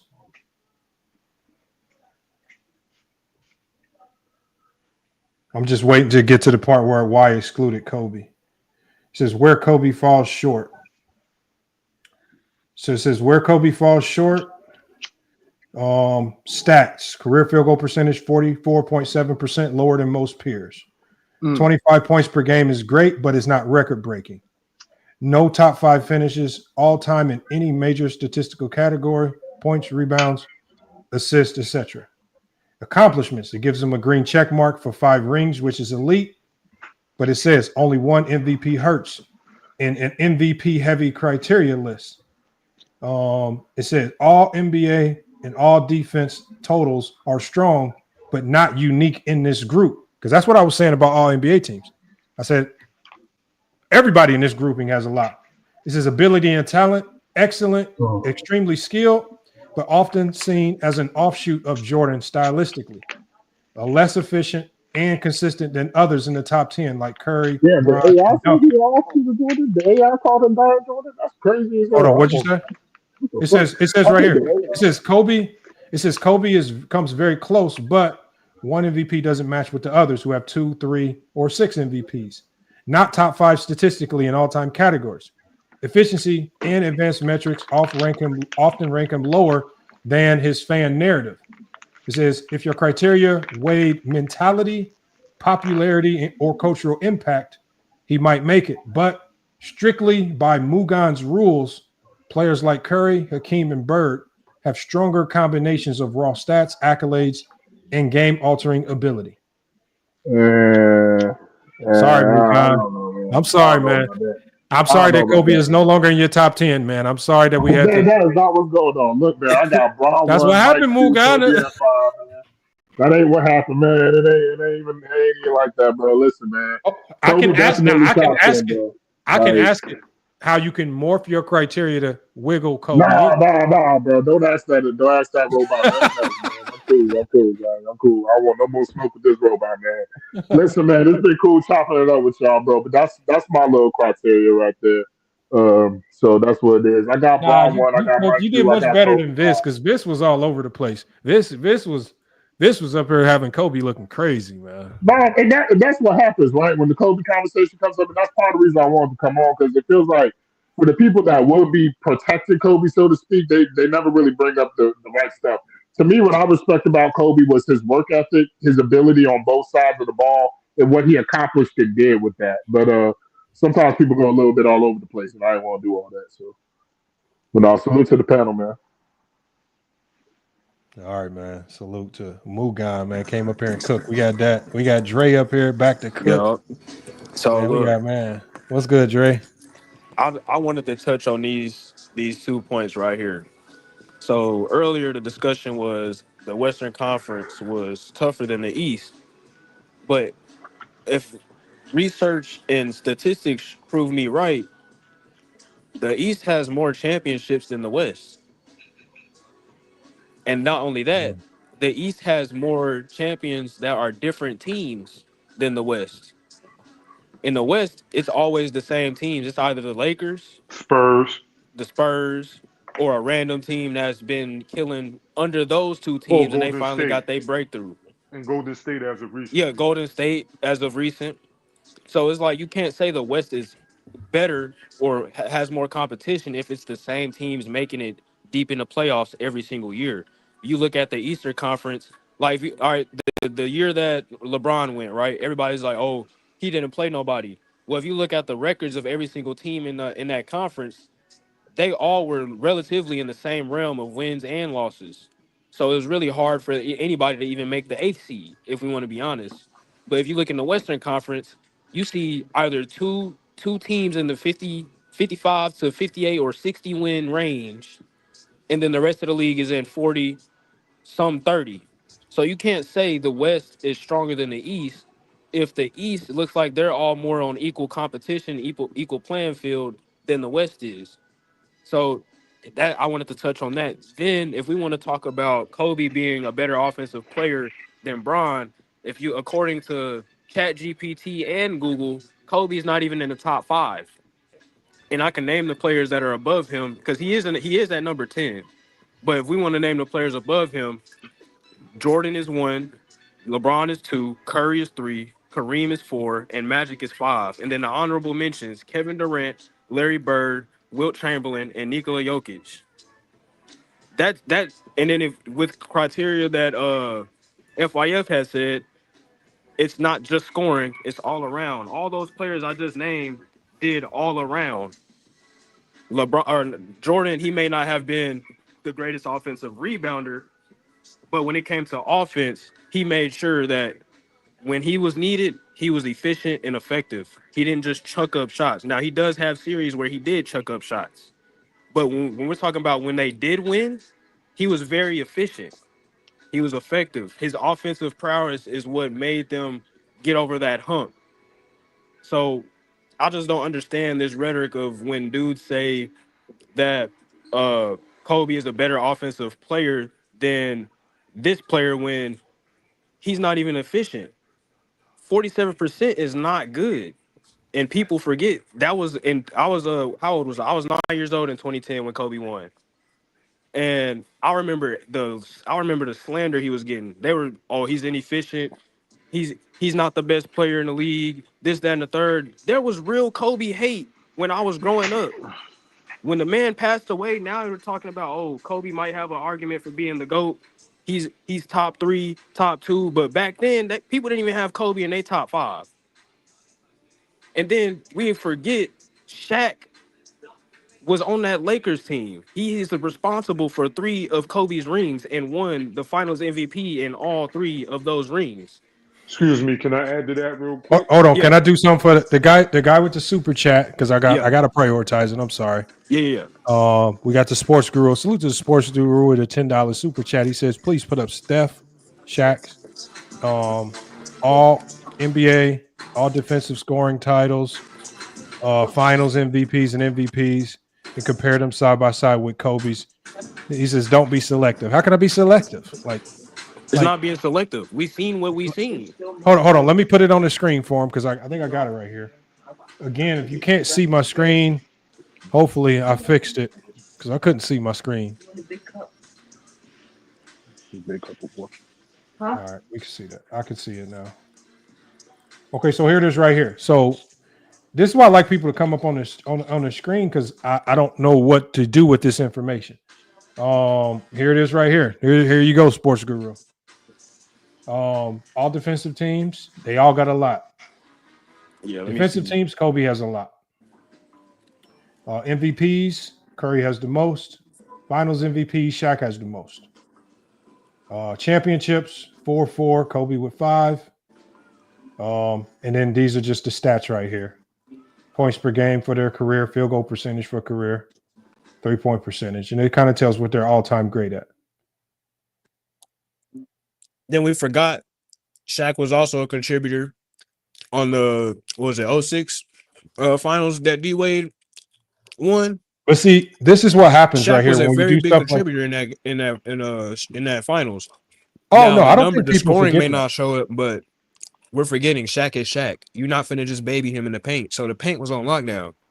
All D-Wade had to do was slash all game because they were mainly focused on Shaq scoring in the paint. Yeah. And he played who? The Mavericks? Who did the Yep. Mavericks Hold on have one in second. 06? Hold on one second, They Dre. Let weren't me as get to they this. weren't as good as in 06 as they were in 2011. I don't even know if he can hear me. And we also forget Kobe got Hold on one second. I don't think Drake can hear us, y'all. So, just for you, sports guru, this is what you have. Here you go, sports guru.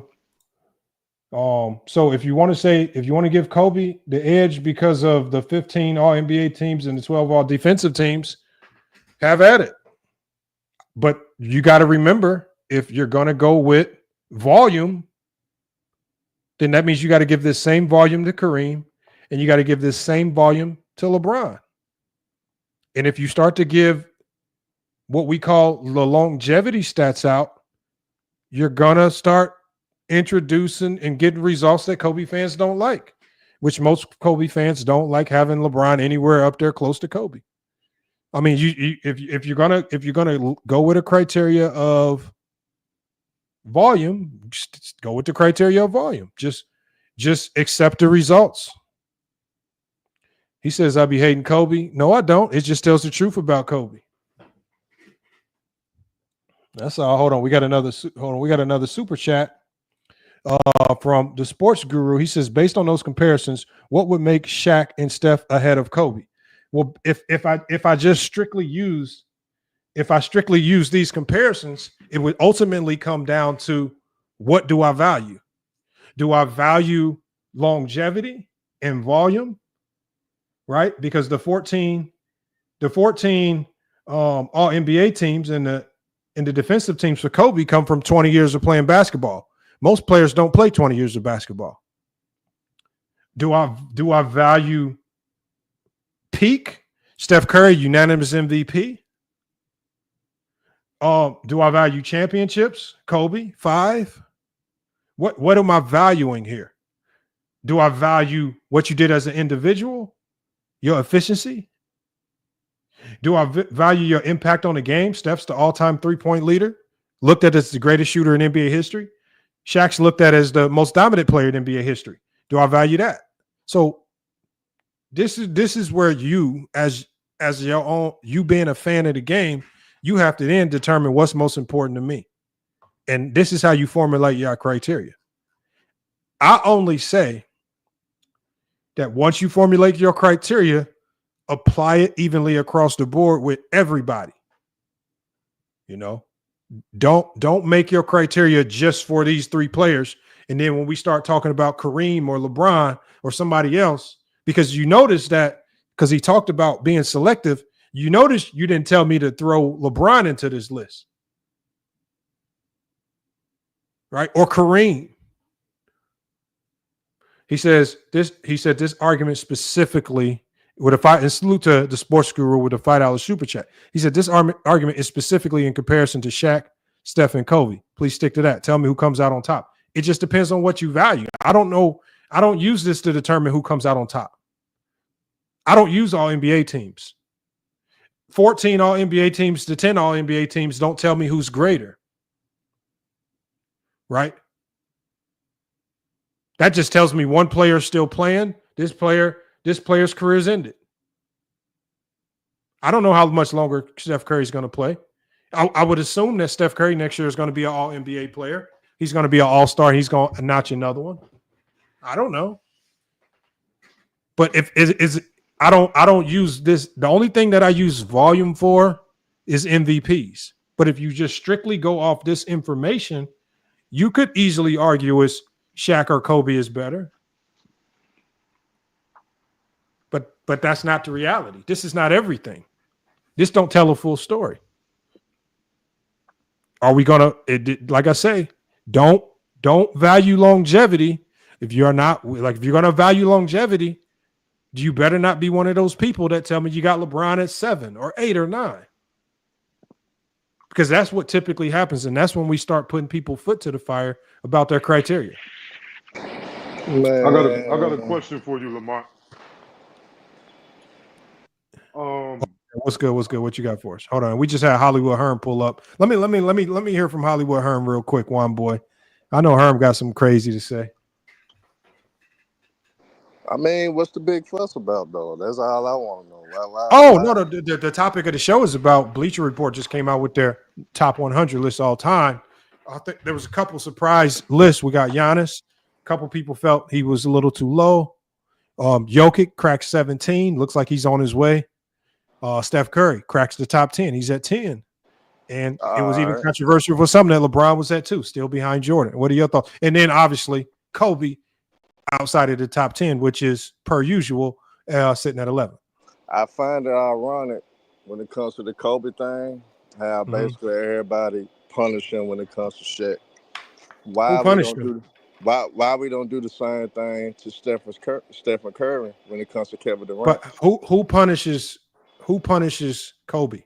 And how? It does ultimately hurt him. And then you gotta look at Bleacher Report gave Kobe all credit for all 5 championships. How did they punish him? I ain't talking about Bleacher Report gonna do what they want. I'm talking about. So who punishes Kobe for being a number 2 option?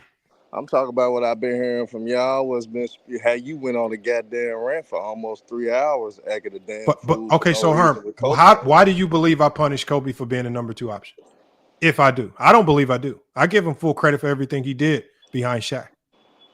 Yeah, but What did he do? I always hear sly comments like one. No, Herm. What I always he? hear sly comments No, Herm. being the number two. Kobe. But Kobe you could won argue. 3. You could argue. You could say No, the Herm. same I'm not thing about arguing. Steph I'm Curry. asking you a very legitimate question. And he let a role player win finals. No, Kobe.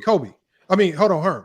Kobe won 3 championships with Shaq. Curry shouldn't be top 10 at all. Herm. Kobe won 3 championships with Shaq. What out of things that are measurable, what else do I need to count?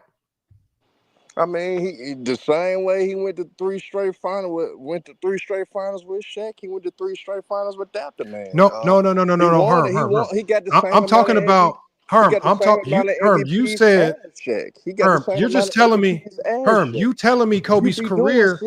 Hold on, Herm. Listen to what I'm saying. In my criteria, how do I punish Kobe for playing behind Shaq when I give him 1,000% credit for 5 championships? How do I punish Kobe? So I'm gonna ask you this: Do you personally have Steph Curry over Kobe all the time? Do you personally have? Okay, I can answer your question, but you still have to answer my question here. How do I punish Kobe for winning 3 championships with Shaq? I told you went on a rant for 2 damn hours with Kobe Okay, fans so because they feel away. how do I punish Kobe? Your whole video was how do I punish Kobe, Herm? Because you felt vindicated. You felt vindicated. I didn't feel vindicated. Nothing. I just want you to answer the question. You've been going on your damn rant. You've been acting a fool with Kobe fans, feeling like Kobe was sliding. If they feel Herm, just answer the question. What in my criteria punishes Kobe for playing behind Shaq? I love number 2 options. I give Pippen full credit. I give Kobe full credit. I understand it's just a role. What do I do that penalizes Kobe, that devalues him as a player? If you let me talk or stop muting me. I just want you to tell me, what am I doing? No, you're ranting. But you're not. But shit, you went on a 3-hour rant, Lamont. Can you tell me what I do that is unfair towards Kobe in my criteria? Are you gonna let me talk? It takes you 10 seconds to answer this question. Just let me talk, Lamont. I told Herm, I was can going. you just hold on? I wasn't talking about your criteria. See, this how I know you don't. Hold on, Herm. Because I never said anything about your criteria. Okay, but you said I punished Kobe for being a sidekick. You be saying slick shit about Kobe Bryant. You said okay. So how do I punish Kobe? You'll talk about the 1 MVP. You'll talk about how do I punish Kobe? Doing this T-Mac shit. This whole video was really based upon Kobe Bryant be out of the top 10. To be honest. It should have been talking about the whole what Bleacher did, but you specifically focus on Kobe Bryant majority of this video. And what you how do I punish Kobe? Hypocritical, conservative things you'll bring up about Kobe Bryant. Please stop crying about the topic and I'm just talk about Herm. Right, hold on, Herm. Right now, all you're doing is crying about. All you doing is muting. Herm, I know, Herm, because we want people that can lock in on the topic. Nigga, I ain't talking. Herm. You can go to Ticket TV to cry about topics. I ain't talking about your. Today we're talking basketball. Talk basketball. Talk basketball, Herm. I don't care what you heard from me. If you heard from me, then tell me how I penalize Kobe for being a number 2 option as a basketball player in my rankings. In my rankings, what do I do that diminishes Kobe? I'm gonna do what I do to everybody. Nigga, fuck what you talking about, nigga. Come on, see now, Herm. See, y'all, this is what they do when they can't answer legitimate questions. They just cry and be disruptive. Well, if he ain't like what you said, he definitely ain't gonna like what I'm getting ready. No, hold on, Juan Boy, and I'm gonna let you go next. Juan Boy, it ain't about what you're saying. I'm just telling them about Herm. You saying that me talking about this topic is you crying about my topic. No, I'm not. If you're gonna say that I penalize Kobe, can you listen? When Herm needs to rewind this. You hold got on, a master's degree, don't you? Hold on 1 second, Herm. Hold 1 second. Herm just said that we hold it against Kobe that he was a number 2 option. So I'm asking Herm, what do I do to hold that over a Kobe head so that I rank him lower? Do I unfairly judge a portion of his career? Do I not count something intentionally? Do I say something doesn't like with LeBron? Some people pretend that the championship he won in the bubble don't count just so they can take a championship away. Do I take something away that he did? Did he win an accolade that I say don't count? Or do I count everything, Herm? I count everything Kobe did. You guys are getting mad at me for literally counting everything that he did. So all I'm asking you is, how am I unfairly judging Kobe when I'm literally using his entire resume to judge him? Irregardless of how I feel about the T-Mac situation, which has nothing to do with what we're talking about. What aspect of my criteria unfairly judges Kobe? Herm left the chat, y'all. Armani says, I exclude his comp. There's no way to measure competition. I cannot, because the problem is this, Armani. If I start judging players based on their competition, then I'm going to have to naturally drop Jordan because I don't believe he had very significant competition. I think it's a dumb way to try to rank players, especially if it's something that they cannot control. I'm supposed to de-rank the Chicago Bulls in 1996 for playing one of the most lopsided NBA finals in NBA history. I'm supposed to de-rank the Bulls for playing the Utah Jazz back-to-back years when Jerry Sloan was spending those same 2 years crying to the league about the expansion and how all the expansion teams were taking draft picks from the Utah Jazz, and they couldn't make their team better. How do I weigh this fairly? We can't go back and watch the games of the 60s, so you don't know what Bill Russell's competition was. There's a ton of games in the 80s that we can't go back and fairly judge. But you want me to go back and rank and incorporate competition for Kobe, but not for anybody else. Makes no sense. Because, again, if I implement it for Kobe, I have to implement it for everybody else. And if I implement competition, Jordan don't check the box for competition. Do I then drop Jordan? It's illogical. Because it's not something that you winning an MVP is well within your control. Go be the best player.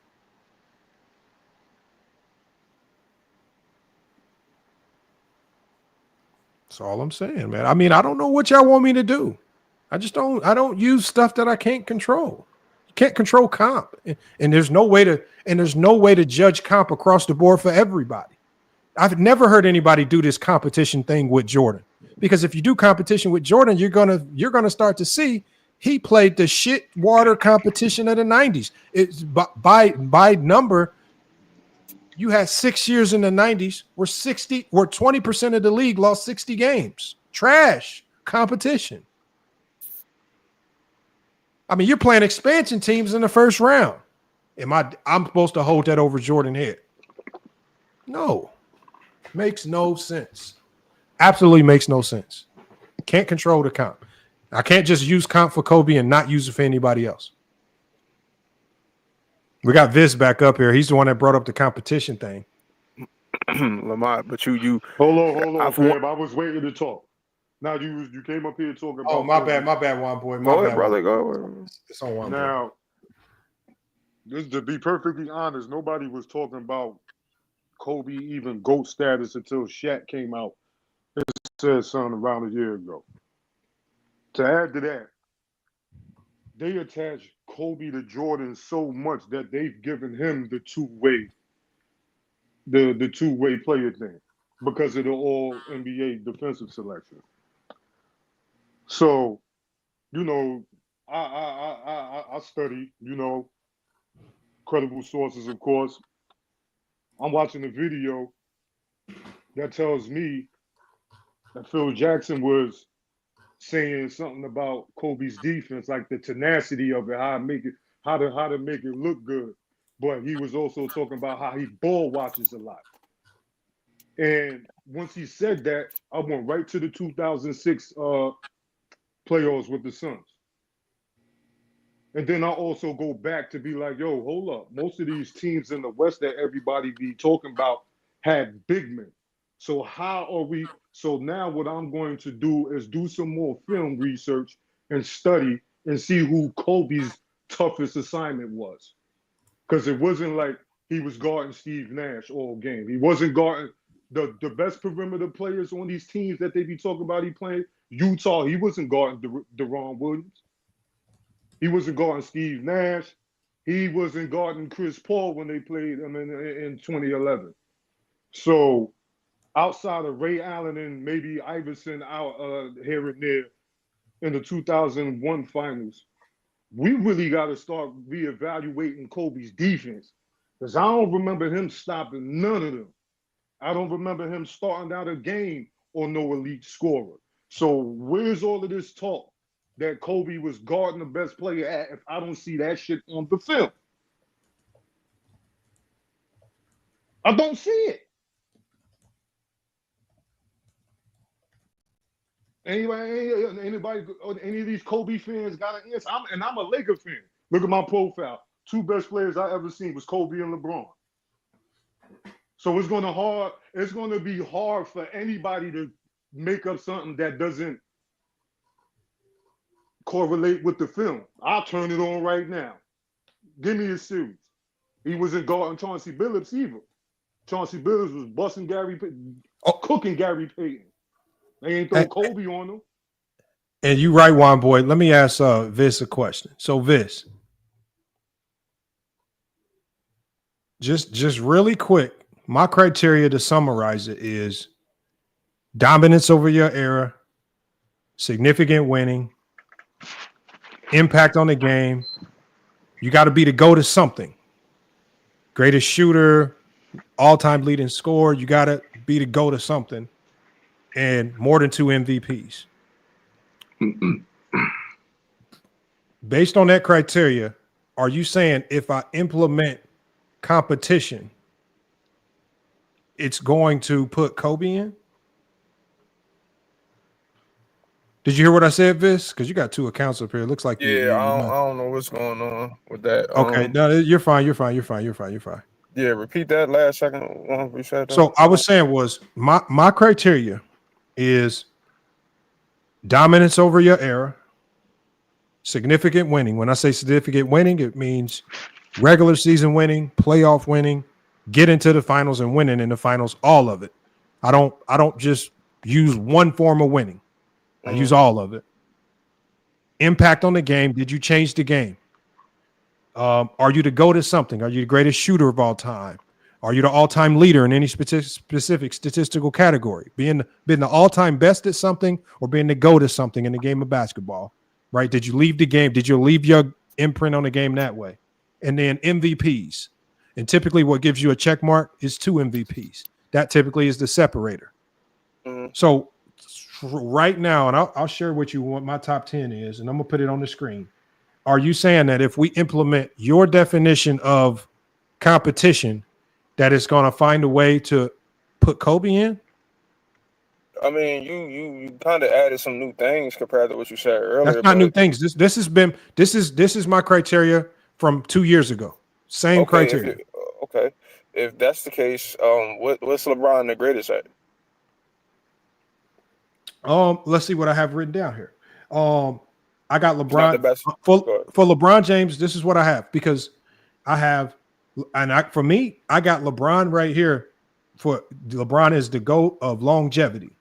So this is what he has checked. Hold on, let me explain it.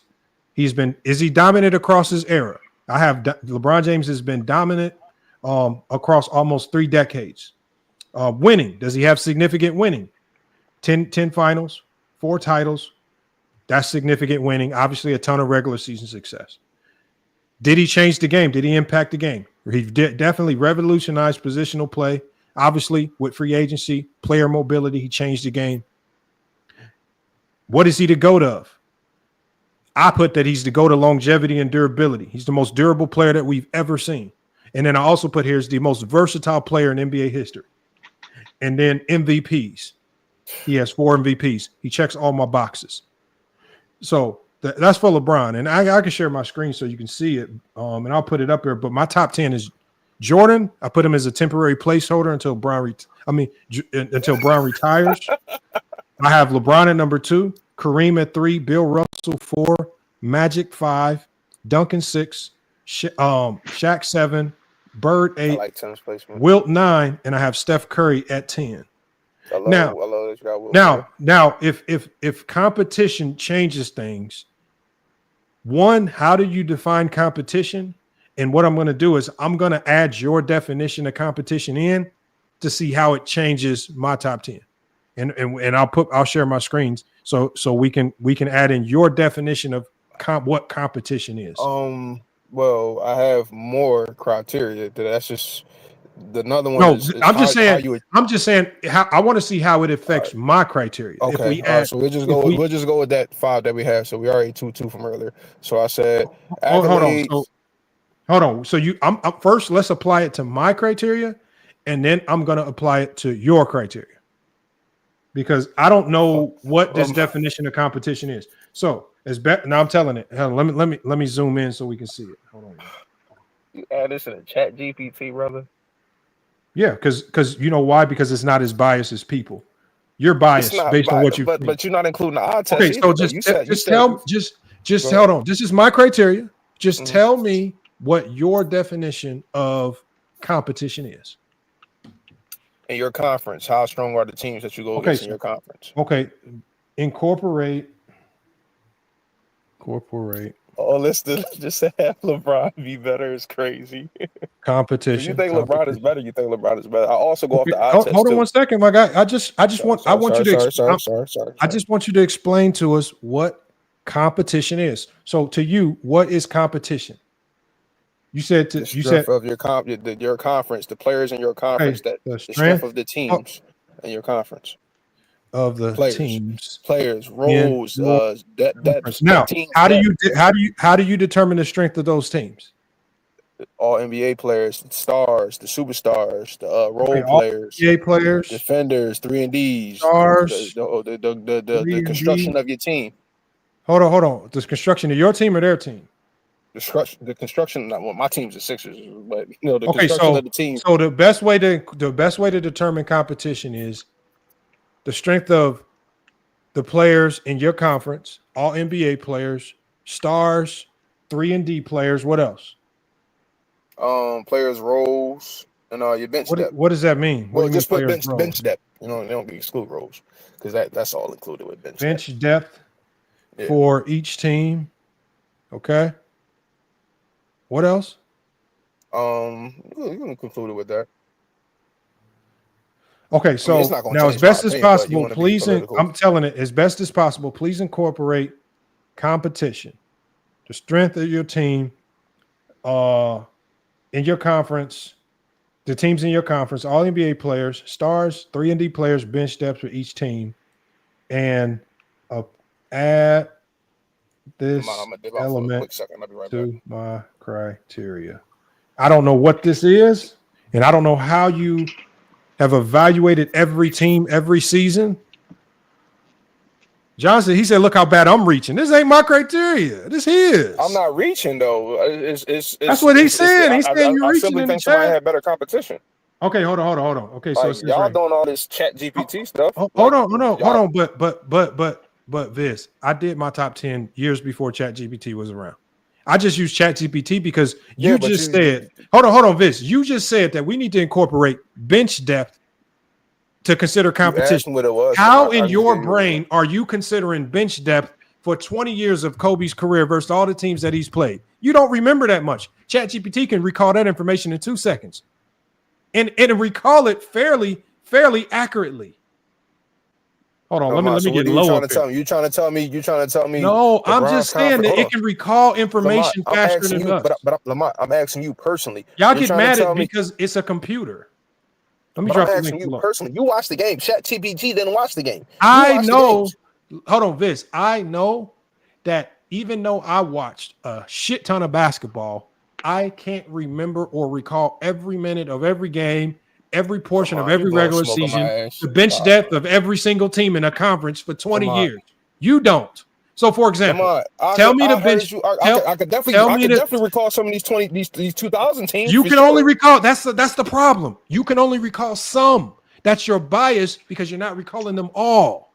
You can only recall some of the teams with LeBron. You're not recalling them all. It's only fair if we're talking about a 20-year career for Kobe and a 20-year career for LeBron. If we're going to use competition, we have to consider it all. We can't just collectively consider what you remember. What you don't remember every year, every team, the bench depth, all the teams that made the playoffs, the nuances to those teams, what made teams great, who was the best player, who was the best. You don't remember all of this. You only remember what you want to remember. ChatGPT remembers everything. So we're incorporating your definition of competition. We're going to apply it to my criteria to see if it has Kobe, and then we're going to take it to your criteria that's already in here on a different thread, and we're going to apply it to your criteria to see if it adds Kobe. Well, Lamont, you could just look it up on it. You can just look it up. Hold on. Just to summarize it, it says perfect. With strength of competition and team context now added to FYF's criteria, let's see where we at. So just to make sure we're correct.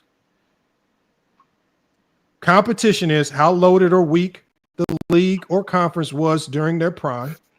The quality of opponents that they had to overcome, MVPs, all NBA players, elite teams, and the quality of their own supporting cast, how much help they had. Is that what you want me to consider? Sure, if I missed anything, I can add it in now.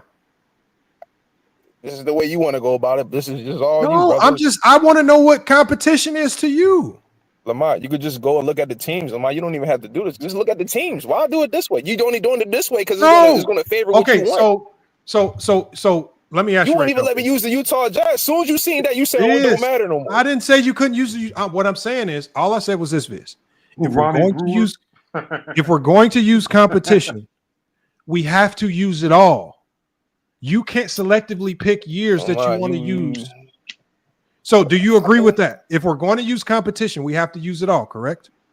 Lamont, we were talking about this was all correlating to the criteria. I said. Let's just see what we got. Let's just championships. Let's just see how it. We're talking about the runs here, brother. Hold on. Let's just see. Now how you're trying to include the entire 20. Yeah, you're gonna pull up what a 2015. Okay, hold on. Let's just see because you're not coming up with a clear definition of what competition is. If you told me what it was, then maybe I can have a better definition. You're the one coming up with these terms, not me. Then you get mad at me because it's all loosely defined. I sat here and asked you what is competition, and then you get mad at me because you have no definition. I just want to know what it is. So based on your loosely defined term of competition, which you have created just for Kobe, it sounds, I've applied it to my criteria to see if it changes anything. So it still has Jordan at 1.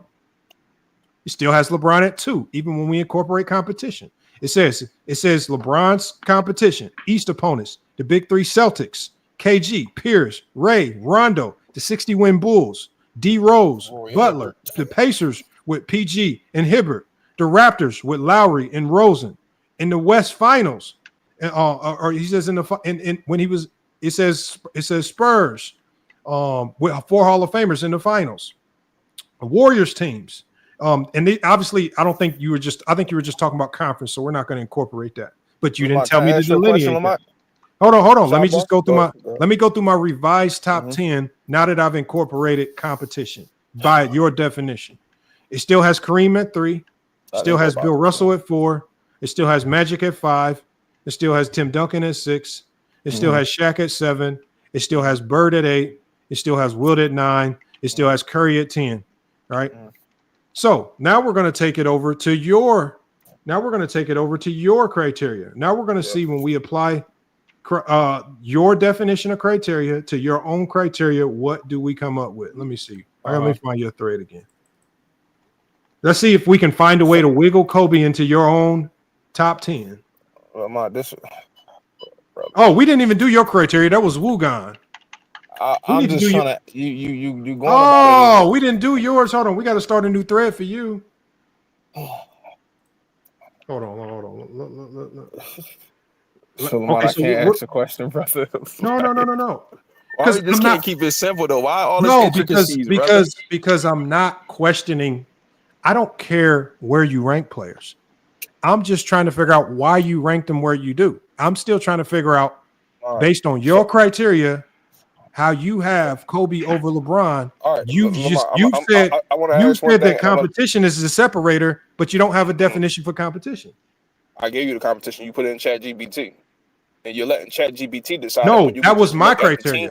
That was my criteria. Based on what I saw, when I used your definition of competition, and I applied it to my criteria, it had no impact on changing my rankings because all these great players played a ton of great competition. So let's see if it changes anything. Lamont, but we're playing head to head. If you look at the like Lamont, put the computer down for a second, Lamont. Let me ask you a question. You see that? Okay. What are you asking me? What is the purpose of this question? I'm spitballing a random team at you. Okay. What are we proving with this question? What is the purpose of it? I want to know who you think is better, players wise. That's all. Okay, so why are you asking me this question? Hold on. What's the purpose of this question? All right. Is that Thunder team that Kobe played, right? What was it, 09 or 20? I don't know. So you don't know none of the players that was on that squad? This is what I'm saying. The reason why I'd say I don't know is because I don't sit up here and try to lie and pretend as if I remember all the nuances to what made a team good in a particular season. What I like to do is I typically like to just go back and rewatch if it really bothers me. But this is the problem with incorporating competition because it requires such a degree of going back because no, it don't. You're either hand selecting what you think is competition, or you have to go back and look at all the competition that everybody in your top 10 played and then judge it fairly. But you haven't done it. So once we go to competition, we go year by year. I still think even if we do it, what I'm saying is year by year, all I'm saying this is this. No, all I'm saying this is this. One, first of all, you could have just kept it simple and just said, "Look, I'm using team record." That would at least gave us the direction go. You didn't even go down that road. You said it's about all NBA players, all NBA teams, who has 2 stars, who doesn't, and now you've given us competition. When all you got to say is, I think the team records in the West made them better teams than the teams in the East. And you know what? Most people would just rock with that because we know that team record is a byproduct of good teams typically. I mean, you don't just walk into 55 wins. You don't walk into 60 wins. You probably were a good team that year. So just use team record. That's all I'm saying. Why do we got to go down this road of why do we go down this road of counting? We got to go down because you're not going to do that for every single player. You're forcing me to use something you want me to use because it's so it can favor you instead of just using the players. Hold on, low. That's what we're talking about here, the players, right? Low is a Kobe fan. Hold on, Low's a Kobe fan. Low, am I wrong? He said that because he was basically saying that he broke down his criteria. Low. His first criteria was stats. This is Kobe and LeBron. All right, Low. I said accolades first. We gave LeBron the check mark in stats. Okay, that's fair. The next one was accolades. We gave Bron the check mark in accolades. That's what he gave. He went to the third one was championships. We give that to Kobe. I mean, it's just very easy. Kobe has more championships. The fourth one was talent. Now, again, this is not something that's widely agreed upon. It's subjective. But we gave it to him because it's his opinion. But he says Kobe is more talented in the game of basketball than LeBron James is. So we give him that one. The last tie-breaking criteria, he said, was competition. Now, Low, can you please, if we are going to consider competition, give me a definition of competition so that we can figure this out because he can't figure it out because he don't want to use team record because Johnny has said if you go off team record for the entire career, it ain't going to favor Kobe. So he avoided team record. And now he's saying, well, we got to go to how many stars they had in all NBA players. No, I said players. I always said players originally. Don't do that. I said players. Go around the I don't know what you mean. Bro, I'm just trying to figure out what you mean. You're trying to ignore the players because you know it don't favor. Bro, I'm not ignoring. Players don't make great teams. Teams make great teams. Do players not construct a team? Bro, what I'm saying is you can have 3 great players and be a trash team. Answer the question. Do players not construct a team? Low. Am I fair in saying this? See, now you want to ignore the question. Low. Hold on, Low. The Phoenix Suns just had KD, Book, and Beal. By his definition, that would make a great team. It's not my definition. Lamont, do players not, because you trying to use this slide tactic stuff. You trying to say players don't, but players because you haven't yet addressed which players. The quality of the players construct of a good team. They didn't what quality? What is that quality? What is that quality? You said the top two players. Let's look at the name of players. You said if the top two players. That's why you don't want to look at the name of players. You're trying to force me to use record. You want to go by names, not by the actual quality of the player, just by their name. We all watch basketball. Can we stop this stupid theatric stuff, dog? Y'all no, know because what we I don't. mean by Because you that. can't tell us what the players. quality is. We don't go by names. We don't go by names. We go by quality. Like The you said, quality of the player, which is so none of y'all watch basketball now. No, if I tell you there's a quality of a player, you're gonna just give me a name, or you're gonna give me some that dude that don't know what he be talking about, right? Lo, can we please help him, Lo? Because the Kobe fans are doing bad today. I'm not a Kobe fan. I just came here to say somebody literally said that Kobe wasn't defending Chris Paul in the 2011 playoffs, and that's factually incorrect. Who said that? Thank you. Nobody, did somebody? The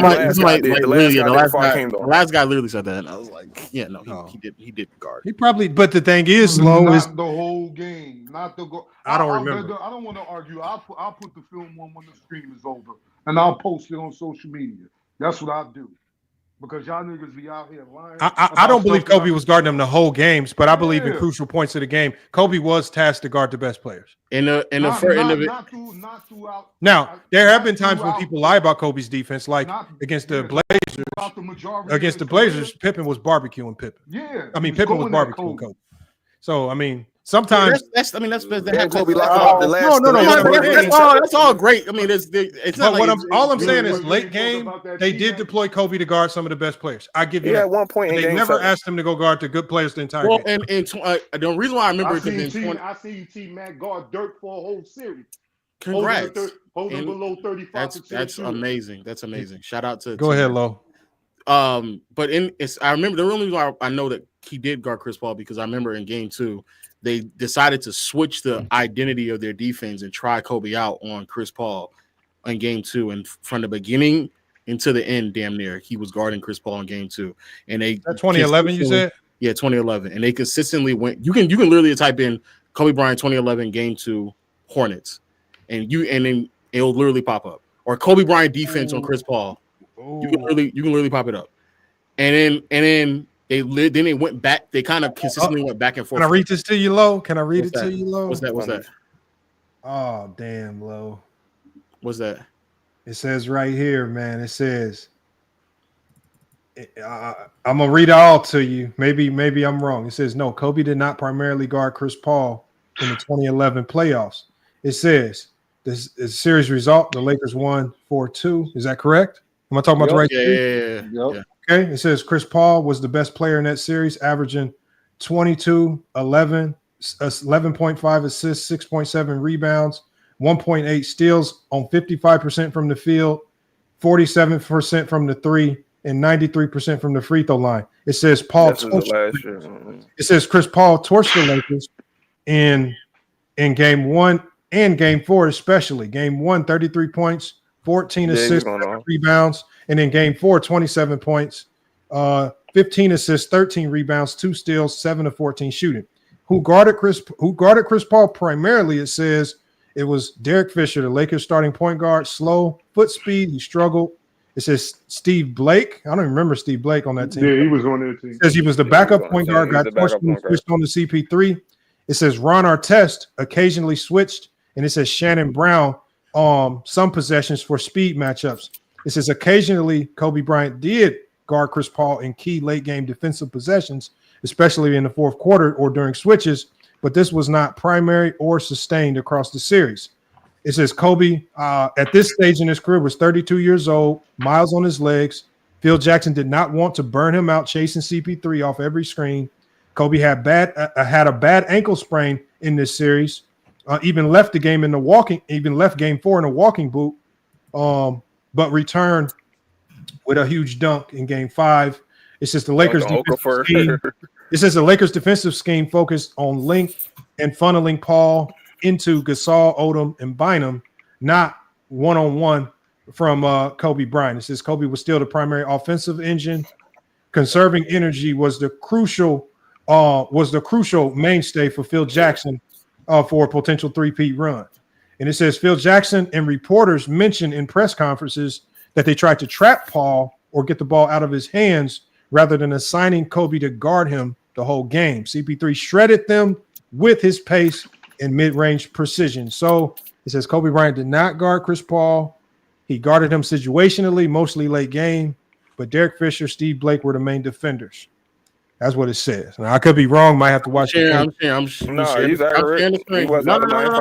No. I'm just telling you what they canceled him so they could check on Cole. Yeah, I just felt good. Home to the team. We've already got one input to make game time decisions and adjustments from game to game. But this was Kobe Bryant's decision to guard Chris Paul tonight. You put a bigger defender. So what does that say, Lamar? Hold on. Kobe Bryant's decision to guard Chris Paul tonight.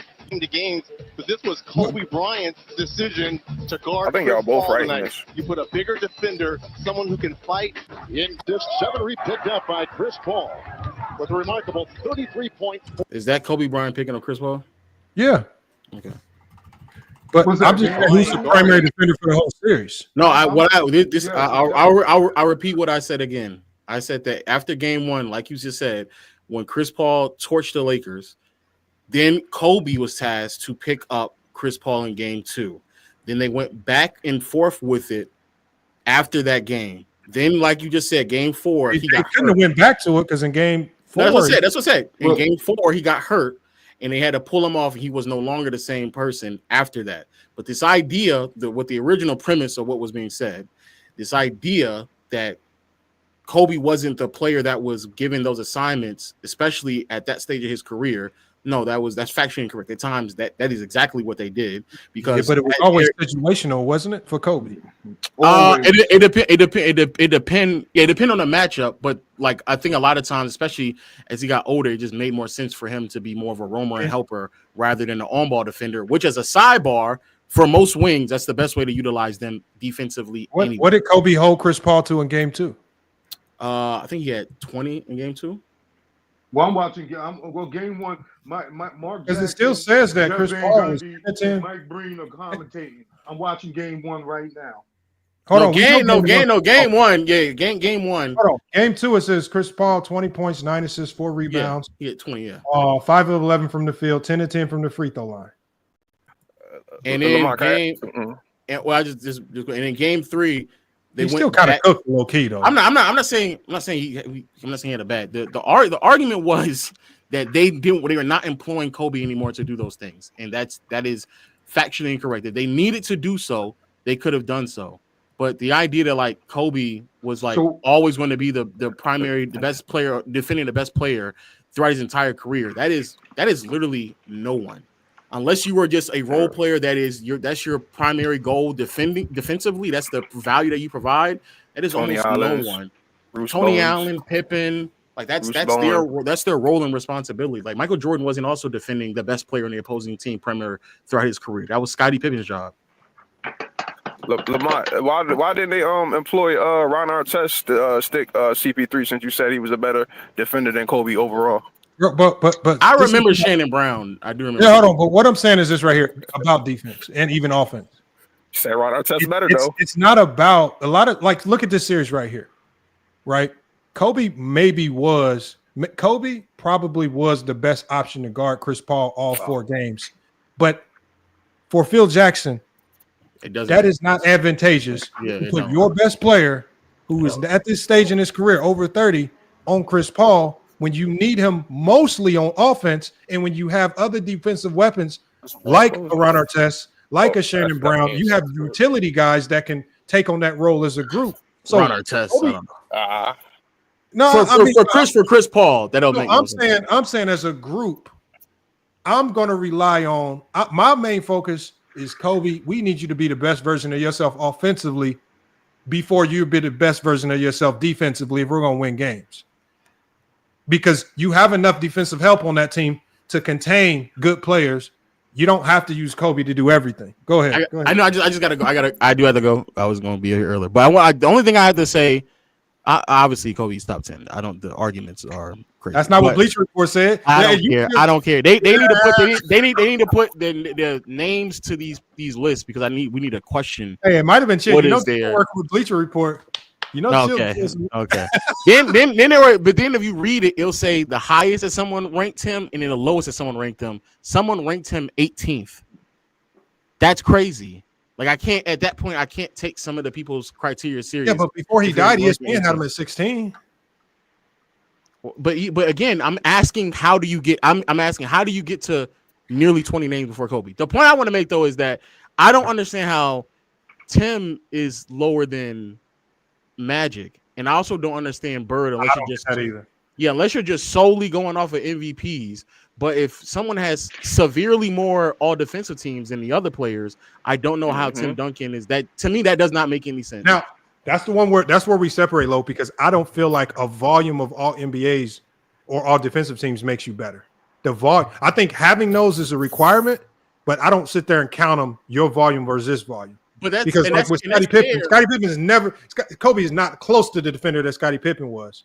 But we also know that Tim Duncan is a Kobe got more all defensive teams. No, but we also know Tim Duncan is just a far superior defender than Magic and Bird. Like we also just know that. Like so I'm just trying to go off of something that could have came to that conclusion. If I'm just using I think it was namesake and legacy and what he did for the 80s.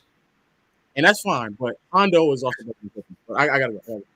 Yeah, if you go to impact on the game, if you go there are some criteria, there's some elements of criteria where I feel like Magic's impact on the game to me was far more significant than Tim Duncan's. That's why I have impact on the game in there because Magic changed the game. Tim Duncan did not do anything that significantly changed the way basketball is played or the game or the impact on the game in its entirety, and that's why I have that category in there. So I think maybe Magic just checked that box. Bumped him up a little. What did Tim Duncan do to change the game? I think leadership. I think just his leadership alone is something that people can follow and mold themselves as. I said, what did he do to change the game? If that's the case, you got to put Kobe in there. He changed the game. His leadership. I feel like they leadership is that people don't credit leadership as far as a way that can change a way of people that can what I'm trying to say here. I think that's a quality that people can pick up from them. Who's the greatest leader of all time? I mean, that's open, but I think they're all great leaders though, individually. That's the fact. They're all great leaders. Yeah, but everybody leads just differently being a though. good leader, you know what I'm saying? Tim Duncan sacrificed. Every player in the top 10. Every player in the top 10 was a good leader to some degree. How do you separate? I mean, like I said, I'm not going to. Hold on. I'm not going to disagree with you all the way, but I still think that his leadership was definitely something that people can pick up on because he was coachable. But like, I'm not like I said, I'm not disagreeing with you. I just think he I think he impacted in a way. But how do we measure it? How do we measure it? There's no way to measure and say he was a better leader outside of just feelings. And we haven't seen enough. How many years he played? 20 years? And what? How many years Tim Duncan played? What? So longevity of a leader makes you better leader.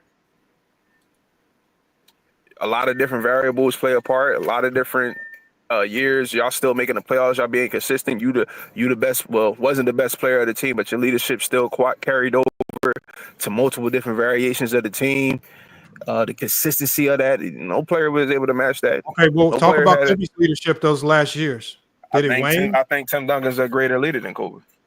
Okay, what about Magic's? Did Magic's leadership wane? Magic's still in his prime when he stopped playing. I disagree with you with that. That's why I have Magic over Tim Duncan. Yeah, I don't disagree. Like I say, that's and when we say leadership, that's you leading your team. That's not nothing that separates you and makes you the best in NBA history. Yes, a quality. Yeah, but you got LeBron as influence. What did he do to change? No, I said I got LeBron as the most versatile player in NBA history. He's excelled at every position in NBA 1 through 5, offensively and defensively. That's cap. Offensive, no, it's not defensive. Don't say that. Don't say that. Don't say that defensively. Don't say that. Don't say that. Don't say that. Don't say that. Now, some positions, sure, but offensive and defensively, all positions, center what they no. I thought you watched the games. So if you watched the games, didn't we see I don't look at it like you do it.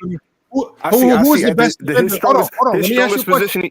Hold on, Biz. You just said, did you watch the games? Did you watch LeBron James' defense on Nikola Jokic last year?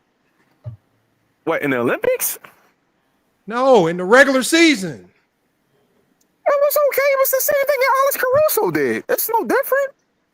They fronted him. They bodied him. They didn't let him get position. The same thing he did to Gasol. I also see the problem. LeBron gets shredded by Dwight.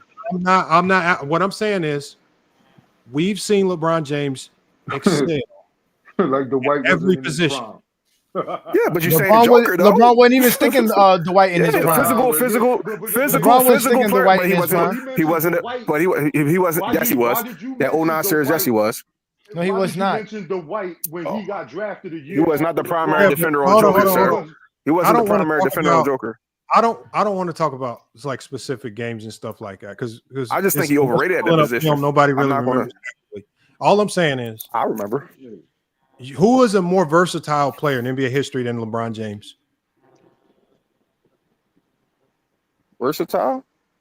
Yeah. What you mean offensively and defensively? You got a few players like that. You got people like. I'm telling you right now, I feel like LeBron James is the most versatile player in NBA history. Tell me a player who's more versatile.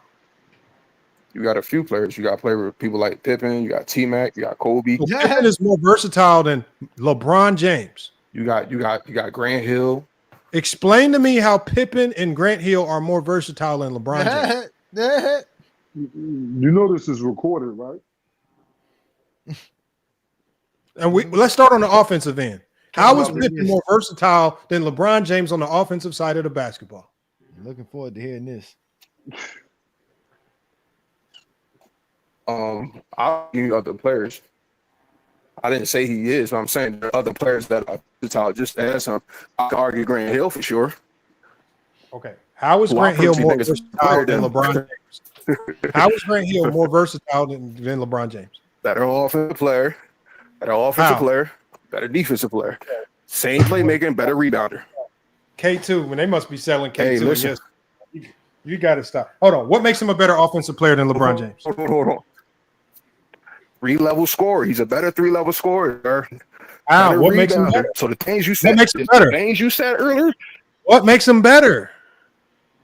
You can't just say it. What is your offensive player? When you say better 3-level scorer, are we gonna go to so I don't get confused. You name them and I'll agree or disagree. How about that? So we don't get confused here.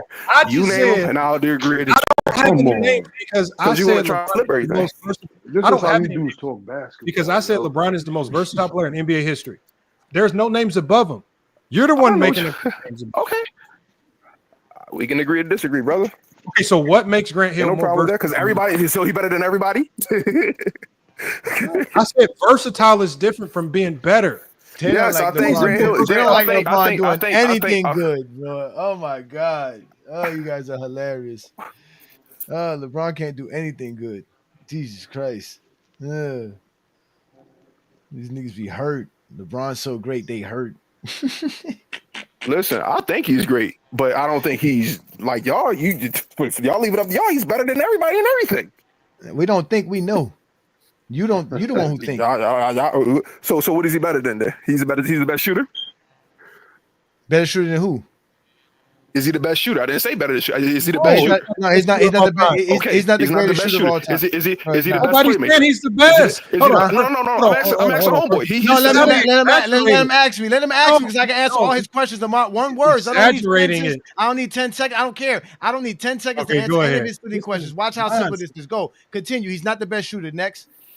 Is he the best playmaker in NBA history?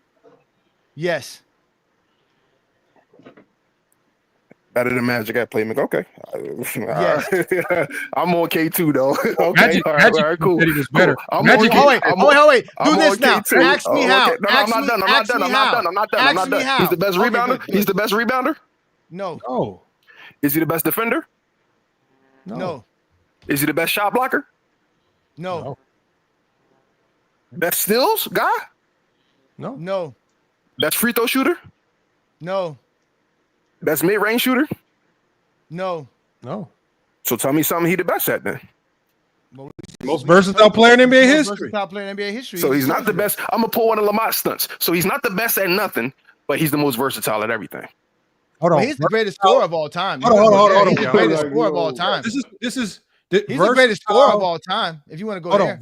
Versatile isn't the best at a particular category. When we say versatile, because especially from somebody who say he watch, we're talking about we can plug you into this particular situation and you will shine. So, for example, if you put LeBron James as your point guard, you can still have an elite team because LeBron James can be your point guard at an elite level. If you need a shooting guard, LeBron James has proven in NBA history, if you stick him at the shooting guard spot, he can be the best shooting guard in the league. He can be an elite shooting guard. We've seen LeBron James as small forward. If you need him to be a small forward, he could be the best small forward. If you put LeBron James at power forward, he could be the best player in the league, best power forward. We've seen LeBron James excel at every position. The ability to take a player, and you can literally, no matter what your team consists of, you can plug LeBron James in, and he's going to be able to warp his game to be excellent at whatever you need for your team to succeed. You cannot do that with Kareem. If you need a point guard, you can't stick Kareem in. You have to go find you a point guard, right? If you need a power forward, you can't go get Kobe and be a power forward, right? We've seen LeBron James literally plug and play at every position, and that team excel. No other player in NBA history have we seen that level of versatility. For you to pretend, when you say that you watched all these games, to pretend as if we haven't watched this, and you have to pretend that we haven't seen LeBron James be an elite at every position, you're just lying to yourself. And all you got to do is stop lying. Now you up here pretending as if you don't know what versatility is. And now we have to go through explaining stupid stuff like versatility because we got people pretending they don't know what these simple terminologies are. Versatility. Plug and play him at any position. You can have an elite team. He is the most versatile player we've seen in NBA history. Is not close. You don't have to give him a whole bunch of stuff, but you got to give him that. It's not very hard. This is not very hard. Not to mention he's the greatest scorer of all time. Types of teams. He's won with AD. Right? He won with Wade and Bosh. He went back to Cleveland and won with Kyrie and Kevin Love. Different iterations of himself, different coaching styles, different systems. With Kobe, we never saw Kobe win nothing outside of the triangle and Phil Jackson. With Jordan, we never saw him win nothing outside of the triangle and Phil Jackson, right? The adaptability and versatility is not there, right? When Kobe didn't have stars around him, we saw what that looked like. When he didn't have Phil Jackson there, couldn't get out the playoffs, struggling in the regular season, crying for more help, asking for trades. Jordan, the same thing. Jordan Y'all going too far. Y'all going too far. No, y'all can't be going too far when these are facts. When Jordan did not have 2019, where did LeBron go? When Jordan did not have Pippen and Phil Jackson, this man was walking around the league looking like Russell Westbrook. He's gonna give you hellified stats every night. And and there was one point in time. The same thing about LeBron on the Lakers. As soon as he went out the West, he didn't go nowhere until AD came. Because if you're not even honest enough to admit about the versatility of LeBron James, how can we trust anything else that comes out your mouth when you sit here questioning that the man isn't versatile? That is just sheer stupidity. Right? He was, though. Just because I didn't agree on two positions? No, it's not about agreeing. It's about just accepting the obvious. First of all, you can't come up here and say, did we watch? And when we ask you something as obvious as about LeBron James, if you don't say anything about LeBron James, the one obvious thing is versatility. But for you to sit there and pretend as if versatility isn't one of his staple points, you just up here pretending to being stupid. I hate it when people come up here and play dumb for Kobe and Jordan. Don't play dumb, because I'm not going to take nothing away from Jordan. You ask me questions about Jordan's game, I'm going to be honest. Was he good? Was fade away, all that? I'm going to be honest. But when y'all sit up here and come up here and you have to be dodgy about what these things are, you have to lie and make stuff up. Man, that's sad. King Rowe does the same thing. Yeah, they all do it. That's how they talk basketball. They all do it. Y'all don't have he disappeared. He left. Yeah, Where he go? I only came back because I saw Vince pop up his little head over here talking nonsense. It's just nonsense. Hold on, we got NATO the Great. What's good, y'all? How y'all doing? Nato the Great, how are we going too far when we're telling the truth about Jordan? Nah, no, I wasn't even talking about the Jordan part. I was talking about the LeBron part. Y'all was talking about like LeBron definitely versatile. I'll take nothing away from LeBron. He's definitely a versatile player, but he's versatile in situations. He's not versatile. Versatile than LeBron. Versatile. That's what. No, again. I literally hold on. I literally said. No. This is simple. Y'all got to stop taking these conversations down roads we not taking them. I say LeBron James is the most versatile player in NBA history. If you disagree, then the only thing you need to be doing is telling me the names of players that are more versatile. If you disagree, I don't give a damn if you say situations. Of course, versatility is situational because when situations arise, like injuries, or you go to a different team and they have a need here or there, you need to be versatile. Because if my point guard goes down, I got to be the point guard. If my power forward goes down, I got to be the power forward. That's versatility. So at the end of the day, the only way you can showcase versatility is situationally. So at the end of the day, if you disagree that LeBron James is the most versatile player in NBA history, tell me a player that is more versatile and why. I'm still waiting because I heard somebody say Scottie Pippen and Grant Hill. I'm very curious to get this definition of Magic Johnson, Magic Johnson, Grant Hill, and King Rowe. Since you want to come in here blurting and shouting, offensively, tell me how. Let's just start with. Let's start offensively. How is Magic Johnson more versatile than LeBron James offensively? So we're going to go down every potential category that you can as an offensive player, and I want you to tell me, as a scorer, how was Magic more versatile than LeBron? Go ahead, King Rowe. I could give you the 40, 15, and 9 and 7 in his rookie year. Yeah, no. Bro, tell me how how Magic was a more versatile scorer than LeBron James. Because if you want to go 40-point games, LeBron got better than that. Not in his rookie year, 20. Man, goddamn. Okay, let's go ahead. I'm here quick. Hold on. No, King Rowe, you're going to answer these questions. If you're going to go down the road of stupidity, let's go down the road of stupidity. How is Magic Johnson a more versatile scorer than LeBron? Answer the question. And don't give me one game. Tell me about skill sets. The baby hook, the baby hook. Mm-hmm. He got more of a bag. That's why he's Magic. He has more of a bag. King Rowe. I said, how is Magic a more versatile scorer than LeBron? You need to be telling me about ball handling. You need to be telling me about shooting, 3-point shooting, 2-point shooting, getting to the rim, pick and roll play. You need to be telling about isolation play, face up, triple threat. Triple threat. LeBron is more explosive. Magic is more skilled. Right there. Okay, the road to stupidity. You see, this is the one thing. First of all, you won't let me talk. No, King Rowe, because it's King Rowe. You got to stop coming up here acting like FYF is your microphone for stupidity. Like, first of all, this is the easiest question of the day. Who is the more versatile scorer, Magic or LeBron? It's LeBron. Can we move on from stupidity? King Rowe, don't be stupid. You too old to be being stupid. Bro, hold on. There's other things that Magic does great that you can act that are actually arguable, but don't argue stuff that ain't arguable and then you pretend that you actually have an intelligent take. Don't pretend that it's an intelligent take. This is a dumb take, King Rowe. And then what you're going to do, you're going to have a dumb take, and then you're going to filibuster about that dumb take for the next 15 minutes. I'm going to say it right here. And you're going to take us, by the time you're done, we're going to be talking about George Washington and Abraham Lincoln. Cool. No, King Rowe. You're going to move on to the next category because you're going to keep lying. Stop lying about stuff, man. No, Lamar is my boss. Okay, Helly, he's my boss. Now, the second thing. Now, the one category that is actually arguable. Who's the better passer and facilitator? It's actually arguable here. It's easy. Magic. Okay, Magic. Okay, and you know what? If you give, I'm not even gonna ask you why because you don't know why. I'll just give it to you. I know you're gonna assume. No, I'm gonna give it to you because you're gonna take us down a road of complete nonsense and stupidity, and we don't know what you're talking about after 10 minutes. Okay, so we give you facilitating, right? Who is the better rebounder? Arguable. I think Magic got better offensive rebounding. That tells me he's a better rebounder. Shit, wow. 7.5 to 7.2. Okay, just so we don't go down a road of stupidity, you trying to explain nonsense, we'll give you that.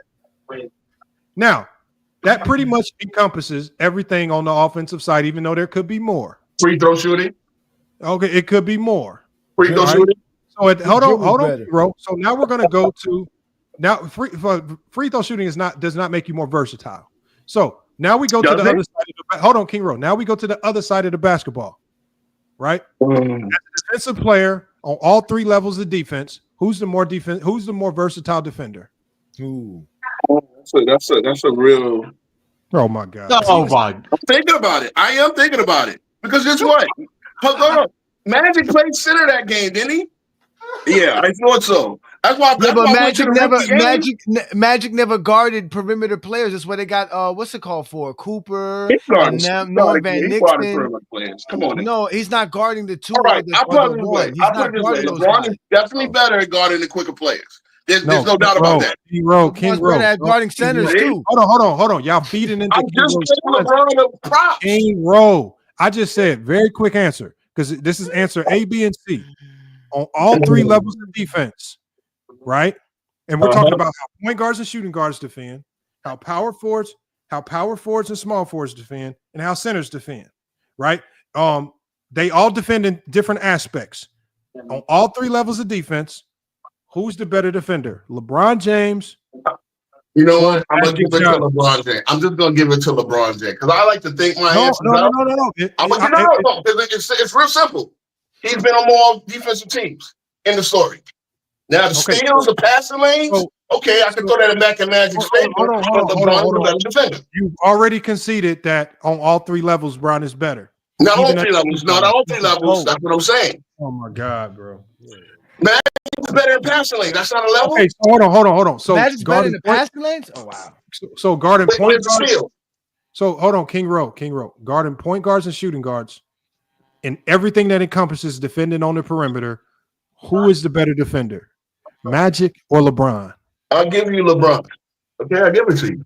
Everything that encompasses being a small forward or power forward and how they defend, right? Having to pick up big sometimes, having to guard small guys. Being required to go rebound a bit more. Who's the better defender, Magic or LeBron? I'm gonna give Magic that one. You are smoking crack. Okay. What are you gonna lie? Okay. LeBron's a small forward. He's not a good power forward defender. And when it comes to defending as a center, who's the better defender? Equal. Because LeBron is not a good defender of centers. That's the most overrated. I don't know. The white. Hold on. King Row. You cannot stupidity. See, why can't we just be honest about the game? Magic Johnson is regarded as a bad defender. Okay. The man never came close. The man never came close to sniffing an all-defensive team. LeBron has been looked at as an all-defensive player. LeBron has been looked at as an all-defensive player. It's been 12 years, but almost every position. But King Row, we gotta lie. We gotta lie about Magic's defense. We gotta lie. Why can't we be honest? I gave it to you because of the all defensive. No, Magic was a one-dimensional player, all offense. He could not defend. His own coach called him a cone. Pat Riley went to the newspapers and called out his defense. The only thing y'all say about LeBron's defense, y'all didn't start complaining about his defense until the man started getting older and he slowed down. Discredit everybody. 29 at age 29 when he's having made an all-NBA defensive sense. King Row. If we can't have honest conversations about LeBron, it's just hard to talk about. We got new blood, Lamont. We got new blood, Lamont. We got new blood. Hold on, we got John Johnson. He says we're tearing people down. Who are we tearing down, John Johnson?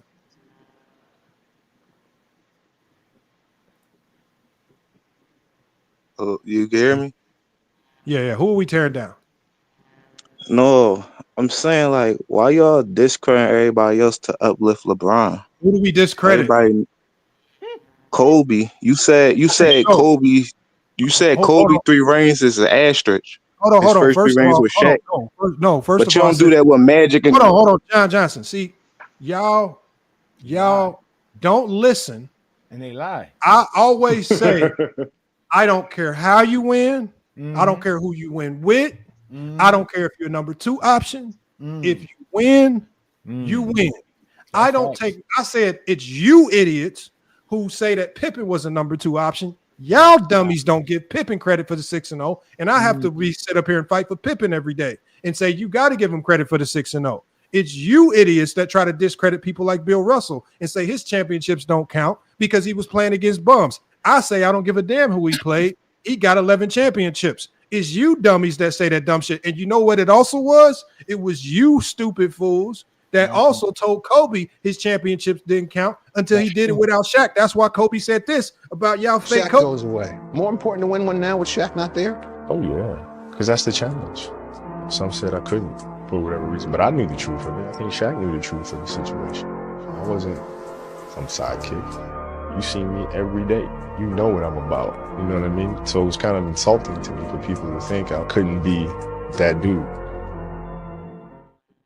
The people that said he couldn't be that dude was y'all fake Kobe fans. All y'all That was fake the Kobe media. fans that ran around and said Kobe couldn't be That that was the dude. media, bro. Come on, you do it too much. It was the media. Hold on, hold on. Y'all can't discredit Kobe's own words. Kobe, out of his own mouth, said it was y'all that doubted him. It was y'all that was running around saying he was a second option. It was y'all running around saying them championships don't count because those are Shaq's titles. Shaq was the number 1 option. Y'all planted the seeds of doubt in Kobe, and then Kobe forced Shaq out, right? Y'all the ones that did that. So now all of a sudden, okay, I've always given Kobe credit for his championships. I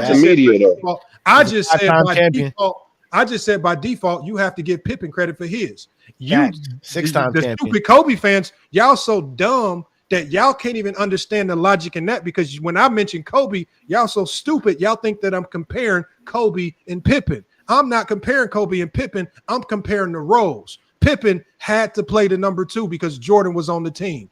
Not because he wanted to, but because Jordan was there, and that was what needed to win championships. Why do y'all discredit Pippen? Because Pippen was the number 2 option. It's the same way some of y'all clowns discredited Kobe, and that's why he wanted to do it without Shaq. Because if it wasn't an issue, he would have just kept winning championships with Shaq as a number 2 option. He would have had no gripes about it. So at the end of the day, y'all don't give a damn about the number 2 option. Y'all only care about it when they win them as the number 1. I don't give a damn how you win it. Just like y'all cry about KD going to the Warriors, y'all cry about LeBron with super teams, y'all have an emotional investment in how players win championships. Oh, you got too much help. Oh, you got this player with you. Y'all are super and hyper invested in who you do it with. I've always said on this platform, I don't give a damn how you win it. You win them, you win them. And I don't care who you got with you to do it. I don't care if you got to get the Avengers. I don't care if you got to get Infinity Stones. Get whatever you got to get to win them. If you win them, I'm going to give you credit. But then you got stupid fools that walk on this platform like John Johnson, who ain't never really listened to a take, and say we discrediting Kobe when we really the only ones that give him full credit for his career. Y'all the ones made Kobe because y'all hated him. Y'all discredited him. Y'all forced Shaq out. Y'all created that divide with y'all stupid logic. I have to fight for Pippen. I have to fight for people like Draymond Green. All the people that y'all run around praising like Ticket TV, they're shit on second options. They shit on role players, right? I'm the one out here picking up the pieces defending these guys. And then y'all say I'm the hater. How stupid are y'all? Why don't y'all take the retardedness over to Ticket TV, Carcino Channel, Skap Attack, all these other channels that actually hate these players, that discredit players like Kobe when he was in that new option. And I want y'all to say that same bozo idiot stuff to them because they the ones that do it, but I never see y'all on them other platforms chastising them. Scared. I actually let y'all up to say the stupidity. But if you're gonna say stupidity, at least listen to the takes before you just come up here running your mouth thinking that just because we talking about Kobe, we slandering him. I say that Kobe is 11. I say that Kobe is 11 because of his resume. I don't take from his resume like some of you clowns do with LeBron. Y'all will take away. Oh, that's longevity. It don't count. Oh, he won that championship in the bubble. It don't count. You guys are clowns. You guys take from other people, but you want us to count everything for Kobe. Well, I count everything for everybody. And unfortunately, if you count everything for everybody, Kobe just falls short. I've already proved that. I've already shown you how. And there's no criteria that you can formulate or anybody up here can formulate that is subjective with tangible, there's real evidence that we can count that will put Kobe over a lot of these players. You're going to have to use your emotions to put Kobe in your top 10. You're not going to use any real resume. I had somebody up here trying to explain why Kobe had a better resume and a better career than Kareem Abdul-Jabbar. How nonsensical is that? It's stupidity. It's absolute stupidity. When you got Kobe at number 2, I'm definitely going to ask you questions about how the hell he landed there and what the hell kind of criteria you got that put this man at number 2 over Kareem, over people that better than Shaq? Real work. Straight. Can he be better than Shaq? No, bro. I'm asking a question. I'm asking you a question. Can he be better than Shaq? Well, hold on. First of all, an all-time list of all-time great players is not the most talented players of all time. I've already said for y'all Kobe fans, I've created the most talented list of all time for you guys because you guys like to not look at career resumes. If you just look at talent alone, Kobe falls easily in the top 3 no matter where you want to put him. Okay. But if you have to incorporate career, stats, achievements, accolades, and those things that matter, it is hard to wiggle Kobe in. It is hard to wiggle him in. So at the end of the day, all his accolades and everything. At the end of the day, I don't like I said, is Kobe better than Bill Russell? Yes. Is Kobe a more talented player than Larry Bird? Yes. Is Kobe a more talented player than Magic Johnson? Yes. Is Kobe more talented than a ton of players in NBA history? Yes. Does it mean anything in a ranking? No.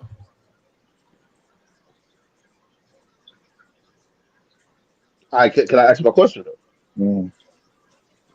I think I answered it. No, you really didn't. You gave me a whole nother list. I asked what is the question? Hold on. What is the question? So I'm asking you, can Kobe accolades be better than Shaq accolades? Because you could literally make an argument that Kobe accolades in collective are better than Shaq. Yeah, yes. So that would put him in the top 10. No, because accolades aren't the only measurement. So what's all right? So all right. There's nobody accolades. Hey Johnny, do you only use accolades to formulate your top 10, or there are other elements? Stats, accolades, and achievements. So the thing is, if you just want to harp on accolades, maybe if that is your criteria and you're not using anything else, you're not using impact, you're not using all-time records, achievements, any level, other great. If you're just using accolades, of course, Kobe is probably going to fall over Shaquille O'Neal. I'll give you that one. So is that what you're using? Is that what you use? No, I use that. So if that's not what you use, I'm telling you, so if that is not what you use, then why the hell are you even asking me that question? See, if you let me finish. If you let me finish, I said accolades. Impact on the game, the eye test. Let's stop at impact on the game. Who had a bigger impact on the game, Shaq or Kobe? Kobe. How? Wow. Kobe. We arguing right now about Kobe right now. He's in the top 10. Just answer the question. How did Kobe change the game of basketball more so than Shaq? See, now you adding something in there. Changing the game just don't. You guys could never explain. You just moved on to something else. No, he's asking you how. He's asking you how do you have Kobe more impactful than Shaq? That shouldn't be hard to answer, brother. That should be a very simple answer. But no, the problem is y'all don't let me talk. You guys just let me talk and finish.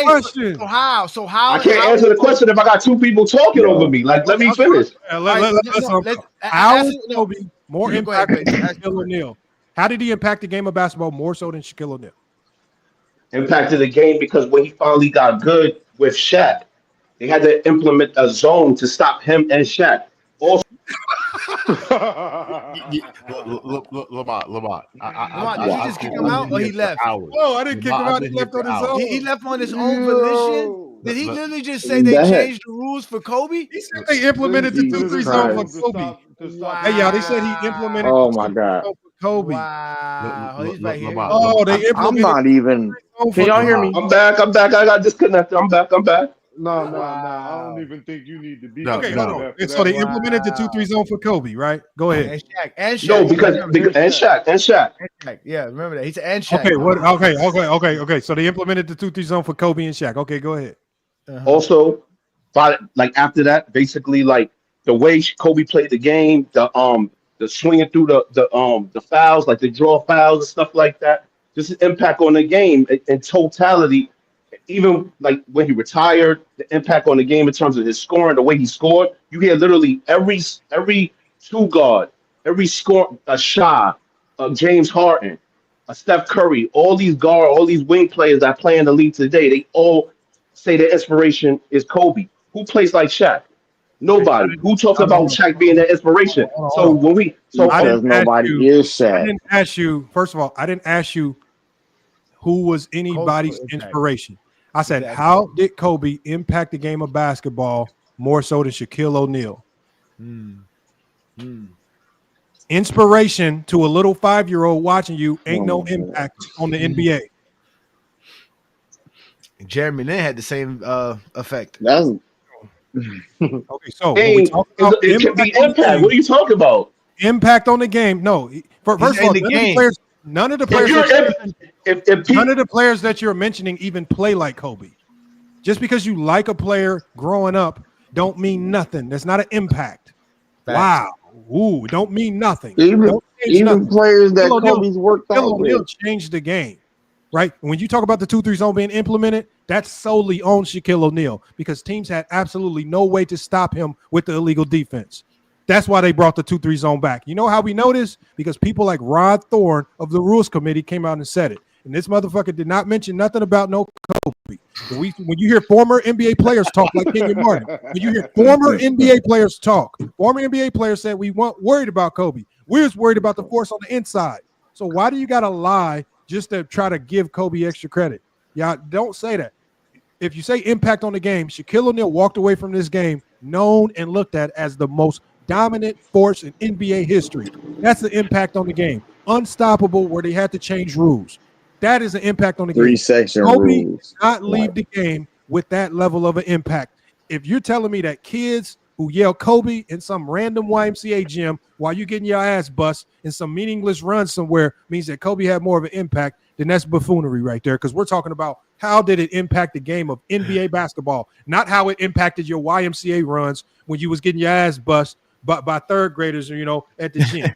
That's what we talk about, real basketball, man. Come on. Let me ask you this, Lamont, real quick question. Let me ask you a quick question. Do you think Jeremy Lin inspired more 5-year-old Asians than Kobe Bryant? Yao Ming is the most impactful player in NBA history. Then that man inspired 1 billion people. Hold on, so when Kobe go over to China, he's not good? He didn't inspire Chinese people too? No. So what are you talking about? Not over Jeremy Lin. Okay. All right, so I got a question for you. So I got a question for you. So Jeremy Lin inspired people in China, right? Agreed. That's a lot of people in China, right? Kobe go over to China. Hold on, Kobe. All of Asia, not just China. All of Asia. Okay. Kobe go over to China. Literally, they said on the They literally said on the Olympic Dream Team documentary that he was oh my God. How popular hold on. I've already popular than Jeremy Lin, who is Asian himself. Hold on. But what I was trying to say is he has impact in China. He has impact all over the world. He's just impact in one region. Hold on. NATO to God. Just to keep it simple. How did Kobe Bryant impact or change the game of NBA basketball? From X's and O's. The NBA. Like I said, I don't give a damn how he impacted your YMCA runs when you was 12. How did he impact the game of NBA basketball? That's what we're talking about. So you say Kobe Bryant has no impact on the game? I did not say that. I'm asking you a question. I'm asking you a question. I thought you wanted to ask a question. Hold on, one boy. If you're making a claim that he had a bigger impact than Shaquille O'Neal, you better be telling me some damning stuff. I'm talking about you better be coming up with some good shit and telling me that he had an impact on you when you was getting your ass bust at the Boys and Girls. You making it personal. See, you making it personal. Hold on. You getting in your feelings. I'm saying, how did Kobe Bryant impact the game of NBA basketball? How did he leave his blueprint? More so than Shaq. No, a blueprint doesn't have to just be X and O's. Just because you want an impact to be X and O's because the person is more physically dominant and bigger, that's a whole different thing. It's different. It's different things than just impact on the game. Like y'all debate things. Y'all try to. If it's different from impact on the game, then it's not impact on the game. It's your influence and your cultural impact is different from impact on the game. So if you say he had a cultural influence, okay, but you didn't say cultural influence. Iverson had a huge cultural influence. Bill Russell had a huge cultural influence. right? Jordan with his shoes had a cultural influence. You didn't say cultural influence because when you say cultural influence, we know that you're not talking about on the basketball court. When I say impact on the game, I'm talking about on the basketball court. If you want to go cultural, add that into your criteria and say Kobe, and nobody's going to argue with you. Y'all pretend like we dumb. Don't inflate things that we're not talking about. We are talking about impact on the game. And how do we know that you know what we're talking about? Because your retarded ass just said Kobe was one of the reasons they brought the 2-3 zone in. And you know that's a goddamn lie. You just made that shit up. That's how I know you know what we're talking about. That's how I know you know. So don't play dumb now because you know that 2-3 zone bullshit was all credited to Shaq and you just made some stuff up like we don't really study the game of basketball. So we talk about NBA basketball. How did Kobe impact the game of basketball within on the NBA basketball court? Go to cultural next. We'll give you Kobe there. Right now, we're talking about on the basketball court. Put it off the court, impact on the game. There's different ways to have an impact on the game. Kobe is at 300 fucking pounds, so he can't have the impact on the game as a 300-pound, 7-foot player. So, like, impact on the game isn't just one thing. Impact on the thing is big. It's bigger than just one thing that you're regulating into. And again, like I said, it's like Kobe impact on the game is clearly being shown right now. So can y'all hear me? So Kobe's impact, yeah, we hear you, Will. I'm gonna come to you next. So Okay. Kobe went neck and neck with Shaq to bring the 2-3 zone back in, and Kobe had a bigger. Thank you for correcting yourself. Thank you. I appreciate that. Hold on. I clearly said Kobe and Shaq. Hold on. I'm just reiterating what you said. I do not agree with none of this bullshit that you're spewing. Come on, man. Stop it, bro. I'm just reiterating because you ain't making none of this clear, and you panicking. I just want people to understand. This is what Kobe fans will come up here and say. They will credit Shaq's influence on the 2-3 zone coming back, or the zones coming back into the league.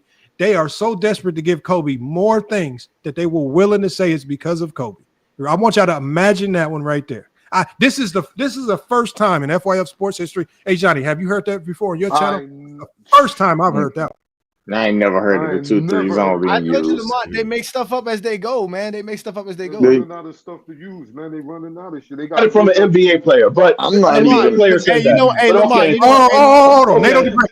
Hold on, Nato the Great. What NBA player told you? Gilbert Arenas.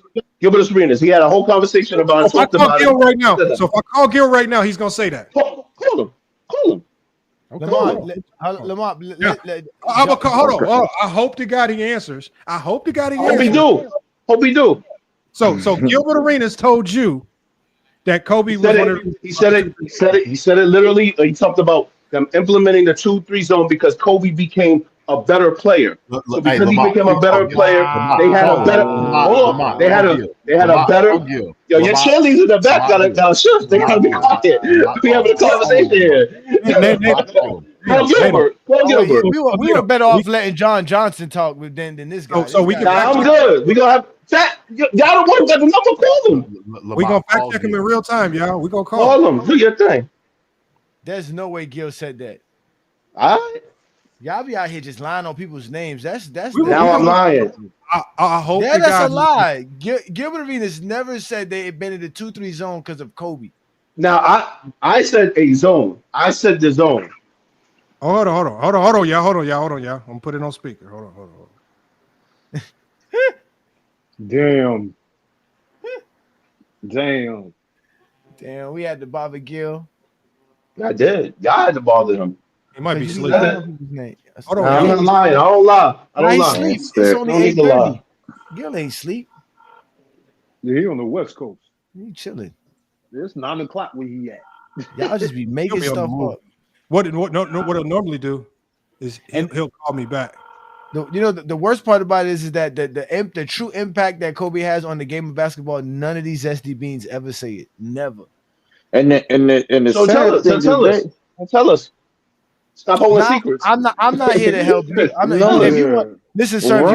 If you want my takes, I show up every Friday night on the Friday Night Exposure with the Exposer. If not, you can show up on a Sunday afternoon with the GOAT James Kingdom show with Beely and A Johnny. I don't waste times arguing with people who can't even explain. I'm not telling you argue. I'm just telling you. Tell me what impact Kobe had on the game. You can't even share that. No, I'm gonna critiquing my shit. But it's cool. I can't. Oh, trust me. Any questions you have for me, sir, please let me know. I will address it very fast, and I won't take as long as you neither. I got you. Okay, yeah, just make sure. Bro, that's the fact that y'all have to find stuff to hype up Kobe when everything is right. First of all, I mean, do y'all watch basketball? I be thinking like, man, maybe y'all was born in like 1998 or some shit. Literally started watching basketball since Patrick Ewing missed that layup in that game 7, man. Bro, listen. Kobe, I'm just saying. I'm not even a Kobe. I just want to put the record. I'm not a Kobe Bryant fan, but Kobe Bryant got hell of a respect. Why do I got Kobe as respect? Because Kobe was told as a media narrative that he couldn't win without Shaq. All the fans were saying it. They were acting like him dropping 30 in the finals, 28 in the finals. Made him some type of wait, huh? Was it just fans though? Because I know it wasn't just fans. It was media. It was too. fans and media was fans. I did say fans and the media created the narrative. Got you. All right. So with that being said, and usually the media is what create the fans, and fans who don't watch basketball truly or even go fact check the media just run with the shit like it just was what it is. But the point is that, bro, first of all, playing with Shaq is a double-edged sword in his prime, and this is what I mean. Like, Shaq was a monster. Everybody know this. I ain't got to talk about it. So I don't care if I'm playing with Michael Jordan, LeBron, whoever basketball player you want to put. I'm throwing that bitch to Shaq. Okay? Right. The fact that somebody can even say that Kobe made a bigger impact than Shaq while they were playing is in the game is utterly ridiculous. No, it could be that. It could be that. That's not crazy. It's definitely crazy when you. If Shaq's impact was so great as y'all say it was, why he had a prime penny? Hold on, Nate LeBron. Hold on, Nato the Great. One question. Yeah, what's up? Yeah. Ooh. I was about to cook though. Y'all stopped me from cooking, but it's cool. I'm gonna let y'all do your thing. No, you wasn't. I really was. I really was. I'm gonna cook that. I'm gonna cook that narrative question. Hold on. Okay, hold on, y'all. Hold on, Nato. Hold on. Easy question to answer. Shaq left the game regarded as the most dominant player in NBA history. What was Kobe regarded as when he left the game? Oh boy. He was regarded as one of the GOATs, one of the greatest players of all time. Okay. One of the greatest players of all time. I don't even got him as my GOAT. That's the funny thing. I got him top 4, top 5. Okay, can you answer that question? I don't even have him as a GOAT, but he's one of the GOATs. One of the greatest of all time. Most dominant player, not the greatest of all time. Hold on. We're not talking about the GOAT. We're not saying Shaq's the GOAT. We're not saying it's Kobe's GOAT. We're talking about impact. Shaq left the game. His impact on this game was he left this game as the most dominant force in NBA history. That's widely regarded, is widely accepted. I'm not going to say everybody agrees with it, but you will rarely find anybody that will dispute that. What did Kobe leave the game? You could really make that argument. What did Kobe leave? Like I said, I was about to cook. Okay, what did Kobe leave the game? Shaq played with a prime penny. What? Okay, bro, why do y'all talk about so many things that we are not debating? I don't care who you play with. I don't care who Shaq played with. He left the game regarded as the most dominant player in NBA history. When Kobe retired, what was he regarded as? Was he regarded as the most clutch? Was he the most efficient? Was he the greatest shooter? What was his legacy? What is his impact hedged on? Was his impact hedged on what? Achiever. Nobody want to talk about that. Not everybody. What? Yes. To some people, he was considered an underachiever. An underachiever to some people. So Kobe was the greatest underachiever of all time. I didn't say Kobe. I'm talking about Shaq. You didn't hear me just cooking just now. So what was Kobe? What was Kobe? What? I just told you Kobe was considered one of the greatest of all time when he left. Okay, no. What impact or imprint did he leave on the game when he left? What we were saying that's unique to him. that's unique to him. Like Oh, Shaq, like his will to win games, his will to score the ball. Like there was things he had an impact on. His work ethic. Like, are we ignoring all those things? Lamar, you Or really because thought they you was not gonna say something else? Lamar, you really thought you was gonna say something else? Oh, Lamar, you should have known that was gonna be the answer. What was going to be the answer? What the answer you really just gave. is? Yeah, the answer that The you will? just gave. His will, yeah. So, his will. so that don't matter now? Because last time I checked, there's a whole bunch of winners. Hold on, there's a whole bunch of winners in sport that we praise for their intangibles. Okay, so hold on, NATO. If I type in Shaquille O'Neal, most dominant of all time, if I just type it into Google, I'm going to see thousands of articles. Are you telling me that if I go to Google and I type in Kobe Bryant, the most willful player of all time, it's going to tell you that when you ain't. I don't need Google to tell me that. Hold on. I know, but you're making it up. Hold on, we're gonna type. Yo, you guys are special human beings, bro. Kobe. I swear, man.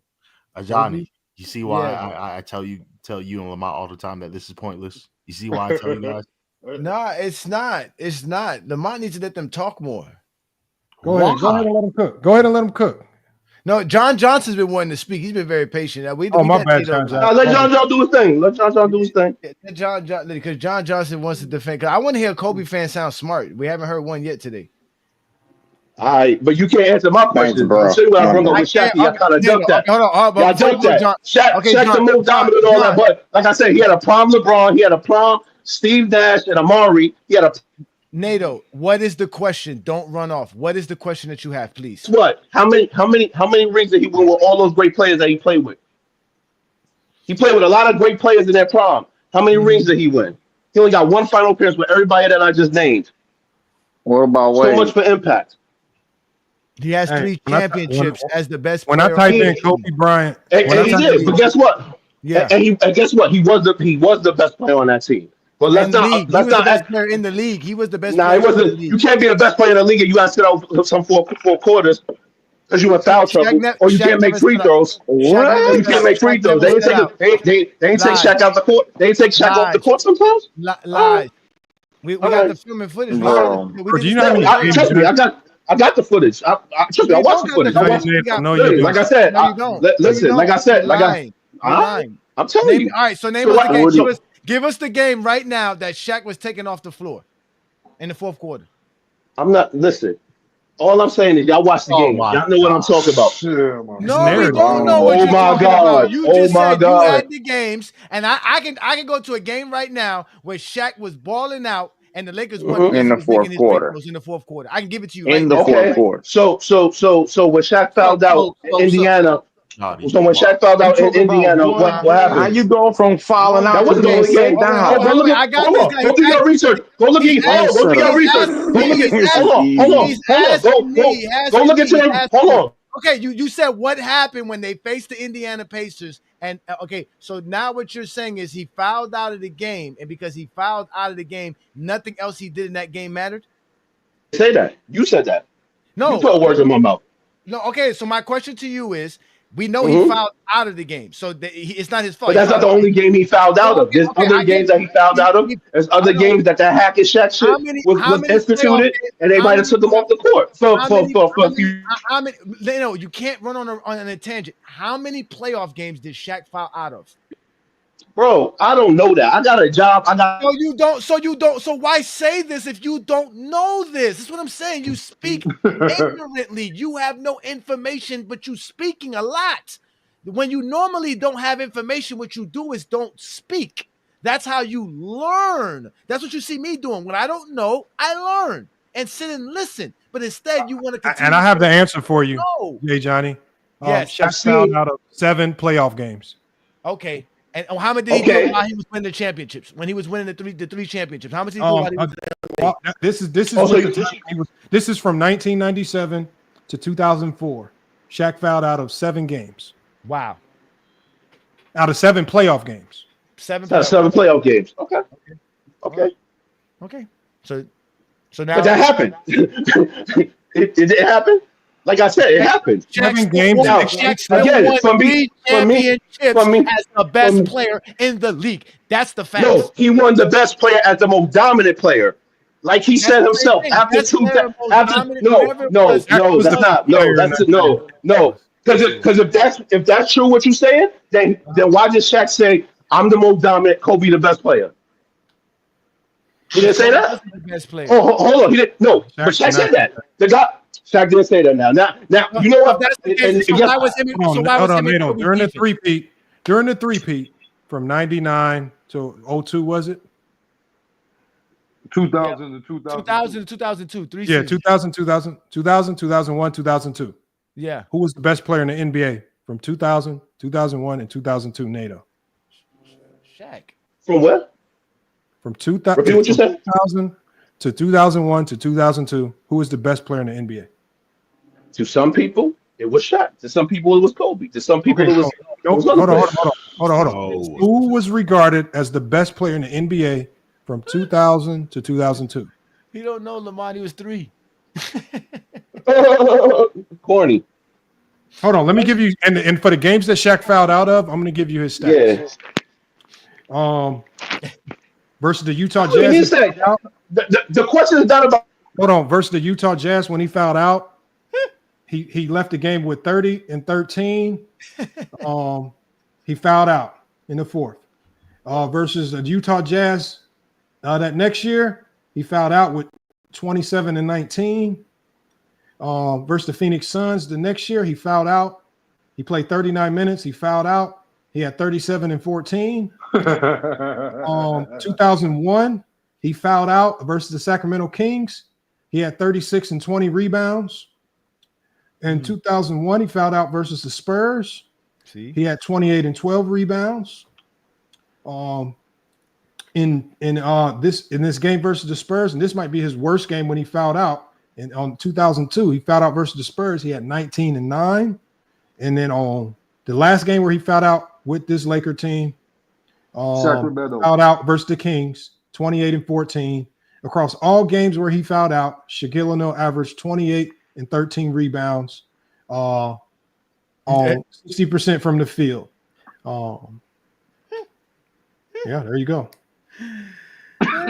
No, but Kobe played great for 6 minutes in the fourth quarter. Yeah. In some of these games, he fouled out. I mean, he fouled out in that first game. He fouled out in 97. He only played 31 minutes. He had 30 and 13. Come on, man. Stop it, bro. We people say anything. You just said something. You just said the motherfucker played good only for 6 minutes. I guess we all say something crazy eventually. The more we keep talking, because y'all be acting like the Kobe fans the only one saying crazy stuff. I never said Shaq wasn't a killer. I never said Shaq wasn't nice. All I said was during that three-peat, there were some people who said he wasn't the best player. He even said it himself. He said, "I'm the most dominant player. Kobe Bryant, the best player." He said, literally, it's easy when you got the best player playing with you. If he, again, y'all say he was the best player throughout the three. The old man himself is saying that he wasn't the best player. Oh, Kobe was being but I'm lying. Kobe, but I'm lying. You're lying. Yes, because you're lying, because Kobe was being compared to T-Mac, not Shaq. Get the hell out of here. Kobe was also being compared to Jordan. But we want to ignore that too. He was nowhere near Jordan. Okay. No. Hold on. Nato. Some people believe that. Nato, you got to listen sometimes. So from 2000 to 2002, if Kobe was on the same level as Shaq, how many first-team All-NBAs did he make? I think maybe after the 2001, he started making first team, if I'm not mistaken. I could be wrong. Okay. So Shaq was consistently on the first team. Shaq was consistently the Finals MVP. Shaq was consistently the first option. Was Kobe any of those things? Was Kobe consistently the first option? Was Kobe consistently looked at as a top 5 player in the league, being a all NBA? Again, like I said, consistently the Finals MVP when it mattered most. The Finals MVP, the reason why he was and again, nobody denied that Shaq was a dominant. Shaq wasn't a fucking beast. Like I said, I agree with y'all that Shaq was the most dominant. The thing about it was in the Western Conference after 2000, The Western Conference, it was more like a 50-50 thing with Kobe in the way they used to play. Sometimes even like in the Spurs series, Kobe was the leading scorer. When they used to play against Sacramento, hold on, let me cook. Y'all say I don't listen, but when I'm trying to cook, all right. You're going down a road. You need to watch your old videos. Yeah. And you got to understand with me over here, at least on FYF Sports, being the number one option has nothing to do with how many points you score. Thank you. If you somehow are able to score, like it's like I don't care how many points Jalen Williams for the OKC scores. I don't care if he exploded for a 40-point game. Nothing he can do will make him the number one option over SGA because they're always going to run offense through SGA, right? Pippen, I don't care what Pippen does. He can explode for a 30-point game, 38-point game, whatever. Jordan was always going to be the number one option. John Starks, same thing with Ewing. I don't care. When you're the number two option, you're the number two option, not by production. You're the number two option because the coach says you're the number two option. And it does not matter what you do. It does not matter how many times you drop 30 or 40.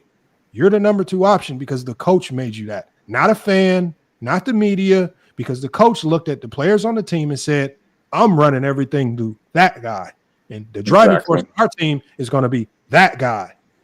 Phil Jackson was very public about the fact that we are running everything through Shaquille O'Neal.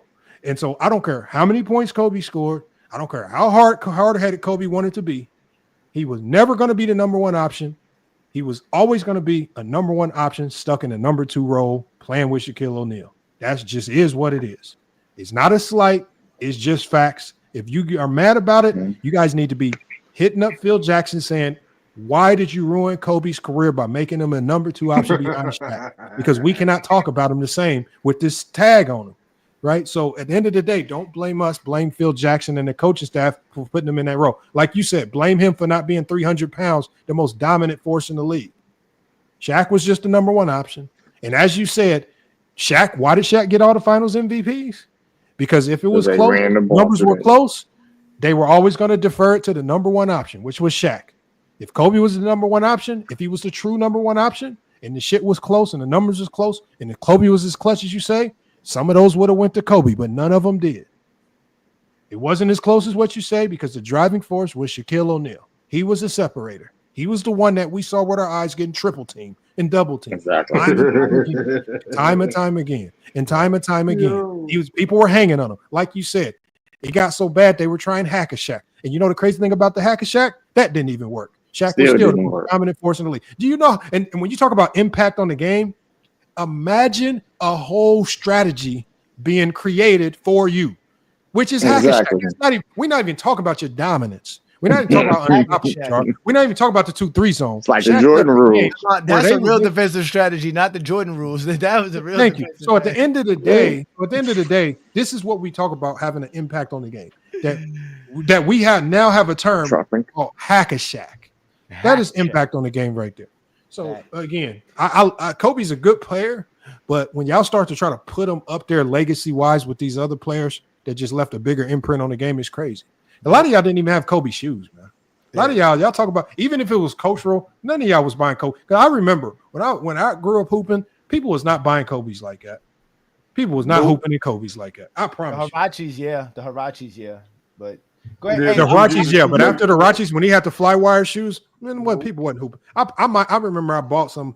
Man, people was not hooping in Kobe's like that. I would be the lone person on the court with a pair of Kobe's if you wore Kobe's, especially in the Midwest. Yeah, no, I agree with that. Even the cultural impact lacks. I mean, we know more.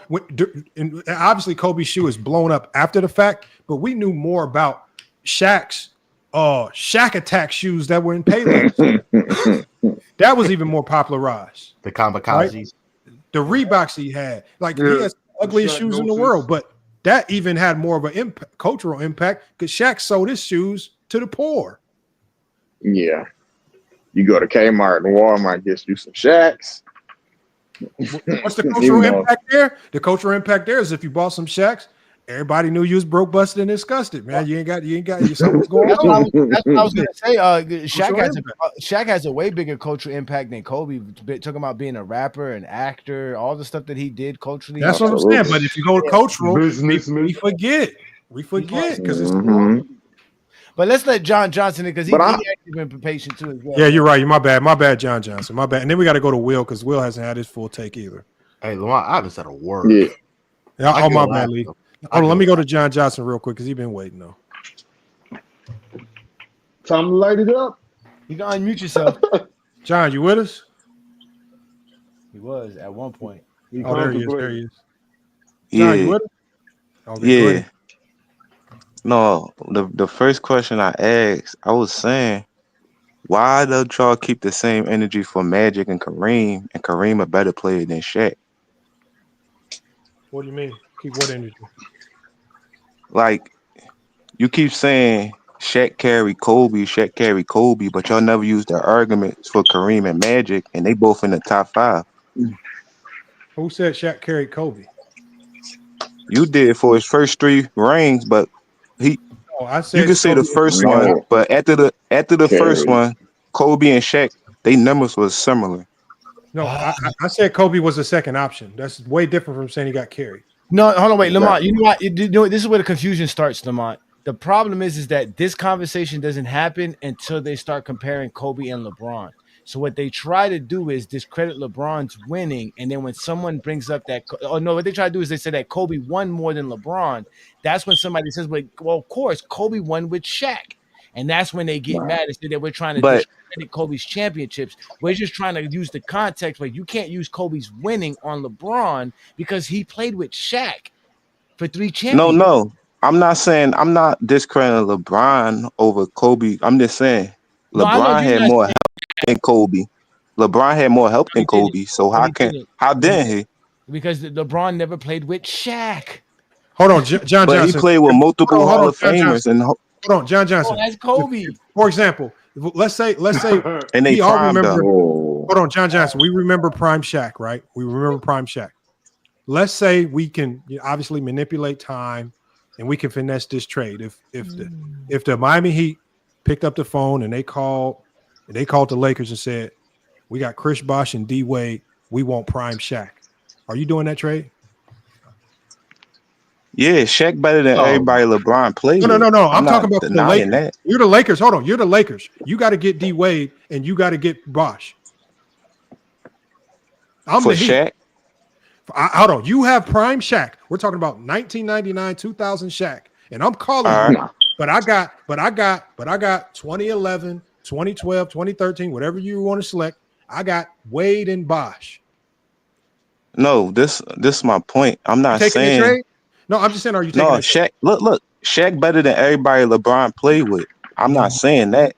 What I'm saying is everybody always have help, but why it always matter when Kobe have help?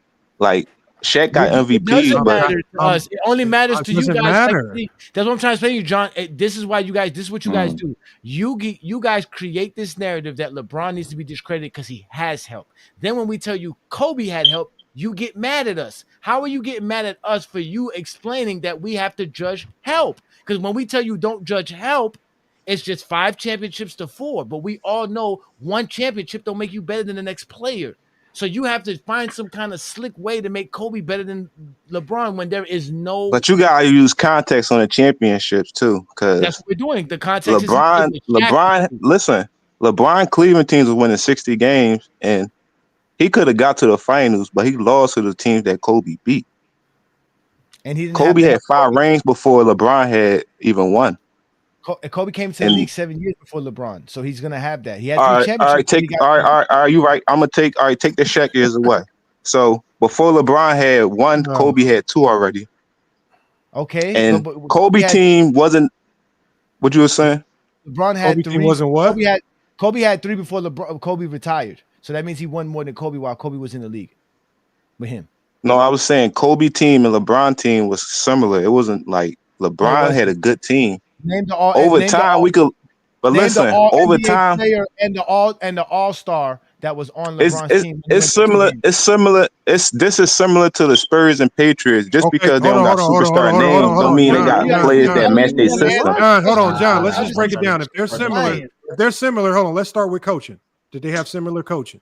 No. Not even close. No, but Mike Brown did wear coach of the year. Hold on. No. Now Mike Brown and Phil Jackson are not in the same stratosphere. Let's stop there. So let's go to the next one. The coaching is not close. Phil Jackson is looked at as the greatest coach of all time. Mike Brown will not crack the top 20 if we did a list. Stop it. Stop it. It's not even in the same stratosphere. So top 20, but he's a great coach. Who's the sidekick? Who's the better sidekick? Varejao or Gasol? Gasol. Okay. Okay, when you look at help on that team, when you got versatile guys like Lamar Odom and Ron Artest and players like that, and Derek Fisher, vets who've been there. Did LeBron ever have help like that? Did he ever have a Lamar Odom type player, utility guy that could come in and do it all, who could drop 25 but also be your best defensive player, most versatile defender? Did he have a Ron Artest who could average 20 points on another team, but he came in and to be the best defender for the Lakers? No. Well, Ron Artest, if you put him on that Pacer team, Cleveland. he was looking like an all-star level player, right? But why y'all compare?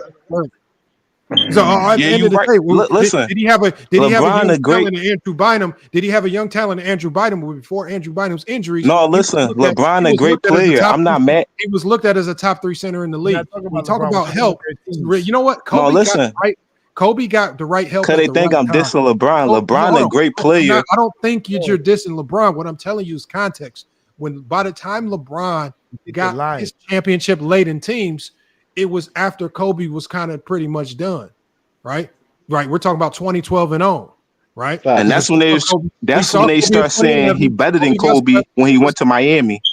So all I'm saying is judge them fairly. If it's not about teammates, if it's not about help, I don't care about help. No, I said they had similar. Let's stop talking I said about LeBron had a good enough team to get to the final. If you're good enough to get it, Kobe had enough team to make the finals in 2011. He couldn't make it. No, hey Johnny, they won 60 games. They won 66 games. Hold on. Kobe didn't make it in 2011. Hold on, hey Johnny, we got to stop going down this road of stupidity because this is what we say right here. Sometimes, if you don't win it, when the team don't make it, why do y'all keep saying LeBron should have did this and LeBron should have did that? LeBron's supposed to overcome and win all of these times, but you don't give this odd exception to Kobe. Kobe should have overcame when Shaq left and not had a losing record and missed the playoffs.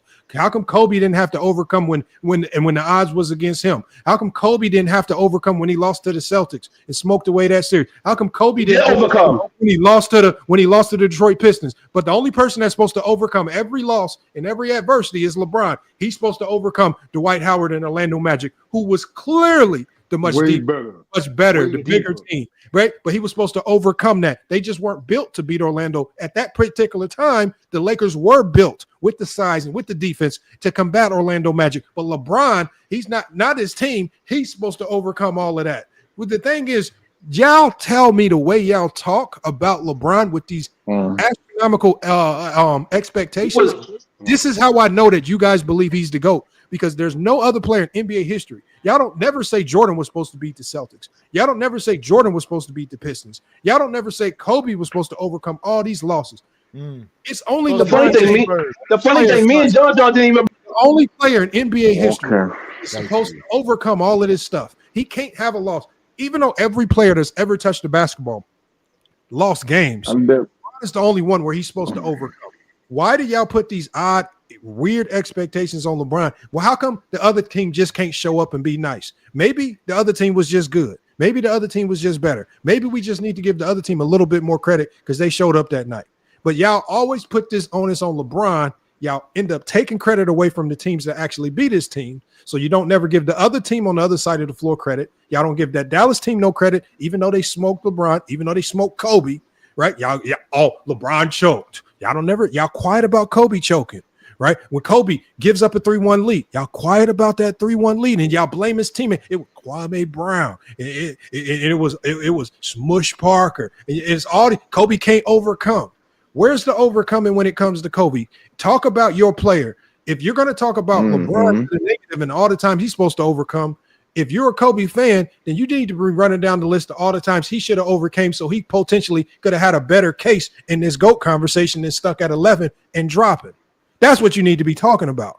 Don't talk about, because there's a million and one times where we can talk about LeBron James overcoming, because y'all suddenly never want to talk about him beat the 73-9 Warriors team and overcoming a 3-1 deficit. Y'all definitely don't want to. Y'all don't never want to talk about him dropping 28 in the fourth versus the Pistons when he overcame that. Yeah, all the good moments where he overcame and actually did what y'all say, How come y'all never want to talk about it? Y'all just Lamar, pretend as if LeBron's career is filled with failure and darkness and sadness and just loss after loss. And he only won because this guy came and helped him, as if LeBron wasn't the driving force for everything that happened positive. Bro, y'all got to stop with this, man. Stop with it. Stop with it. How about y'all talk about Kobe? Just like we talk about the good of Kobe and we compare good versus good. If you're going to talk negative about LeBron, we'll compare bad versus bad. Kobe bad versus LeBron bad. That's what I want to hear. Let's all just have a bad conversation. You're bad. Everything, when we talk about two players, John Stockton and Magic, bad versus bad. When we talk about, this is the conversations we have. We can't never talk about good versus good. And we just sit here and we just told them we don't care about help. But you want to go down the road of talking about help. Who cares? Every great team in NBA history has great help. Every great team in NBA history has had help. Significant help. Mm-hmm. There's only two teams in NBA history that can say they did it without significant help. LeBron had the most help. 94, 2011. LeBron had the most help. He had the most. Bro, most help. Yo, you know what's crazy? Championship without help. You know what's crazy? You know what's crazy? John didn't even bring up LeBron. Nor did I bring up LeBron. We were talking about Kobe the whole time, and then y'all came in and brought up LeBron. You didn't even bring up LeBron. Hold on, Nato. I want you to tell me all the times where Kobe didn't overcome. When he did overcome? No, I want you to go through his career failures. Tell me about all the failures. Times he let you. The 2004. When he lost the 3-1 lead, the Phoenix failure on him. He did. Hold on. No. I want you to go in chronological order. The letdown started happening way before Phoenix. No. Rewind that clock back, man. I need you. Tell me about all the letdowns, because if Kobe would have won that championship in 2004, maybe his legacy is a little bit different. How did he choke that away, man? Talk about it. No, you're not. You gonna let me talk? Because you never let me talk. So we not let me talk. Let's just go down the players. Talk to us. Let's be negative about Kobe. Let's go. That's not a problem. Again, like I said, and I'm not doing that chronological order shit. I'm just bringing it all. Right. Tell us about the trash. All right. You gonna let me talk? All right. So like I said, the 3-1 failure in Phoenix, the 2004 when he lost to Detroit, the Air Bowls in Utah. Talk about the game. Talk about the games. Fourth quarter. Bro, listen, he definitely did that. Hold on. Hey, Johnny, man, when they talk about LeBron, don't they talk about matchups and JJ Barea? Bro, we didn't even bring up LeBron. Hold on. Nah, y'all crazy, bro. Me and John didn't even bring up LeBron. Go into detail. If we're just gonna do this negativity game, don't just tell me the game. Tell me what happened. Tell me how this man choked. Because remember, y'all watched. I want y'all to, if you're gonna go all the way into the bag of this odd negativity, let's go all the way in. If we're gonna just do negatives, we're not gonna talk about what players did good. We're not gonna talk just let's just feed into the stupidity. Don't tell me games. I want you to go dive deep into it. Tell me how he was a choker. Tell me how he was a shot choker. Tell me how he was inefficient. Tell me how his attitude was costing the team. I want you to dive deep into the nonsense, man. Talk to it. Y'all crazy. Let me tell you why y'all crazy. Now we crazy. Hold on. That's what I wanted to get out of him. Because when I sit here and I ask him to dive into the negativity, what's the first thing he said? So how the hell do you think you sound to us when we talk about other players? And the first thing you go to is, Shaq could free throws. Man, Shaq could play in the fourth. You sound crazy. Bro, y'all literally... John was literally talking about Kobe. Y'all brought up LeBron. Now you bringing up Shaq. You going all over the place, bro. Nato, can I tell you how John brought up LeBron? How? Okay. If LeBron is not the problem, why do you care if Kobe has 3 sidekick rings? Nobody's caring about that. John was having a conversation. We was all talking. We was talking about Kobe. Don't do that. No, you can't do that. We gotta add context. No, I'm not lying. Can I talk? No, because you're lying. Because he said that we discredit Kobe for the 3 championships. Thank you. Why would he say that we do that if it's not about LeBron? You talking about something that he brought up an hour ago. I'm talking about when he first got on. That's what he brought up. That was the first thing he said when he came up. That I just want to ask y'all why y'all discredit Kobe for the 3 championships he won with Shaq. meaning that we consider it a sidekick ring. If it was not about LeBron, why did he address that particular problem with us? Since he did, that's what Lamont was trying to say. We don't even take Kobe's 3 rings away. So he basically brought something to us that we don't even do. So I ask you again, if it's not about LeBron James, why does Kobe 3 championships as sidekick rings matter so much? John, when I got on here, I talked about Kobe and Shaq. Literally, that was my whole argument in here. Lamont, he was I didn't talk about no. Time. He didn't listen. He did not listen to the question. He was talking the whole time. He did not listen to the question or nothing. That John said? No. Again, you said that John did not mention LeBron. Correct? No, I said he didn't mention LeBron when he just got on. When I just put him on. Okay. Earlier in the conversation. He didn't. He didn't mention LeBron, but what he did mention was us saying Kobe had 3 championships with Shaq. Correct? In the recent conversation when he just got on, after I finished talking, y'all literally said, "Yo, John, get on." John got on and started talking about the Kobe shit. He wasn't talking about the LeBron shit. The LeBron shit was from earlier when he first got on. Kobe? What did he say about Kobe? Why you screaming, dog? Because you're not listening. The question is, answer the question. What did he mention about Kobe? Bro, ask John. I said I was talking about Shaq and Kobe. Okay, since you can't answer that, can you recollect, like we recollect, that he mentioned us saying Kobe's 3 championships didn't count, that we were trying to knock Kobe's 3 championships because he won them with Shaq? Was that the Kobe shit he said? He did say that. Okay, so why would he say the Kobe 3 championship question if it had nothing to do with LeBron? But y'all rebuttal to that was y'all brought up the Shaq shit. No, it's not. The host literally brought up Phil Jackson. No, I did not. I said I don't care about sidekicks. Nato, listen to the question again. If you literally said Kobe, literally.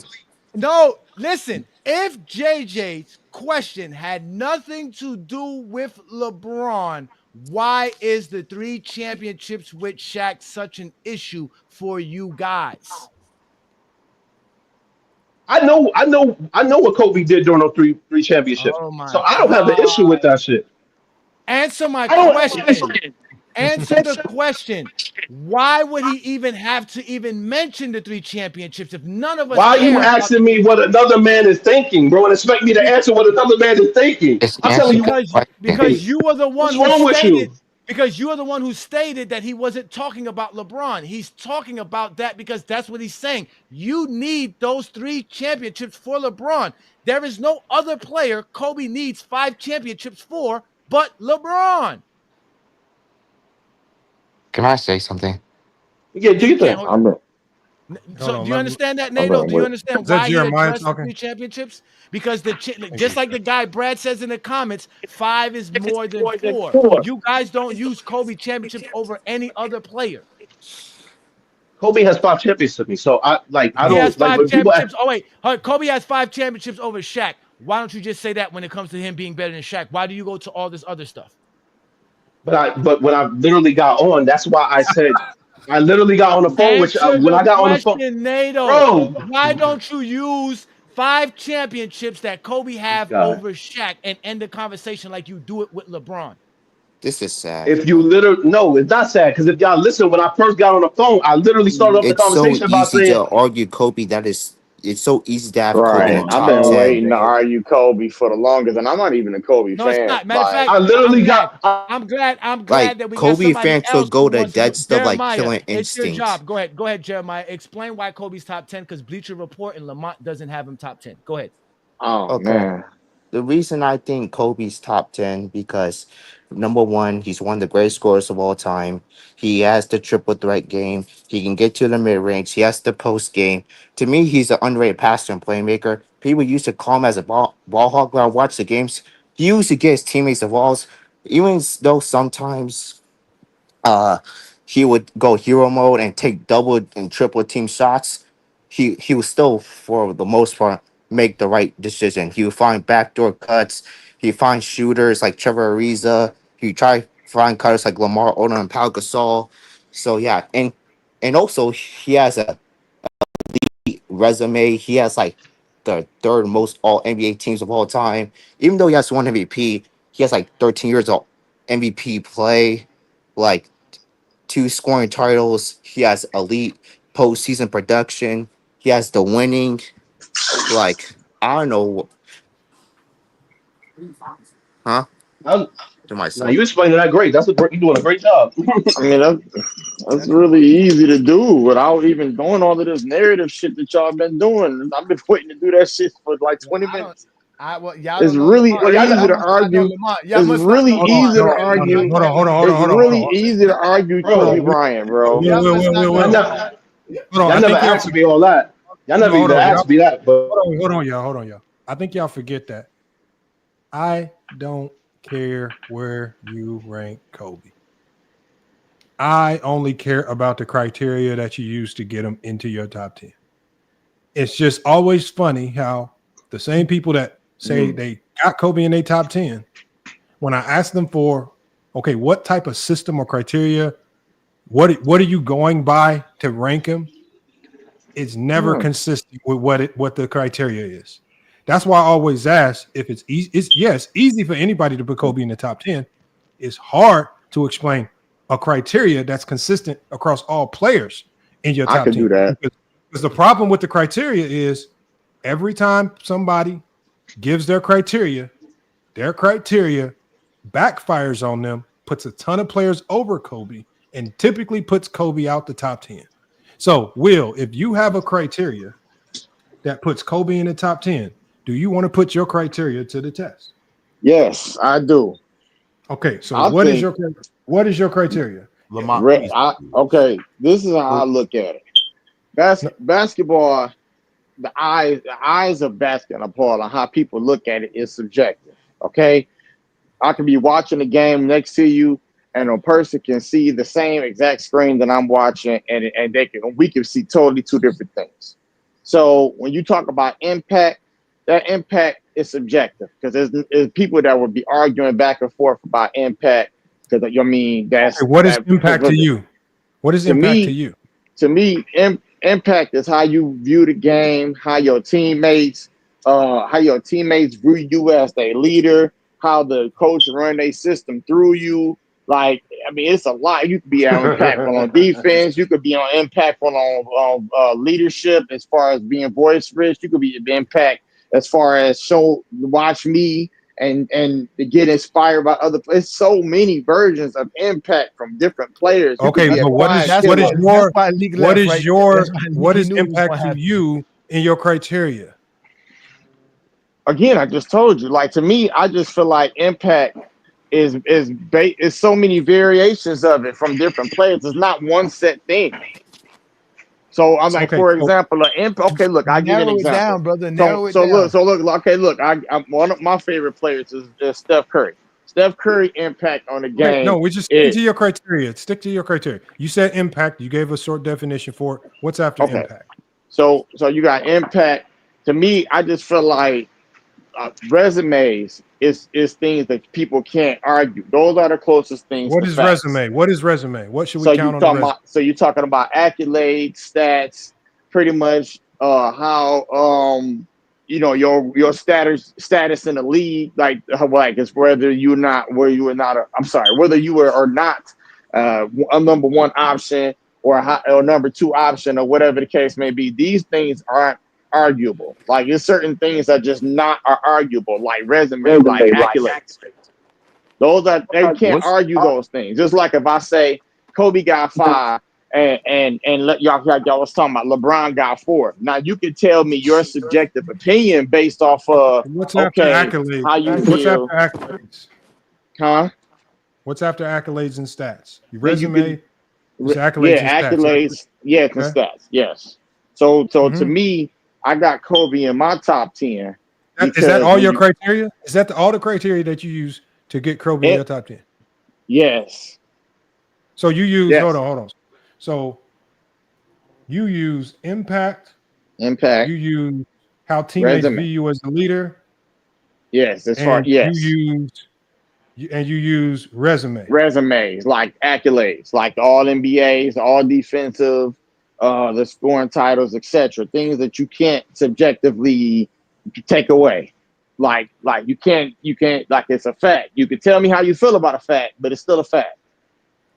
You can say, oh well, Shaq won, Kobe won 3 because of Shaq, but that's your subjective opinion. He still got 5. He still was one of the top leaders on the team. He still was the guy as far as one of the number 2 options on the team, which is extremely important. Like you could, like, that's just a factual thing. What's your top 10? Okay, so what's your top 5? I don't expect everybody to have a top 10. What's your top 5?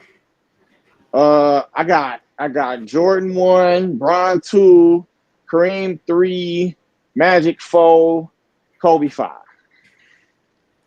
How Magic in front of Kobe? I'm gonna tell you. So when we put your criteria, and I'll summarize your criteria to help you out. All right. Okay. Hold on. Let me see. Hold on. I'm still waiting for it to kick it out. And I answer that question. What question? No, he asked me how I had Magic in front of Kobe. I answer that. So here's your criteria. I'm gonna summarize it for you. Go ahead. If it's wrong, you can tell me what to add in or take out. Go ahead. Our teammates rally around you as a leader. Our teams are built through them. How they are used to direct the offense and the defense. Combined with objective resume pillars like accolades. Somebody got to. Who is that? I think that's John. All right, so like accolades, statistics, and longevity. Okay. Is that accurate, or am I missing anything? The longevity part is important, but it's not really. It's more like peak to me than longevity. Okay, so hold on. Let me remove that. Okay. Okay. So you said longevity is what? Not as important. Yeah, not as important as peak. It's important as shit. Don't get it twisted. But I value peak. It's not as important, but peak is more important. Correct? Yes. Okay. Nah. Oh, and let me put this one in. Yeah, how long did your peak last? That's also important. Also, how long did your peak last? Okay, gotcha. Okay, let's see. My bad. Now we reformulate that up real quick. Okay.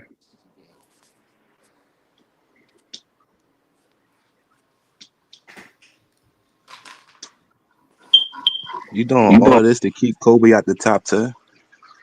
What do you mean keep him out the top 10? That's a conversation. There's a lot of people that have Kobe in the top 10. How can I keep him out of other people's top 10? Because you arguing with everybody who got Kobe in the top 10. I don't argue with people. I just ask you what your criteria is. Right. All he's doing is challenging my logic. That's all he's doing. What I tend to see with Kobe fans is that they have a criteria that's inconsistent where they place Kobe. Right. It's not. I can see that with. Okay. Can you continue with? Yeah. Because I want to see if you can do it. But if you can, then not. Maybe you might have me change some shit. Okay. So hold on. Go ahead. So Willie, just prepare for LeBron to be your GOAT right now. Hold on. We've added those elements in. So we've added those elements in. Okay. We've added with an emphasis on peak over longevity and how long that peak lasted. Correct. Correct. All right. Do you ready for me to reveal your top 10? So who'd you say your top 5 was again? I had Jordan number 1, Bron 2, Kareem number 3, Magic number 4, and Kobe number 5. All right, let's go. Here we go right here. Let me zoom in on this for you. Check this. I want to say this too. Okay, hold on. We got the list right here. So all right, go ahead. It says here's an NBA top 10 list strictly built on impact, how to review by teammates. You doing ChatGPT? Oh, hold on, bro. Can I read it? Go ahead. I'm just asking. Offensive centrality, resume, stats, accolades with an emphasis on peak over longevity and how long that peak lasted. Your number 1 player of all time is LeBron James. It says peak years is from 2008 to 2020, 13-year peak. His impact is offensive engine, floor general, defensive quarterback, ultimate system. Obviously, we know his resume. I don't have to repeat that. Your number 2 guy, And it looks like your 1, 2, and 3 are a little different than what you said, but it's pretty consistent. You got Jordan. All right. 9-year peak is split up, but it's a 9-year peak. Alpha scorer, defensive closer, teammates followed in his standard. Psychological dominator. We know what his resume is. Kareem, 10-year peak, most unguardable shot in NBA history, anchor of every offense, elite rim protector as well. We know his resume. And number 4, you got Shaq, 10-year peak, most physically dominant force ever, commanded double and triple teams every night. We know his resume as well. And number 5, you have Steph Curry, peak, 8 seasons, changed the geometry of basketball, ran every offense through him with gravity alone. We know what his resume is. You got Steph Curry at 5. Tim Duncan, defensive anchor, system stabilizer, quiet but dominant leader, spoke with actions. We know what his resume. They had a 9-year peak as well. 7, you have Akeem, 10-year peak, best two-way center at his peak, ran the offense through the post, anchored elite defenses. You got Larry Bird, 9-year peak, alpha playmaker, team leader, ran offense as a point forward, clutch defensive communicator. Magic Johnson, 12-year peak, offense flow through him, elite floor general, raised everyone's level, and your number 10 all time is Kevin Durant. 10-year peak, impossible matchup, plug and play scorer who led and co-led multiple offenses. We have his resume. We know his resume right there. No Kobe Bryant. Okay, so that's Chat GPT. Crazy. Do you want me to? Do you want to ask why it excluded Kobe? You want to know why? You want me? But based on your criteria, we can ask it why Kobe didn't make the cut. You can ask it, but it's AI. Go ahead. Yeah, hold on. Based exactly like on this criteria, why did Kobe not make the cut?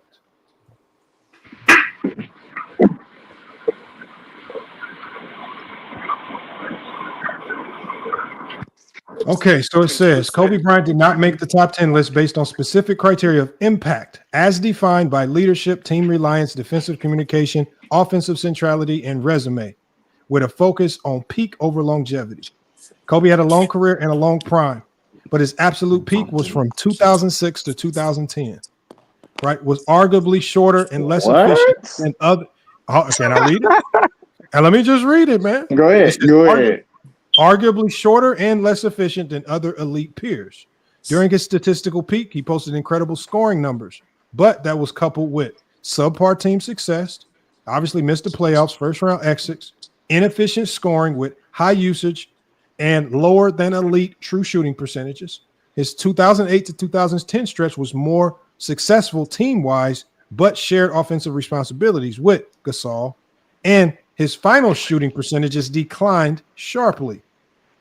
Impact defined by criteria. When Kobe was respected and revered for his mentality, he was not always the primary system or engine in the way that LeBron, Magic, or Curry will. Because of communication. And for general, were not. Your phone muffled. He was a score first, and at times he did not elevate things. Your phone sound muffled. Because he talking that bullshit about Kobe. Okay, can I finish, y'all? I was just letting you. No, I was just letting you know that your phone muffled. I'm not him. I'm just telling your phone sounded muffled because I wanted to hear what you had to say. Yeah, for a minute. Oh, my bad, y'all. Hold on, is it better now? Yeah, it's better now. I don't know what you was doing. Okay. So hold on. I'm not doing that. What's that? What is that beeping noise? It's somebody else in the background with a whole bunch of noise. That shit is irritating. Hold on, who is that? Somebody need to change their smoke line. Hold on, I muted him. So it says, hold on, y'all. Hold on, I got 9 volts, 9 volt batteries. Okay. I sell them at the Okay, so it says defensive communication and floor generalship were not his strongest areas. He would score first at times. He did not elevate teammates' offensive efficiency like Bron, Magic, or even Duncan did. Right? Teammates have described Kobe as more of an intense competitor than a vocal leader in the huddle. Contrast that with Tim Duncan or LeBron James. Statistical resume, 1 MVP compared to multiple MVPs for most on the list. 2 Finals MVPs, 5 titles, undeniably elite, but he was not the best player in his first 3 championship runs. Shaq led in points, rebounds, field goal percentage, PER, and all advanced stats. His All-NBA and defensive selections are prolific, but many were also awarded during years where metrics showed decline. Compared to others on the list, like Shaq, Hakeem had higher peaks as two-way anchors. Curry and Magic had higher offensive gravity and team system value. Bird and Durant were more efficient scorers at their peaks with better offensive versatility. LeBron and Jordan had better resumes and greater impact as leaders and all-around players. Summary, Kobe's greatness is undisputed, but when judged strictly on peak, impact, team structure, statistical dominance, and accolades, and also peak, he lands outside the top 10, just edged out by others who had longer, more dominant careers. So for whatever reason, you don't have Kobe as a top 10 player. This is crazy. We got another Kobe fan who don't really have Kobe as a top 10 player. How is Hakeem and Curry in front of Kobe? It's your criteria. Don't ask me. This you did this, not me. I'm asking you. What about you? I don't have a team in my top 10 with my criteria. That's your criteria. Do you got Kobe in your top 10? I got Kobe at 11. My criteria has Kobe at 11. But Steph don't even got the points to match up with Kobe, and he don't got all his. Don't matter. He didn't say he didn't have points as a criteria. He had peak. No, but you said he got better. Hold on. Why are you asking me questions about his criteria? He didn't include points. You keep vouching now, for if he would have said all-time career points, maybe that would have helped Kobe. But he never said all-time career points. No, I'm just talking about a category. You said he had a better resume than Kobe. I didn't say that. ChatGPT said that.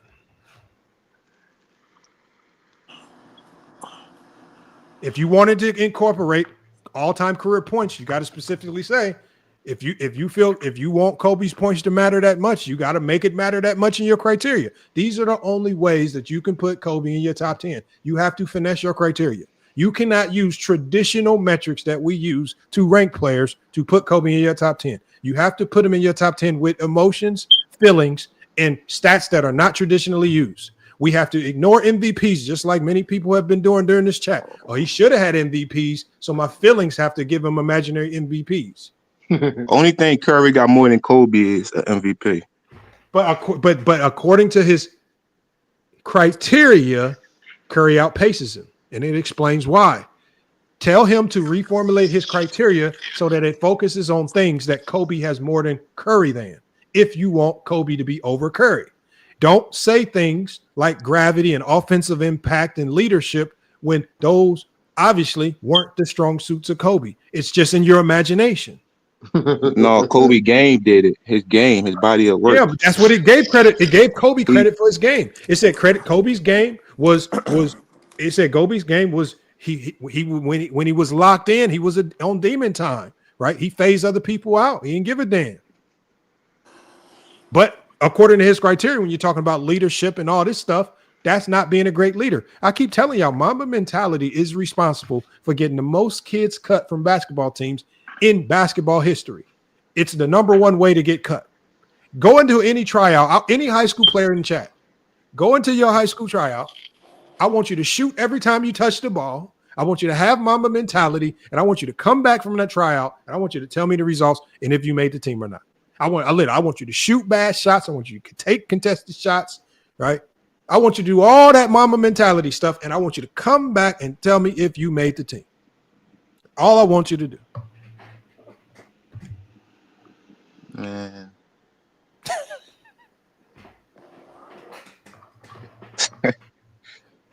You just a troll. How am I trolling? Y'all hold on. You not getting mad at the guy with the criteria. You're not gonna get mad at me. How do y'all give more credit to LeBron from switching teams and building super teams? More credit to LeBron. And he lost 6 times in the finals. Okay, he lost 6 times. Hold on. So you muted me? Okay, go ahead. I didn't mute you. Hold on. First of all, y'all said we should not talk about health. He's second, but he lost 6 times. He got the most finals L's in that list. Y'all said we should not talk about health. We did y'all that service, and we're not talking about Kobe's help. We're not going to talk about LeBron's help. So why are we talking about help when help does not matter? Because y'all ignore what LeBron did and who he had, but y'all always keep trying to diminish Kobe. Like, how it's do like we y'all, diminish Kobe? We give Kobe credit for all 5 championships. you just Yeah, said Shaq Kobe carried resume team. is Kobe has resume is no his aspect. resume. Kobe's resume is 5 championships. When I asked the Kobe guy resume earlier, is better than everybody in his hold era, in this on. era. Hold on. When I Not named Tim asked the guy Duncan. earlier how Him many and Tim championships Duncan did got Kobe have several. versus LeBron, I said Kobe Well, had you 5. you LeBron could had say 4. Tim, but I'm saying they both got the same similar, but out of No, they this don't. era and No, they don't. his last era, Kobe got the best resume. No, he don't. Okay, Duncan got more so if Kobe has the best stats. resume, then how does he not have a better resume than LeBron? He do got better resume than LeBron. I think No, the he reason How does why he doesn't. we have a put better more, resume than LeBron? No, he you doesn't. said we put pressure. I think the reason why people be on LeBron more is because he lost 6 times. Jordan and Kobe didn't lose as much as him. That's why they don't But got proven as resume much Talking don't. as about, The LeBron. hold on, resume Ain't is off the not. smoke. your resume. Hold on. When you go to a job interview and they ask for your resume, do you put on that resume that I snort crack in my free time? Do you put your flaws on that resume? Do you put on that resume that you smoke meth or fentanyl? Or do you put on that resume, I'm great with customer service? You put all your But if good you stuff. comparing When people, we're you talking gotta about point resume, that out. you talking about the good. Why y'all think they say Tom Brady the GOAT? Okay, we're talking about Bron and Kobe. If you No, said I'm Kobe just has a better saying resume than Bron, tell me how Kobe has a better resume than LeBron. He doesn't. Explain it. There's nothing because wrong with it. Admit it, because he doesn't. He just doesn't, he bro. won with less help. You For can't one, talk about help. Hold on, we just talked about how LeBron went Resume to a don't super show for your team. He went help. to the Heat. Hold He went to on, the Heat to win a ring. hold on. Why are you talking about help? We don't We're care about talking who you about had as help. resume right now. Hold Like on. you First got of all, Because to lose LeBron the gave debate, himself a you got to better stay on percentage. topic. hold on, y'all. Hold on. John Johnson. Come on, man. We don't care that Kobe won with Shaq. That's a lot of help. Why do y'all care who LeBron won with? And then y'all get mad when people ding Kobe for being a number 2 option. Just remove the help. Just talk about the resume. Who cares about the help? You win, you win. So just talk about the resume because we don't care about it. We don't care about who you won with or how you won it. We get Kobe Hatfield Jackson, greatest coach of all time. Who cares? He had Shaq, dominant force of all time. Who cares? He won.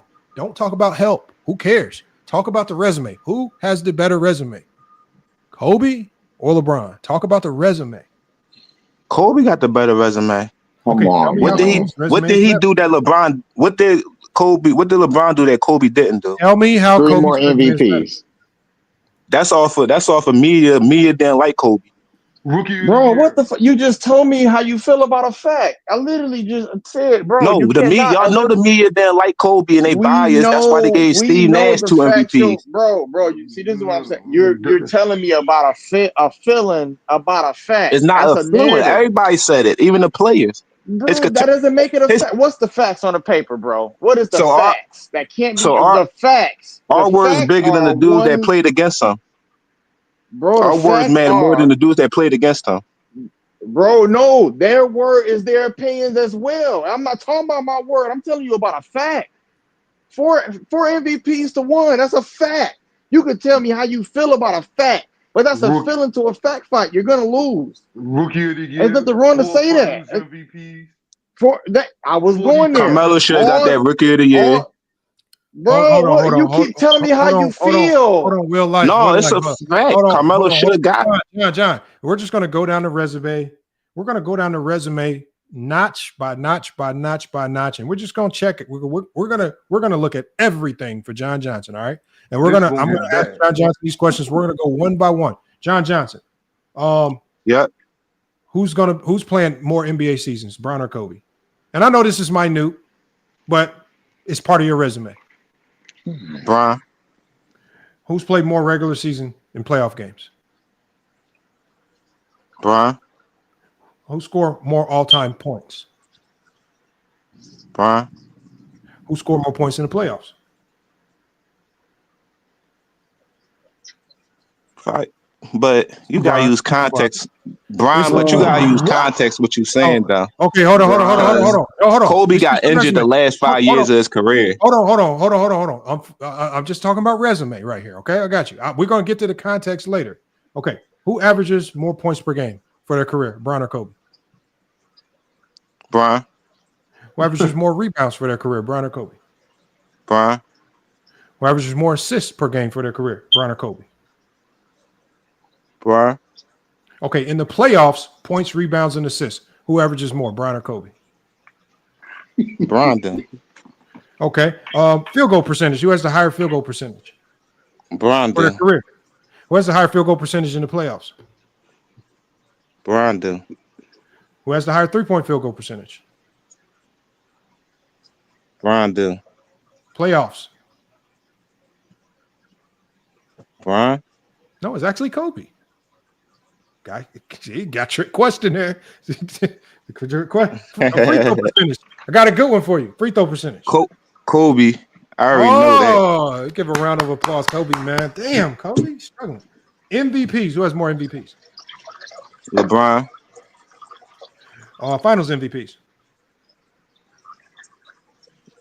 Kyrie and AD could have got it, and Wade would have got it in 2011. No, I'm just speaking facts. I'm just speaking. LeBron do, but at context with it, you got to use context. We'll do context later. We'll do context later. Who has more finals MVP?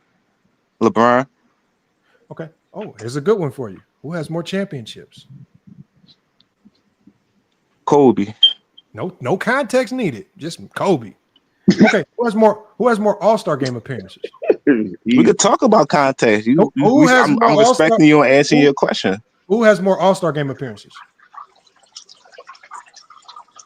Maybe Brian, because he played long. Like he played long. It's Brian. No context needed. Who has more first-team All-NBAs?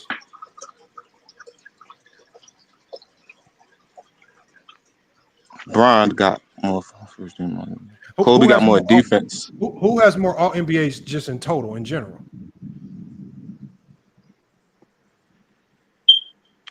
I'm probably gonna say Brian off of longevity. It's Brian. All defensive teams. Kobe. And all defensive teams total? Kobe. Yeah, okay. Kobe right there too. Okay. Scoring titles. Kobe. Do they both got one? No, Kobe has two. Oh, all right, then Kobe, because I think Brian got one in 09. Or assist titles. Assist titles. Assist titles. Oh, right. Who has Brian. Okay. Who has more career triple doubles? LeBron. Who has more career double doubles? LeBron. Who was the first to 10K points? First to 10K. It was Brian. Yeah, it probably was Brian because Kobe first 3 years he was really like on the in and off the bench and stuff. Who's first to 20K? Huh? Who was the first to 20K points? Brian. 30K? Brian. 40K. 40K. I mean Brian, but I think you okay, so we just went through a resume. We just went through a resume. And again, if I left anything else, anybody let me know. Kobe had more on defensive. When I asked you this question, what did it sound like he said a lot during this question and answer session? Did he say Brian a lot or did he say Kobe a lot? Bron's listen, Bron's a good player. Nobody said Bron wasn't a good player. I'm just saying resume. I'm just talking about resume. No, but hold on. I'm not saying Bron a bad player. I'm just saying keep the same energy. He had help too, just like Kobe. Don't just say, oh, Kobe had this and LeBron didn't have that. Nobody said Kobe didn't have help. Nobody didn't say LeBron didn't have Y'all help. validate LeBron 4 rings is shaky. He got a bubble ring. I don't know why you count that. He got a lockout ring and okay, so he got two. So now rings don't count. He got 2 rings from joining Dwayne Wade. And Kobe got 3 rings with Shaq. Okay, so now you're talking about help. No, I'm saying you gotta say they both had help. Don't just say Kobe had Shaq. Hold on. Anybody up there? And Kobe stayed with one team, so that's the difference. Kobe stayed with one team. Hold on. But John Johnson, we didn't talk about Kobe's help. We know that Kobe has Shaq. We don't care. We know that Bron had a lot of help across multiple teams. We don't care. So again, if you don't want us to ding Kobe for being a number 2 option, what you have to stop doing is you have to stop running to who LeBron had his help, because by default, you're just going to ding Kobe's 3 championships. And if you ding Kobe's 3 championships, that He's means not in the LeBron conversation. wins out in another category, which is championships. So you got to stop doing that. Keep Kobe where he's at. Don't ding him because you want to ding LeBron, because you cannot do for LeBron what you're not doing for Kobe. If you're not going to talk about Kobe's help, then don't talk about LeBron's help. You got to keep it fair. But if we want to introduce help, if you have to do it as a number 1 option, well, we can have that conversation too. Do you want to have that? Do you want to compare those resumes? Kobe as a number 1 versus Bron as a number 1? It's not a comparison, bro. Like, by a long I mean, we can shot. compare that too. I mean, we can see what those resumes look like. Bron, Kobe as a number 1 option versus Bron as a number 1 option. If it's about help. And that'll be from 2005 to. I mean, and let's just do this. I mean, at the end of the day, they both played 20. If you're comparing resumes, But the last couple of years of Kobe's, he was injured. Like, whose fault is that? Because that goes to longevity and durability, which is Bron too. Bron gets longevity. Bron gets durability. 2 more categories for Bron. Availability is the best of ability. And hold up, and don't forget, right after the same season Kobe got swept, KD, Russ, and them young Thunder came and thrashed them in 5. Hey, but look, y'all, I've been live way too long, man. I got to get this one shut down, man. As much as I want to bring people up, man, I see a couple people in the backstage. There's a lot of people in the chat still cooking, man. I've been live way too long as it is, man. Salute to everybody that's pulled up, man. Hell of a stream, man. We got a little side rail. So, again. It's a good debate, man. Ain't nothing personal. It's a good debate. No. I got you. Like I say, no hard feeling. But I tell y'all need to be spamming up Bleacher Report on Twitter, because they the ones that put them at 11. My top 10 don't matter. When I put out my top 10, it's not getting put out to millions and millions of people. Bleacher Report, everybody in the world is talking about it. Like you type in Kobe Bryant right now on Google, it's all gonna come up with Kobe Bryant not top 10. Like, I mean, this is and if you got to start fighting a good fight, go fight them, because they're the ones letting the whole world know that Kobe's not top 10. They're the ones that put Steph Curry over. My criteria is meaningless. Bleacher Report, they didn't even use criteria. They just gave you 10 names and didn't even tell you why. Y'all not even mad at them. Ain't nobody hit up Bleacher Report. They go live. We don't know who to hit up. Hold on. They go live on YouTube all the time. They be live all the time. Y'all go cook them. Y'all don't never. Y'all never. And when I go over there, no, I'm new. Like, this is my first time on the thing. This is my first time on the thing. So like, I'm new. This ain't my first time, but I didn't know Bleacher Report. It was on YouTube. To be honest, sometimes Bleacher Report they do have live streams, but they're trying to be so PC with their live streams. That should be boring than a motherfucker. They reach out to some of us. Like if they reached out to us, Goat James Kingdom, me, even if they reach out to people like King Rowe, like people with real like when you go watch them lives, they be having people up there with no personality. They just be up there boring and bland. It'd just be like, bro, what the hell is y'all doing up here? The only person that had a little personality was Chill when Chilltown was on there. And and I don't even know if they're gonna bring Chilltown back. So, but the problem with Chilltown is that Chilltown got Kobe at number 11. Y'all ain't gonna like Chilltown too much. So. I don't really think people mad at Kobe. Like, I just think people mad. I don't think it's about LeBron. I just think people don't give Kobe the respect that he deserved, because he proved to the world that he can win without Shaq, and they still discredit him and put people in front of him like he ain't do nothing. Most people have like he ain't scored 81 points in the game.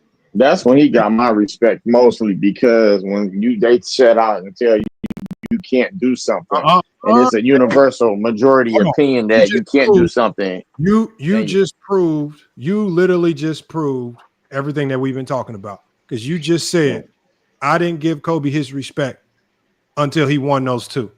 You just proved everything we've been saying. That it's the reason. It's the reason why though. Hold on, wait. It's not the same reason. No. Hold on, you can't cut me off, and I'm trying to give you my context of what I'm saying. I'm trying to tell you what I'm saying. Out of that one, you can't get about that one. You just proved. Hold on. I said he got my respect I didn't say I didn't respect him at all. I'm just saying Hold that on. again. You gotta let me talk. Man, come on.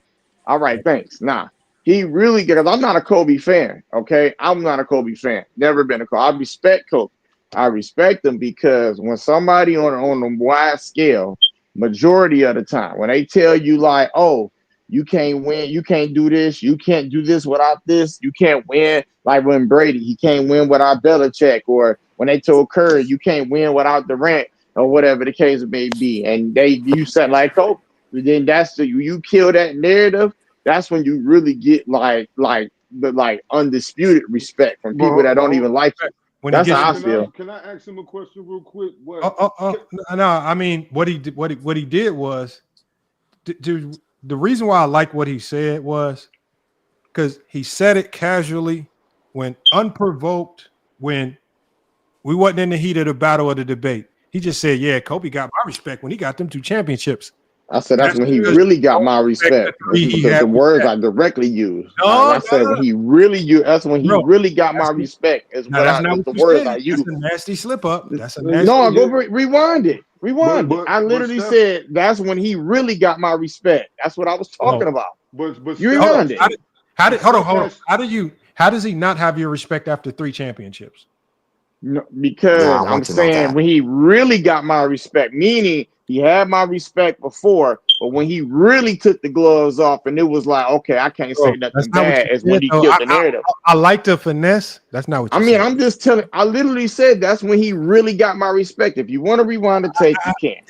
You playing cleanup duty, but we know what you said. No, I know. I said he really got my respect. I didn't lie. I said that's when Kobe really got my respect. Just like I know people who really, I know people who hate Steph Curry. That be like, man, I can't. After he won that one in Boston, that's when he really got my respect. I couldn't say nothing. Like he had her starter critic. But he won without Durant. I know, but people were still hating. Like all the But why both superstars can't just get credit from being great? Because they both lose. You have to ask the narrative people that draw the narratives up. I don't know, but I'm just telling you that's what when the narratives is the narrative, and then they take a majority poll of what people are saying. That's when you start hearing all of these narratives and these critics and shit. So when people are saying just like Curry said after he won, all the talking heads were saying 0 chance and all that extra shit because there were people that were literally saying, "Oh man, y'all ain't gonna never win no more championships," and blah blah blah. And Andrew Wiggins, oh hell no, he ain't never gonna win championship. And then they ended up winning, and so people had to be quiet. That's when you heard Brady when he won in Tampa, same thing. Oh, Belichick this without Belichick defense, etc., etc. Who is it, Belichick or Brady? Brady said, "Oh, y'all think I'm done? Watch this." And he went over there and showed everybody. All right, hold on, Will. I'm gonna play this for you, Will. Hold on, I'm gonna play this for you, Will. Hold on.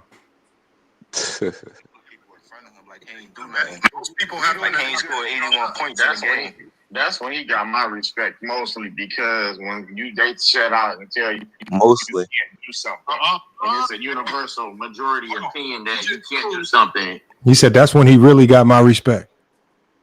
He meaning that he respected Kobe even more after that because he proved that he not a Robin. He not saying he didn't respect Kobe. Bro, that just proves you didn't respect the 3 with Shaq. That's it. Ain't nothing wrong with saying that. You don't respect them sidekick rings. That's why they don't respect Pippen. Yeah, that's why you mentioned it's cool. Look, it's cool. It's universally understood.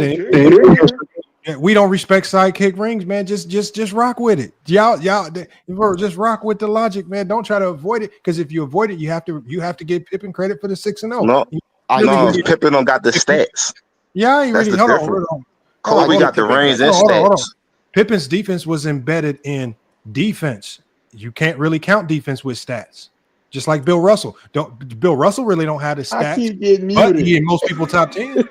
I agree. But Bill Lamar. Russell only played 2 teams or 1 team to get to the finals, I think, and he Why had you like 10 discrediting? Why you Hall of Fame, discrediting who he played? He couldn't control that. and he had like 10 Hall of Famers on the bench. Why you That talking was about his Mostly help? don't We don't matter. talk I don't about think Kobe. that's Hold on. comparable to this Why era. you talking about Kobe's help? We don't talk about Kobe's help. Don't talk about Bill Russell help. Mostly don't get No, I'm saying who those he type of played. I ain't nothing. saying like he played 2 teams to get to the finals. So He didn't really like. he couldn't control that. Why So you He say shot mostly? 40% He had from to the play. field. I just want He to had to know. play other Respect. teams loaded with Hall of Famers. He had to play other teams loaded with Hall of Famers. But none of them dudes will be Hall of Famers. But besides Wilt in this era, like How what? do you Jerry know? West, How Elgin do we Baylor. know Jay that? West won't be who he was back then. Now. See, I see how you Let's keep it How do discrediting we him real. now. know? See how they This is disrespecting him. It's bad. all Let's about keep it Kobe real though, y'all. Let's keep it Bro, real that's though. Let's keep it crazy. real That's though. crazy. You don't, bro. We Hey, don't have time. We don't have time machines, bro. What are you talking about? How do hey, you yeah, just? I gotta shut this one down. Y'all. I've been live too long. If we got people pulling up, and man, y'all gonna make me go another hour, and I'm not trying to do that, man. I'm trying to shut it down. We got Khalil up here. We had a few people hop in. I'm gonna let y'all get the last This word, and John we gonna get up popping, out. man. All Yeah, salute, right. Lamar. I just came from man. Y'all been holding it down. It's weird to me how you came up with a top 100 list, and there's only been 2 players talked about. So the other 98 players just got disregarded. Like it's just weird to me. I tried But to it talk ain't about Tatum those nothing. players. Shit. They 93 didn't was want. No, listen, It's absurd. only Lamar. because I think I it's know only you. because Kobe. Let me talk. Shut up. You had your time. You sat up here and failed. You failed the entire time. Y'all a joke. This got to be the How worst. somebody Lamar, failed? Nobody. This is the worst panel that you've had on this show. I've been watching you since you came up. This is by far the stupidest fucking group of niggas I ever seen on this panel. But I know you tried to Because we talk about defending other Kobe. players. I know you Y'all tried to let talk them about cook, other players, please. I'm Lamar, not Hold on, but y'all. defending Kobe. none of these other motherfuckers, they just went straight to LeBron and everything he didn't do or can't do and all of this stuff and defended the hell out of Kobe like they is prosecutor or something. Like I don't understand these niggas, man. Like I told you before, this generation here is the stupidest fucking basketball fans of ever. Like y'all the I stupidest agree. niggas ever, bro. Y'all stupid. Literally stupid as fuck. The And basketball dumb. I want y'all to know that. Wine boy, salute to y'all, brother. I just want y'all to know that. I wanted to come up here and just say that to y'all. Like I've been But listening to this everybody's shit the opinion is gonna entire be time, different. and y'all niggas are the stupidest motherfuckers that's ever been on FYF debates on this panel by far. It's not even a close second. Because So I just everybody's wanted to let opinion y'all know different. that. And salute to you, Lamont, man. You always hold it down, man. You got me damn near halfway through my shift with this stream. So this was a good one right here, man. This I is to be appreciate it. studied. I heard a new one though. Before I go, I heard a new one. This goofy little nigga said Kyrie deserved to win the Finals MVP. I'm born and raised in No, Cleveland. I said they The had an Cavs is my argument. team. He ain't had no motherfucking argument. I'm a diehard Cavs AD fan. in 2020 and You are the Kyrie did. first person They that I had no ever argument. heard say that. They had no And argument. you the first person that ever heard say that. And it's like They had no everything argument. LeBron James does, they just throw an asterisk by it. Like I never seen that before, bro. Like out of a player ever. Like I never seen no other player go through what this dude has gone through.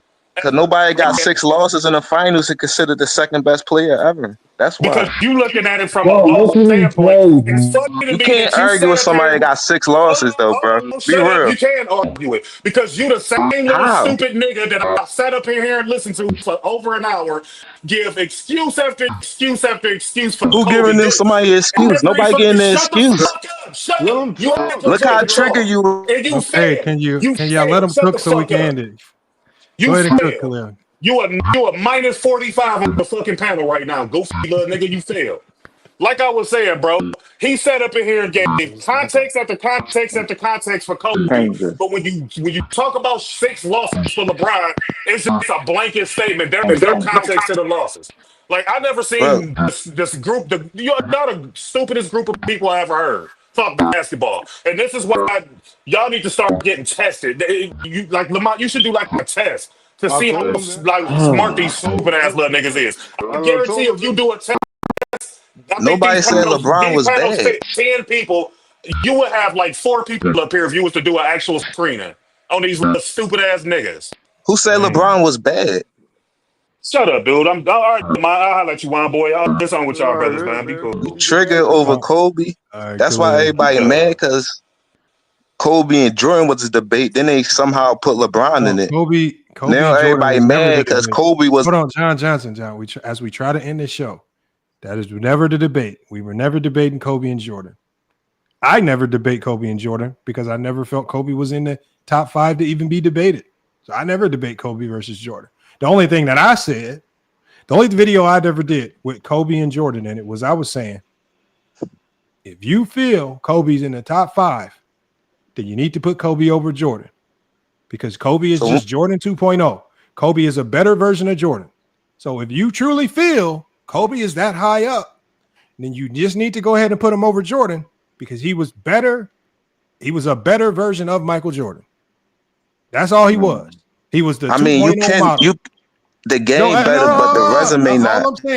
All I'm saying, and I'm not trying to go on. I'm saying if you're gonna put Kobe up there, might as well just go all the way because he was Jordan 2.0. He was the better model of Jordan. He modeled his game after Jordan, and he did it better. At the end of the day, but the problem is Jordan fans, as I've already exposed on multiple live streams, don't really respect. You can't Kobe. expose Jordan fans. They only use Kobe to throw him at LeBron.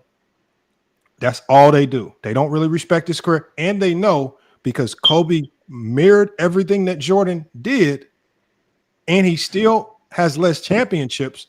They can always argue the 6-0 over Kobe, and if need be, they will always be able to argue the second option narrative that Kobe did it as a second option with Shaq, while Jordan did it with Pippen, who they claim is less than. So again, Jordan fans just use Kobe's legacy. They don't really respect it. They just use it, and they use it to throw it at LeBron. They don't because when I asked the guy earlier, Kobe versus Kareem, he acted like I was asking him to do some calculus. That's Kareem. You know, all I'm saying is if you got Kobe, tell me. But see, when you ask Kobe versus anyone else other than LeBron, it's just like brain cells start falling apart. You know, brains you can't think all of a sudden because it's just like, damn, why do I have Kobe over Kareem? That don't make no goddamn sense. What the hell? And what the hell? Like, so that's what I mean right there. It's just like a lot of the logic that people use for Kobe, as Johnny said, it's just for LeBron. The help connotation, the help argument is just for LeBron. It's not consistent across the board, across all top 10. And to put Kobe in your top 10, you have to do so with emotions. Because there's nothing basketball-wise that puts Kobe in the top 10. There's nothing resume-wise that puts him in the top 10. Traditional things that we utilize. That's the problem. And if you are fair, you'll get outpaced by somebody else. What year did LeBron become second? I don't know. I mean, actually, on a past show that we did, we actually had there was a website that like does a GOAT. It's like a GOAT trajectory tracker. And it basically details the year where as LeBron started to really start to show up in rankings and how he started to outpace players. And it was crazy to watch it because it talked about all the players who were traditionally looked at as the GOAT. It had Wilt up there, it had Kareem. It literally showed Michael Jordan's trajectory on how he shot past all these guys. It starts to show LeBron's trajectory and when LeBron passed a lot of the greats that we know. I mean, I could pull it up for y'all one day. I've already shown it on this chat, but LeBron definitely outpaced Kobe because we all know that your legacy and your career is more than just how many championships you win. All LeBron super teams failed though. Everywhere he went, they had losing record. That's help. But nobody, when we look at legacy and what you did to what your career and how you were great, we don't look at losses. We look at what you won and what you did well and what you amassed. Of course, y'all don't look at losses because LeBron. If LeBron was 6 and 2, but of course, y'all been talking about. But 6 and 2 is not your record. 6 and 2 is just NBA Finals. What you guys do is you like to only use finals because then you don't have to talk about Kobe missing the playoffs. You don't have to talk about Kobe losing in the first round. You don't have to talk about Kobe losing 3-1. You don't have to talk about Kobe. You don't have to talk about Kobe losing 3-1 or something like that. So the thing is, you guys run to the NBA Finals, which you forget that you have to win a whole bunch of games even to get to the NBA Finals. So there's a lot of winning en route to the NBA Finals. So you judge the person LeBron, you defending. Hold on one second. Hold on. I'm not defending any person. I don't put people in my top 10. My criteria puts you in my top 10. I see the game of basketball a certain way. My criteria dictates who makes the top 10. if Hakeem Olajuwon would have cracked the top 10 with my criteria, I would have had to be fine. As much as I don't like Hakeem, I would have had to live with it. Right. But at the end of the day, he just don't have the resume. And that's what it stems from. He just don't have a resume. Right. But the criteria was for LeBron. That's why he went to Miami to get championships. So his first criteria is rings. That's why he went there to get championships. No, when we're talking about what players want when they play, anytime you're playing competitive basketball, the goal is always to win. Right. So again, just because players, when you're hooping, there's no player that's ever hooped in competitive basketball and felt good. Like for us, the team that I coached, we lost in the Final Four last year. We were national champions the year before. Well, there's a lot of teams that would be happy with losing in the Final Four. We was shitty. Losing sucks, right? Losing is shitty. No, but at the end, when I judge my players, like my best player who's now going overseas, right? He's 1-2 in national championship games. We lost 2, we won 1. He's going to go down as the greatest player in our program history. And ain't nobody going to come to me. If somebody came to me and said, "Oh, he can't be great because he's 1-2 in national championship games," I'll be like, "You out of your damn mind." He could be great, but no, hold on, no. Somebody could be greater. Hold on. Listen to what I'm saying. Listen to what I'm saying very clearly. He is the greatest player in our program history. Just signed a contract to go overseas. And if somebody came to me and said he can't be the greatest player in your program history because, for example, one of our freshmen that came in is 1-0 in national championship games because they joined the team at the right time, I'm going to say you are a complete idiot because it's more than just championships. He's 1-2, and just getting to a national championship game is difficult in and of itself, right? Especially when nobody thought we could get to one in the first place. He's judged on what he did for this program, not just by his record in national championship games. You guys try to solely judge LeBron based off what he did in the NBA Finals and then try to completely ignore everything else he did, right? It all matters, and all the other stuff matters even more. So, again, I think it's just a flawed way to see it.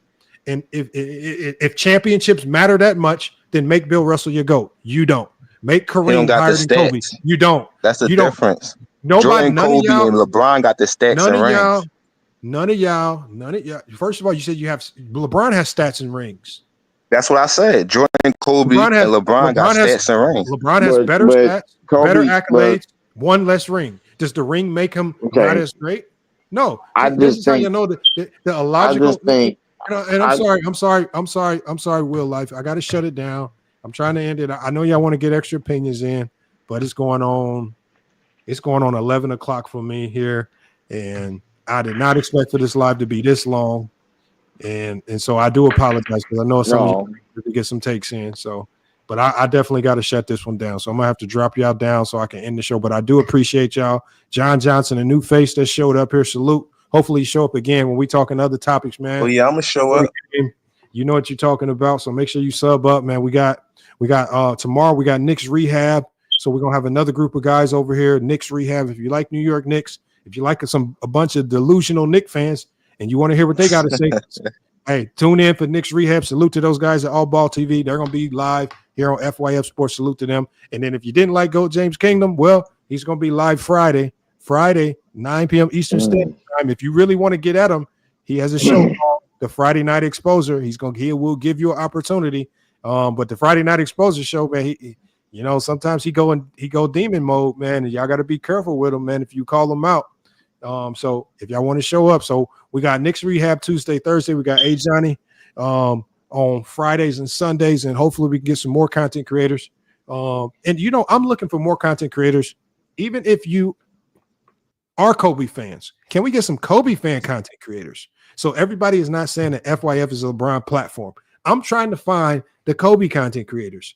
Who wants a show? Whether it's one show a week, whether it's 2 shows a week, I need a Kobe content creator. Who is going to do a consistent show? I need a Jordan content. You could be a LeBron hate network. Come on, man. We got to get some diversity here at FYF Sports. Y'all cannot be scared to put y'all takes to the fire. Put y'all takes to the fire, man. Start a show. We'll help you build up your platform. And all you got to do is just go live on both platforms, man. We're going to help you get to where you got to be, man. FYF Sports, man. We ain't got no bias here. All right, good night, Lamar. It don't got no bias, but his name Goat James Kingdom. No, I'm saying FYF Sports. My channel name is FYF Sports. Goat James Kingdom has a show on FYF Sports. Now, if you want to challenge Goat James Kingdom, you can pull up to a show, Friday Night Exposure, 9 p.m. Eastern Standard Time. But beware. All I'm saying is beware. No, I know his work. I seen a lot. I seen him in Ticket. I seen all of them. Yeah. Ticket TV, you know what he talking about, but people think he crazy for his delivery, I think. But he know we debated Ticket. And it got so nasty, and this might be before you was watching. It was a couple years ago. He lost his wherewithal. He got frustrated, and he pulled. I've never seen this before in my life. He pulled out some Andes T1 liners, and he started shaving his lining off right in front of everybody. Ooh. Just put a big gap in his hair. Zoop, gone. Just gap gone. Hair gone. No, y'all think y'all good with what y'all do though. It just I think it just is when like Go James would get personal. I don't know. It just y'all good with y'all do though. Like personal, man. Yeah, I know he be like just triggering people and stuff. I know his tactic, but y'all know what y'all doing though. Y'all be doing y'all thing. Nah, man, there's no hard feelings. And what bothers me is the people that get they get into their feelings and they get mad and stuff and they start crying. Like, bro, it's just like the basketball court, man. That shit's over, man. I don't care, man. We hoop, we get mad, you cuss each other out. It's over. Game's over. I don't give a damn. It's just over with. There'd be the corniest people too. When the game over, you got some dude trying to fight. There'd be the corniest. Oh people. yeah. Oh, now you want to fight? You done got your ass. I know. Yeah, that'd be the corniest people, man. They're old dudes that want to hack, man. Lose a game. Now they want to get mad. I remember that too. I was in Chicago. We was on summer break, man. I'm in the gym hooping somewhere. Oh man, he wanted to fight after the game. How corny is that, man? Get your ass away, man. It's too much life to live to fight, man. Bro, they be getting mad when they take L's, man. I seen. I was out in Harvey, Illinois. I shouldn't even been in Harvey, man. Somebody, one of the little kids, man, that motherfucker, he came and went and got a baseball bat, smacked my buddy. And I was like, they all looked at me and I was like, look, man, just let me get him up out of here, man. Let me take him to the car, man. I don't want no problems with none of y'all. So, man, I wish I was up here with Gil. Cause Gil be talking crazy about Kobe. Gil been I've had Gil on a few times. Gil just be busy as hell. Like he got No Chill Gil. He got Gil's Arena. He's already working with ESPN. He's working with Amazon now.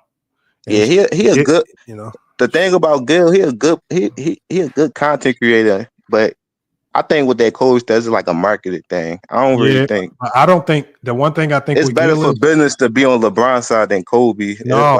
I don't think. No. The thing with basketball is Gil's not on no side. Gil's not to be honest, Gil is actually more of a Kobe fan than a LeBron fan. No, the thing about what Gil do, he'll blame the media for how he feel, and then blame the media. No, because he argued with the people that defend Kobe, Rashard, McCants, and Scat. Because he only argues the logic behind ring culture. Because he all he said was the same thing we said, and it's the same thing Kobe said.